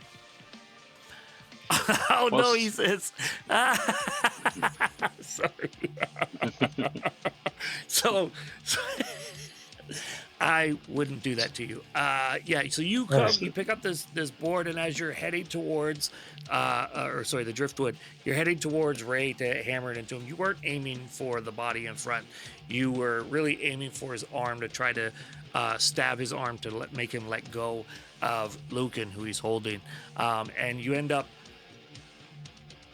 stumbling in the sand because it's hard to run through the sand, and it's raining and the wind is blowing, and you get kind of distracted, and you kind of just bounce it off the edge of his forearm, and miss doing anything substantial towards him. Yep. Okay, Sounds about right. Lucan, you're up. So what do you do to use melee? I think melee is knives and like other weapons like that. Oh, I see. Okay. So Wouldn't it my be like arms- fists and knives or Fist is brawling. okay? so and claws I- is brawl too? Yeah, claws is brawl. Yep. Okay. So he's got my arms locked. He's got you. Yeah, he's got you squeezed in, arms and all. Can I bite him? Oh, hell yeah, you could. Because that's part of your thing too, right? Your Yeah, it is, yeah. feral weapons or whatever. Really, like almost the whole body kind of transforms. It's almost like a werewolf type thing, but Oh, hence the name. yeah, Deep. gangrel. Oh yeah.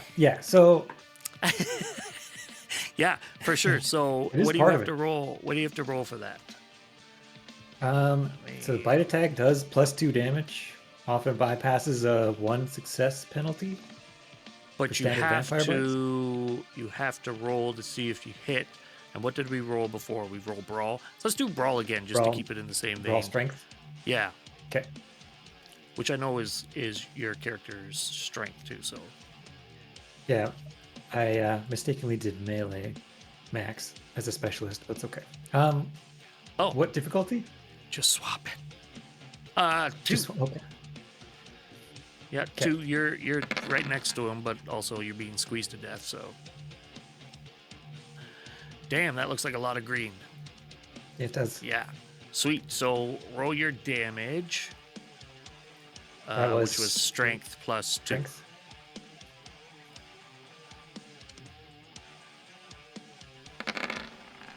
Just adding 2 to this. Yes. Wow.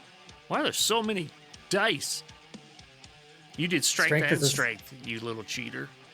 Oh, did I? Oh, I did too. Yeah. All right, my bad. That's my okay. bad. We'll just half it. So we'll call it Okay. 4 plus 2 is 6. It's pretty much the same. You get in on him and you just miss his jugular. You actually get into his collarbone and you bite down so hard you can actually taste the bone on the end of your fangs as you're gnawing at this big man in front of you.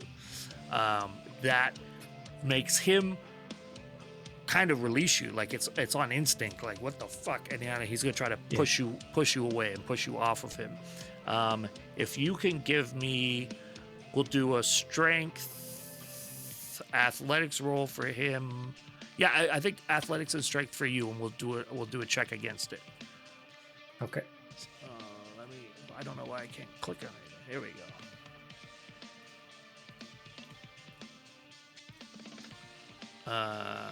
Difficulty 2, and then we'll just see who got the higher roll. Okay. So I've rolled, and I got a 3, and you got a 5. Yeah. So dealer's choice. Do you want to hang on here? Yeah. I want to Yeah, hang on okay. like a dog biting a frisbee.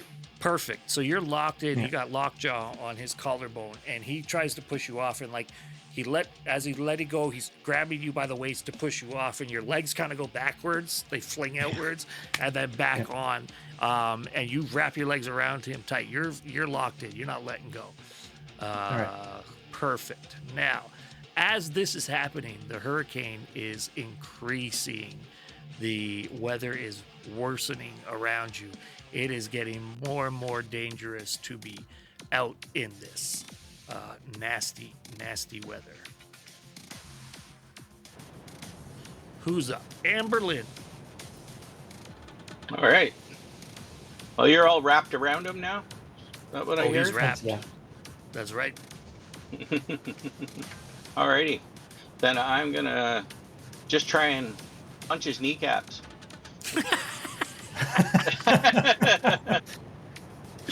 Okay. Give me a brawl strike check, please. Little mosquito Strength? ankle biter over there. I should be able to use dexterity with it. Sure. If you want to use dexterity, sure. To hit anyway. We'll try.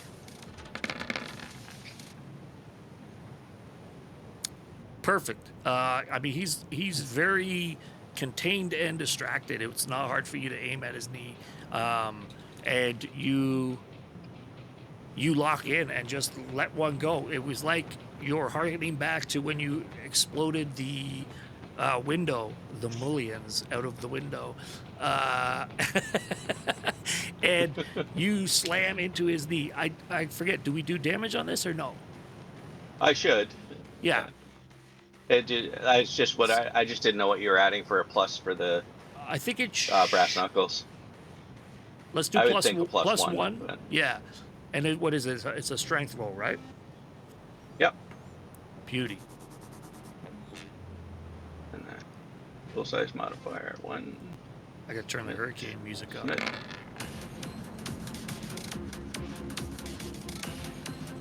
Oh, it's getting tough out here. No. So, zero success. How does that make sense? So you got one, right? You got one. Yeah. It'd be a minimum one. That's crazy. Anyway, so you punch his kneecap, and he looks at you and he's like, "What are you doing? Ow!" And now it's Mason's turn.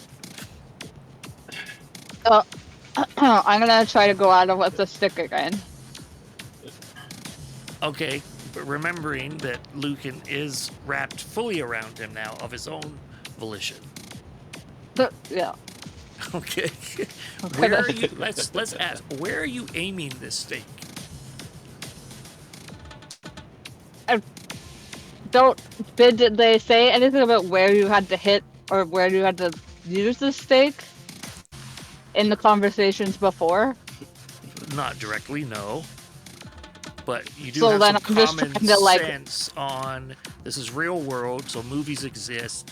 You know what vampires are. You would understand the staking process of vampirism. Yeah. Through the heart. So I'm gonna be trying to do that.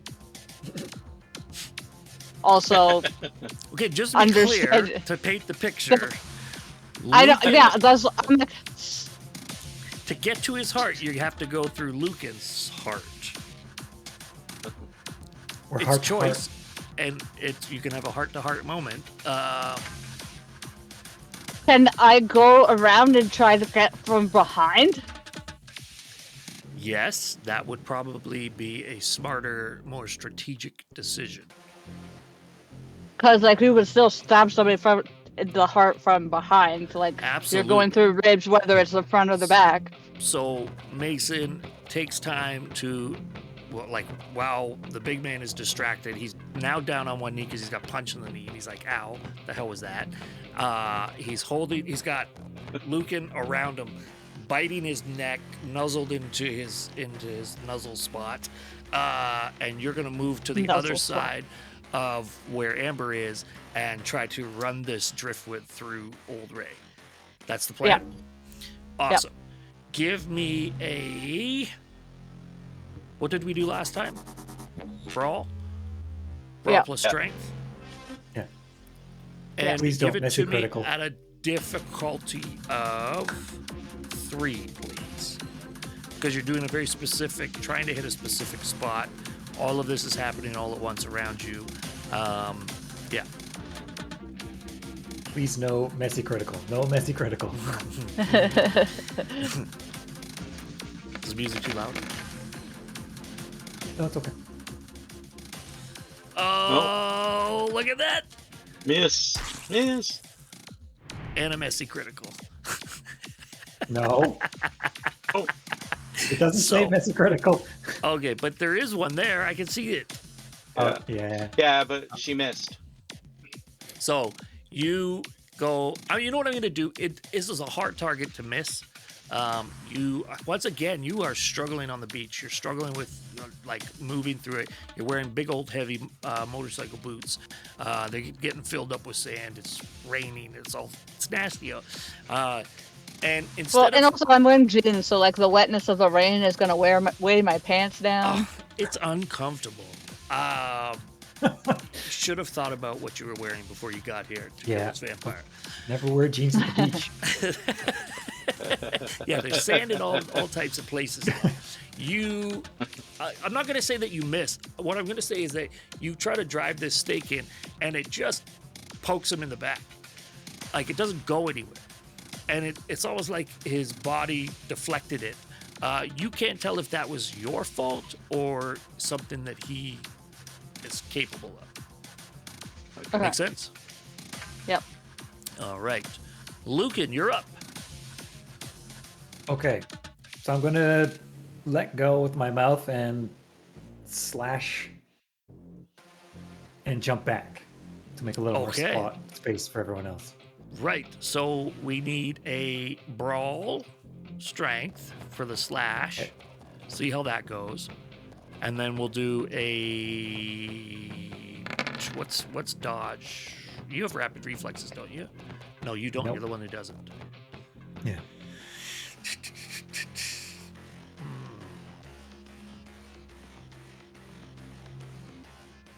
Sorry, you rolled. Yeah, 5 successes. No problem. You slash the shit out of him again. He is not happy. Doesn't look great. But there's a glint in his eyes that it's strange to you. It's almost like perverse. He's happy, and yet not happy. It's very odd to you, and you're the only one that would recognize that because you're face to face with him. And then we'll just say then you just step back and you distance yourself Yeah. from it. Okay. Yeah. Okay. Now it's his turn.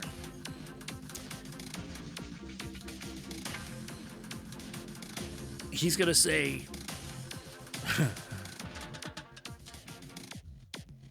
I thought I could outrun it.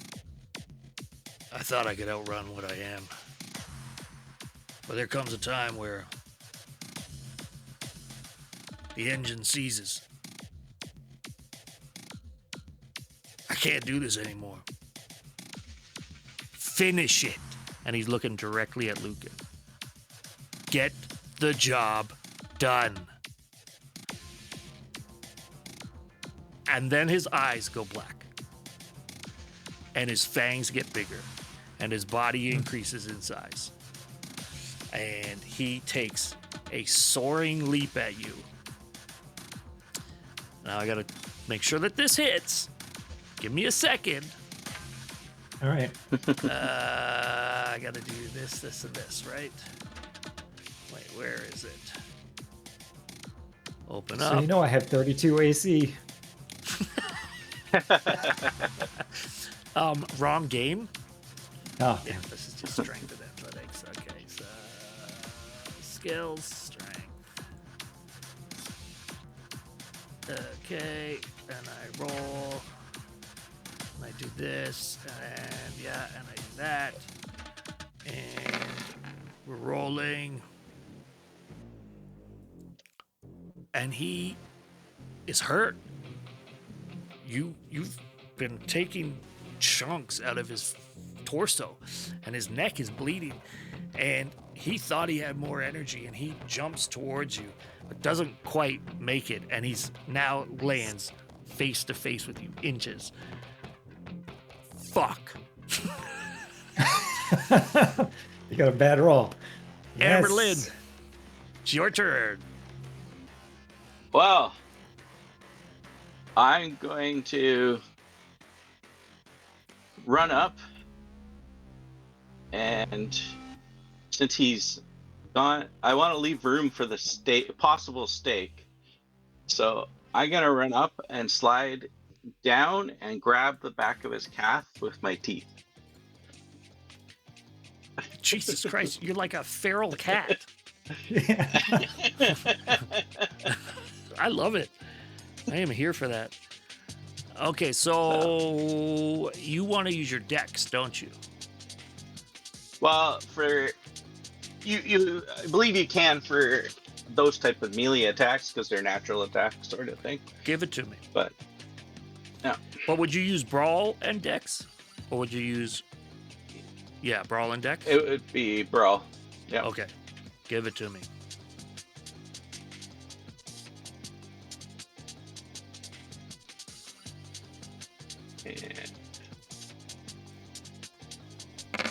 And You guys both just bobbing your heads.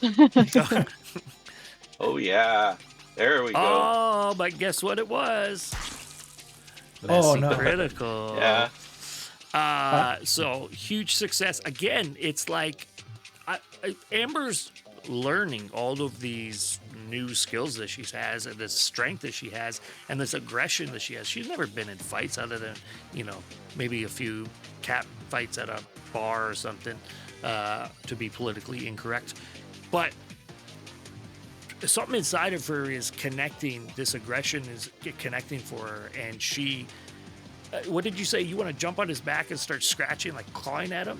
No, I want to slide on the ground and grab his calf Oh, that's right. and bite into it. Yeah, easy. No problem. You slide in there and latch on, and following what Lucan did, you're not letting go. You're locked into his calf. So he's inches from Lucan's face, just tried to jump at him, fucked it up, thought he had more strength than he did, and now you're taking out his legs again.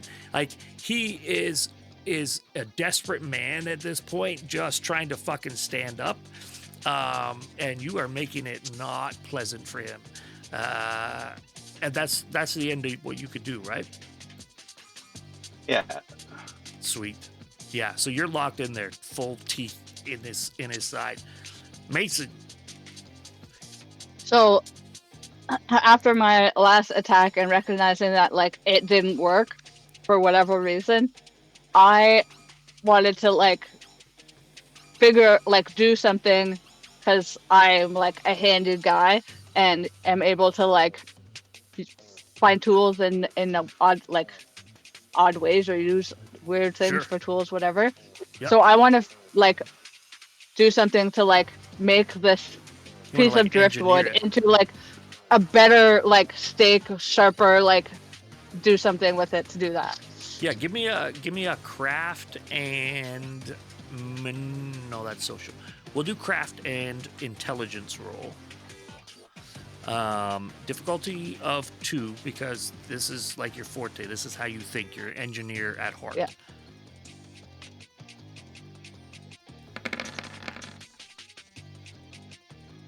Damn, your rolls suck.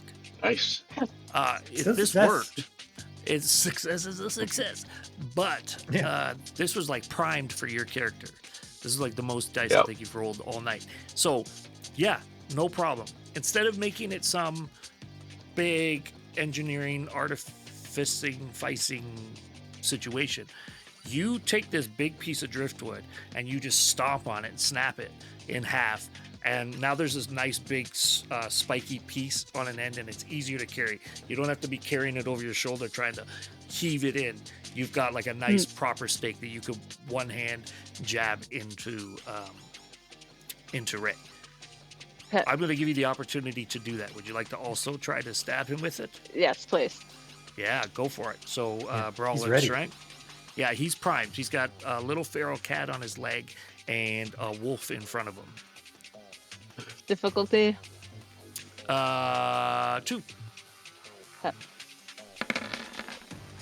You got this. Hell yeah. Yes. Huh, perfect. You take that stake, and after being so frustrated with this is your 3rd attempt at doing the same thing, you locked in. You've ignored the hurricane. You've ignored the chaos happening around. You've ignored even Amberlynn on the ground in front of you. And you get in behind them and stab this straight through. And you see Ray go, and he's kind of paralyzed. And he sits there, and he's not moving. I fucking told you to finish it! Didn't Lucan, work. your turn. Oh my god. Okay, well, I'm gonna try to fucking slash his throat out. Oh, damn. Okay. brawling strength. Okay. I'm surprised that didn't work. Difficulty So 2? correct me if I'm wrong, Terry, but staking doesn't work for. It only works for a few vampires, right? It just kind of paralyzes. Yeah, them. it's not everyone. Not Yeah. everyone. Yeah, Well, it and puts like them in in a the Just torpor. conversation before, it said like the wooden stake wasn't a permanent solution too, right? it certainly Yeah. stops them. Yeah. Oh damn, yeah. You seizing the opportunity, recognizing through your military training and knowing when shit's getting real and when to finish a fight. And quite frankly, you're just sick and tired of it at this point. You seize the opportunity. Your hand pulses, it grows. The talons coming out of it actually grow wider and thicker and stronger. Your fangs in your mouth come out bigger. Your face almost elongates a little bit. There's something taking over you in this moment, and you just cock back, fire, and literally grab his throat and rip it out as you're swinging by. Guts, sinew, everything goes flying out. His esophagus is hanging out. He drops like a ton of bricks down to the ground, lands on top of Amber Lynn, and you guys have effectively accomplished what you set out to do. Oh, that was abrupt. That was right timed. Stops. And it's time. Yeah. The fanfare music. Oh, is that what we were supposed to do? Yeah, my bad. I should have done that one. Yeah. It's not over. Before you lays Ray. He was once human. He apologized to you before you destroyed him. Part of it was a mercy. Part of it was violent. Part of it was you all losing your humanity.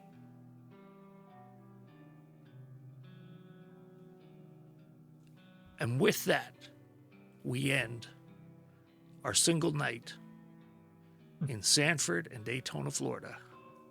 Can I add something first? You absolutely can. Hey, so remembering that when we first showed up to talk to Ray, he said that he tried to end it, and then Lucan was like, so you set the house on fire? So I like connected those dots and like set Ray on fire.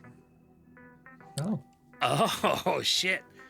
full And circle. with that, you unknowingly actually send him off for true death. Because had you Yeah. left him, He would have come back Oh. again. he might have returned. Nice. Smart. And Go there ahead, Terry. goes the sequel, guys. Yeah. No, I was gonna do something bad for my character had you not knocked him down. So, but it would have been fun. Because she doesn't know better. I was actually gonna drink him. Oh, there you go. Okay. Oh. So you burn him.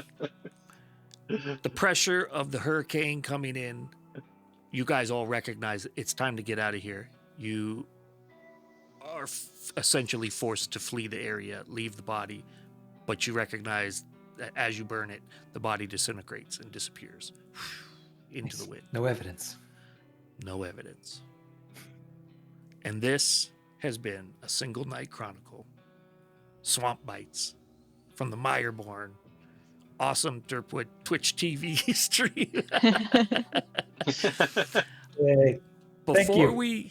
you're welcome. Yeah. I want to take Thank you, a note out of DM Noctum, our infamous, incredible DM, who's way better at this than I am, out of his notebook. At the end of every stream, he does something called Stars and Wishes, and we don't have to steal his branding, but the idea is that we tell everybody, we call out our favorite moment, and we suggest what we would like to see better of, and we just kind of try to critique and help each other. So I'll start with you, Terry. You seem to know what Stars and Wishes is, so give it to me, buddy. Uh, honestly, my star was actually me That's right. jumping in the air and coming down Crushing like it. that. It was just a great moment. But I don't know. I think it's just like everyone's learning still, so I don't really see any complete flaw in any or in anywhere, like as I far as appreciate that. you know. So, Amanda. and I'm sure I gave some bad advice as well. So, There's no such thing as long as we had fun. Yeah. yeah. Amanda, do you have a favorite moment you want to highlight or call somebody out? Or I really liked when like Lucan wrapped his body all around Dre, and then like how that affected what like my next move was, right? And also Amber Lynn's move. I think I really enjoyed the entire show. I thought everybody played really well and we all worked really well together and like fed off of each other's like actions and like what we wanted to do and how we wanted things to play out. I think it was really good. And as somebody who like has never ever played before, it was an amazing experience. oh, good. Good. Mr. Wade. Yeah, like the star moment, I guess, is when Mason lit the body and the story went full circle there. Right where we started off with fire, we end with fire, and it actually like made sure that the vampire was killed for sure, and it just all worked very well together. You're thinking very much nice. like an author. I like that. We started Become a with habit. fire. We ended with fire. Yeah. That's great. Is there anything you think we could do better? Give us that critique. No. Like I mean, we're all like learning, right? So the beginning is we're just trying to figure it out. So as long as we started moving, once we found our momentum, we just kept it going. It was great. Yeah, I agree. There was early scenes. I was like, let's get going. As you guys were working out your characters, working out your spacing, timing, and we got there. And then, of course, it's for me as the storyteller, I was starting to get overwhelmed, and then I'm like, shit, now it's going too fast, and I haven't given all the things I'm supposed to tell you, and all this stuff, and oh my god, there's plot holes everywhere, and I panicked. So, yeah, for me, there was a moment, and Terry, you did something that I thought was awesome. It was incredible, and I think it was around after the police chase. Maybe it had something to do with the gator. I put it up here and said, remember this for the end, and then I forgot it because I'm doing too much at once and my brain doesn't function properly. But overall, I really liked how everybody was purposefully trying to think in their character's head. And I think that's the goal especially in Vampire the Masquerade, which isn't essentially, even Terry said this before we started, this system is, you could go 3-4 sittings without ever having combat. It's not combat focused, it's roleplay focused, it's storytelling focused. So yeah, I appreciate that you guys even stepped out and tried to do that, because it's hard to roleplay. It's hard to learn a new system. It's hard to put yourself out there and commit to those little bits. So I appreciate all of you guys. And Terry, for goodness sake, I don't think I could have done this without you. You were my like sound wall for, is that right? Are we doing it right? What should we do? You know the system a little better than me. And so I really appreciate that. That was awesome. I just, when I'm in the moment like that, I just choose whatever's gonna make the most sense. So. Exactly, and that's what I was trying to do and facilitate and keep the pacing going. Wawatesi said you couldn't tell that you were panicking. You seemed calm and like you knew what you were doing. Thank you, Wawatesi. So, folks, Well, I think it helps that like the images too helped me because I've never played before, and like thinking through things that I could see in the image that could help us with what we were doing. Like right. this scene here with the pier, like that's what after I had like done that one attack with like shooting, I was looking and I'm like, oh shit, like this thing happened before. We talked about the stake. We're literally on the beach. There's going to be driftwood, or there's going to be different things, and just like seeing that pier kind of triggered that thought process. So Yeah. then I was like, oh, like I want to try this and see if this is a thing. And then it like panned It out. So helps. it was really, yeah, it was super helpful to have those images there, and like it really set the scene. Yeah. Well, I'm glad. All the artwork is really good too, by the way. Oh, Like all thank the you. character drawings and everything like that. Yeah. I tried. I appreciate all of that. And I appreciate you guys, like, this was sort of a last minute thing. So I do also appreciate that you guys came and showed up. This has been a blast. I think I would do it again. I was nervous. If you guys are interested, we'll do it again sometime. And not that I want to not have my regular Mireborn group, but maybe we could do something else some other time. Yeah, I'd definitely be interested in That's doing good. it again. 'Cause even Yeah, like fun. Yep.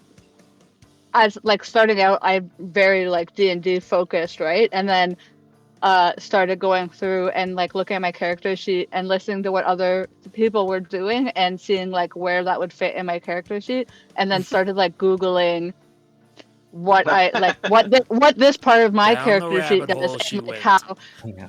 yeah, and like but that Yeah. helped me with like the crafting thing at the end with the driftwood. Like that got me to like recognize where my strengths were and stuff, and trying to figure out like how could I do a good job in this fight or whatever, right?